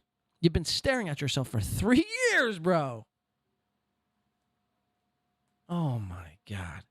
And you hear him earlier talk about he's like some AA Bible thumper. You can't sneak any in. The way to get clean is to admit you have a problem. It's like, bro, where did you see that out? On a bumper sticker? I mean, come on. Let's be real. You've never been to an AA meeting. You've never been to an NA meeting, a CA meeting, a PA meeting. Come on. Myself periodically during the show tonight. Yeah, I guess to put a bow on it. Bounce. You know what? I was being ignorant. Someone told me tonight, they said, Aaron, are you going to talk about this tonight? And I said, I don't want to. I'll talk about it if the audience wants to. And like 10 minutes into the show, people are like, what did you think of the thing? What did you think of the thing? And I'm like, let's try to have some fun with it. How about some songs? Bounce? How about some? I figured we'd get 2 or 3. And we ended up making metric tons of money tonight. Yes, Small Town MN Gal says, did the audience just outbeat the dead horse? I really think they did. So there you have it. Aaron last night reacting to Nick's news and discussing his camera. That's somehow still not working properly. It's all incredible. Again, the level of delusions not only the SteelToe lives under, but Gino and Keanu. Gino and Keanu, that is. It's insane. It's just all insanity. All right, I want to do one more little guy. This was from So Thorough Joe Burrow. This is just the rules of what is and isn't begging, and then we're going to get, I think, out of here for the day. I appreciate everyone coming through, doing what you got to do on today's show, hitting the like button, sharing the show. If you super chatted in or gifted memberships at the beginning, thank you so much. Great performance here by me. So kudos to me. This was SteelToe. This was clipped up by So Thorough Joe Burrow. Again, I'd say one of the best clippers in this verse, and pretty much takes the best parts of SteelToe, and that is the begging. Don't get it twisted. That is the best parts of SteelToe, and breaks that down into about a 5-6 minute clip. Adds a little sound effects, little boing sounds, little graphics, PayPal, Cashapp, Streamlabs, Venmo, effects, and really boils it down to really show us how much this motherfucker actually begs. Now, we all know this already. This is nothing new. I get it. But what is news and new to me is the fact that the whole time I thought this was begging. Turns out it's not. Turns out it's not begging. And we're actually going to learn that here today from Aaron himself. I know.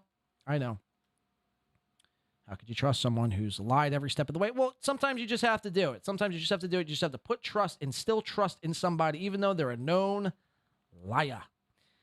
Let's check it out. This is So Thorough Joe Burrow. Aaron's begging. This will be the last thing we do. Thank you so much. If you haven't yet already, hit the dislike button. Hit your wife. Just be active. Be proactive in this show somehow, some way. And we'll see you next time.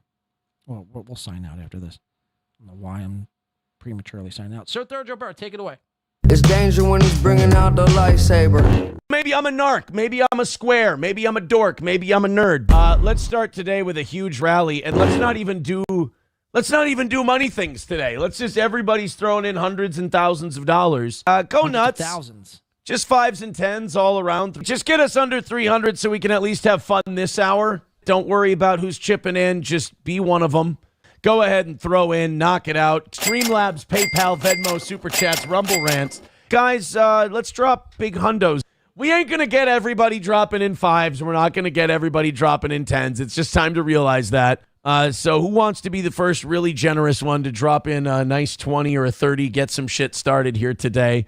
Streamlabs, PayPal, Venmo, Super Chats, Rumble Rants. We've been on for an hour and 20 minutes. We've made a hot $15. Hey, boys and girls, we're fucked. Let's just all drop $5,000 and we'll be done for a while. Look, see how big the loss can be today. We're going back to where we were, boys and girls. I told you this would happen. I think we hung in there a lot longer than I thought we would. And if you're one of our audience members who's of means, throw us a couple of bucks and let's see if we can't have ourselves a win today. We're about 2 hours into today's show. We've made $30. Hey, 10 minutes left in the hour. We can get to 200 by the end of it. Huh? We've made just under $60. Oh, no, Renegger, that does not count as begging. Saying what your goal is and then saying how people can contribute, not begging. It's the additional commentary after. We didn't make... Okay. Sorry, this is what was news to me. I didn't know this wasn't begging. I thought this entire time was just begging. It turns out it's not begging, asking for cash and letting people know where to donate at. It's actually begging when it's the additional commentary after the fact. Got it. Okay, just so we're clear. Bucks. Oh, no, Renegger, that does not count as begging. Saying what your goal is and then saying how people can contribute, not begging. It's the additional commentary after. We didn't make any money during that clip. 2:15 away from today's goal and 37 minutes away from 9 o'clock. I don't blame you. It's just fucking sad and retarded. $100 in 30 minutes? I think so. Hey, guys, 205 away from today's goal. How about a $100 drop right now? I want to see $100 in 10 minutes. I think it can be done. We're going to miss by a big number. All right, you guys want to watch black people fight at McDonald's? 180 away from today. All right, we're $80 behind. Keep it going, guys. $180 away from today's goal. It's doable. It's winnable. 170 away from today. 160 away from today. Are we going to hit it? Probably not. If we lose, we lose. Me, I'm not doing the last 5-minute shit. I'll lose like a man today. You guys have 4 minutes left of Johnny. Or easily, Johnny said he's leaving if we don't hit the goal today. Done. Unless this goal gets met, I'm regulation time. Me, I believe in rewards. The goal is the overtime is a goal met thing. All right, man, you're out of here in 2 minutes. You know that, right? Right, unless some crazy big donos or a flood of small ones, and I'll take it either way. Yeah, it's gonna take $110 in a minute for Johnny to have to stay for the rest of for overtime today. So I think we're getting ready to say goodbye to Johnny. But today is a no begging day. Shit's getting crazy. No begging day. The number one giver there's no additional commentary so far is at $42, but we got somebody at 40. We've got a bunch of people at 20 and 25. We got someone at 38. We got someone at 42. We got someone at 40. I mean, it's really close. Crazy. All right, Johnny, 105 away from today's goal. It looks like you can get the fuck out of here. All righty, man. Thanks for your time. See you later, fucking traitor, disloyal cunt. You're getting overtime regardless because, shit. No begging for money today. Let's just give the audience a good show. I mean, guys, this is crazy doable. Go ahead. Keep throwing in. Streamlabs, PayPal, Super Chats, Rumble Rants. I'm telling you. Oh, my God. Walter with $50 says...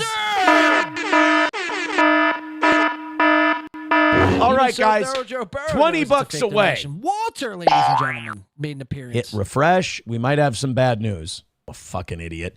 Guys, we got 3 minutes left, and we're only $15 away. Let's do it. Let's fucking go. We're not going to do the last 5-minute bit, but boy, would I like to not do the last 5-minute bit. We're not going to do the last 5-minute bit. Well, guys, it looks like we're going to miss today by about $15. But you know what? Honestly. Uh-oh.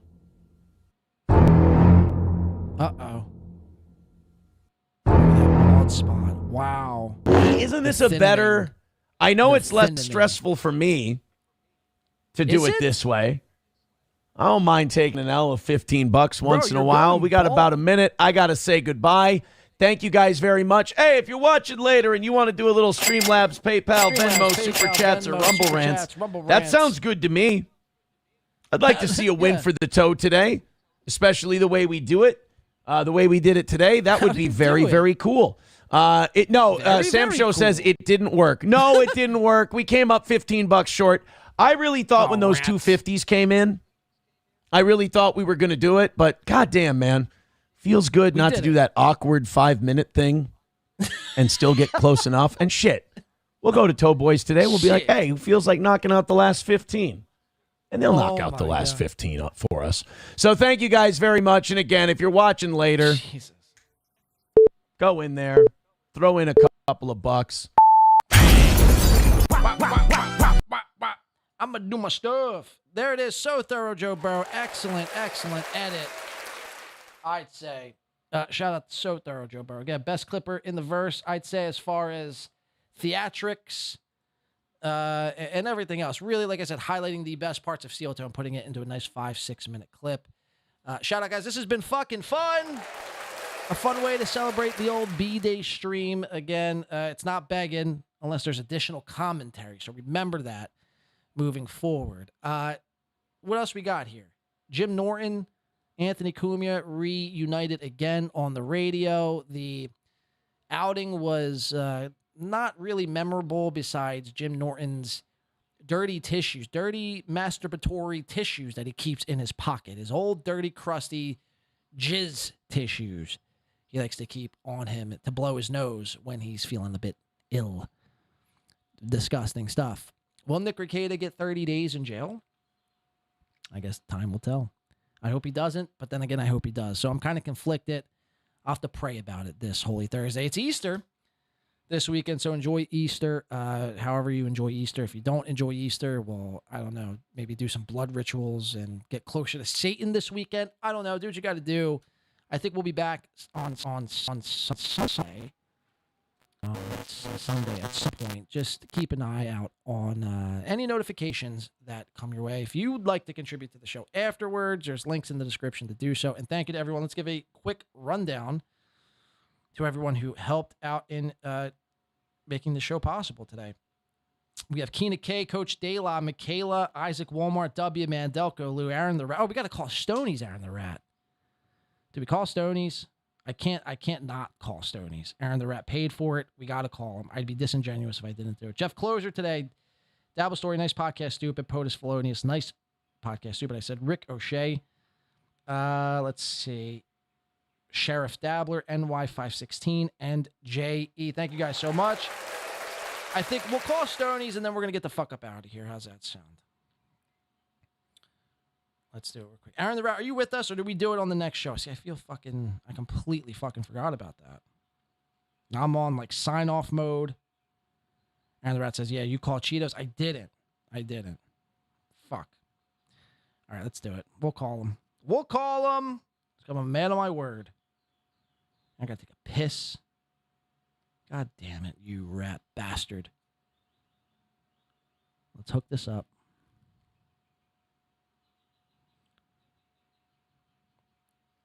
We're going to call Stoney's. Cheetos, the owner of Stoney's. Let's get the number.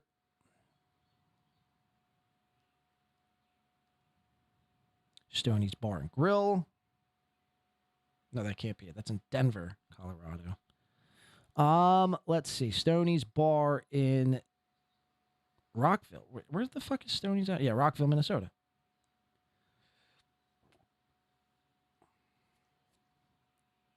All right, let's give it a call.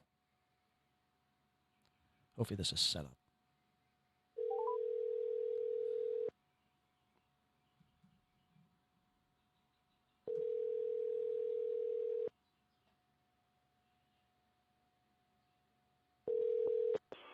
Stoney's Bar, Brian. Yo, what's going on, Cheetos?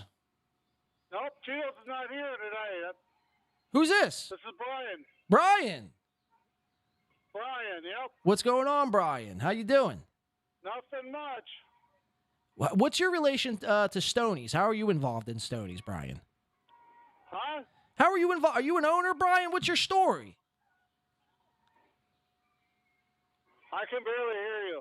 Brian, I don't want to play these games, Brian. I know you could hear me, Brian, son of a bitch. How did you get involved in Stoney's?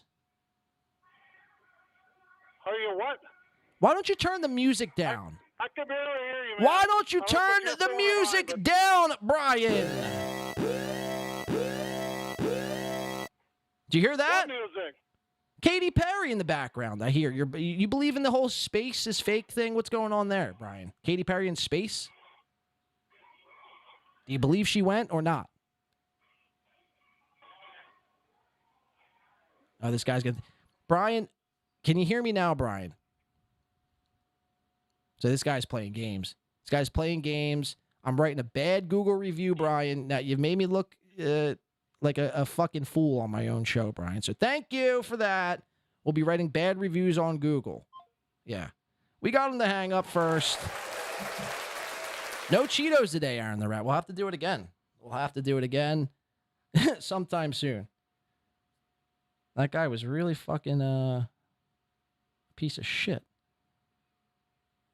Just wanted to talk to Cheetos. Anyway, which way, guys, thank you so much for a fun time. Brian stinks, they're saying. Thank you for a fun time. Thank you for an amazing show. And thank you to everyone who contributed on today's show. Thank you, the Rat. Go crazy, the Rat. By tomorrow morning on Rumble Friday, SteelToe better not have a studio left. Until next time, guys, this has been fun. Have a great Holy Thursday, a better Good Friday, a great Saturday. And I think we'll see you back here on Easter Sunday. Don't do anything I wouldn't do. Don't do anything I would do. Kind of coast on by until next time. And most importantly, stay black, my friends. Thank you so much. It's been fun. I've been your host, Blade. We'll see you next time. Bye-bye.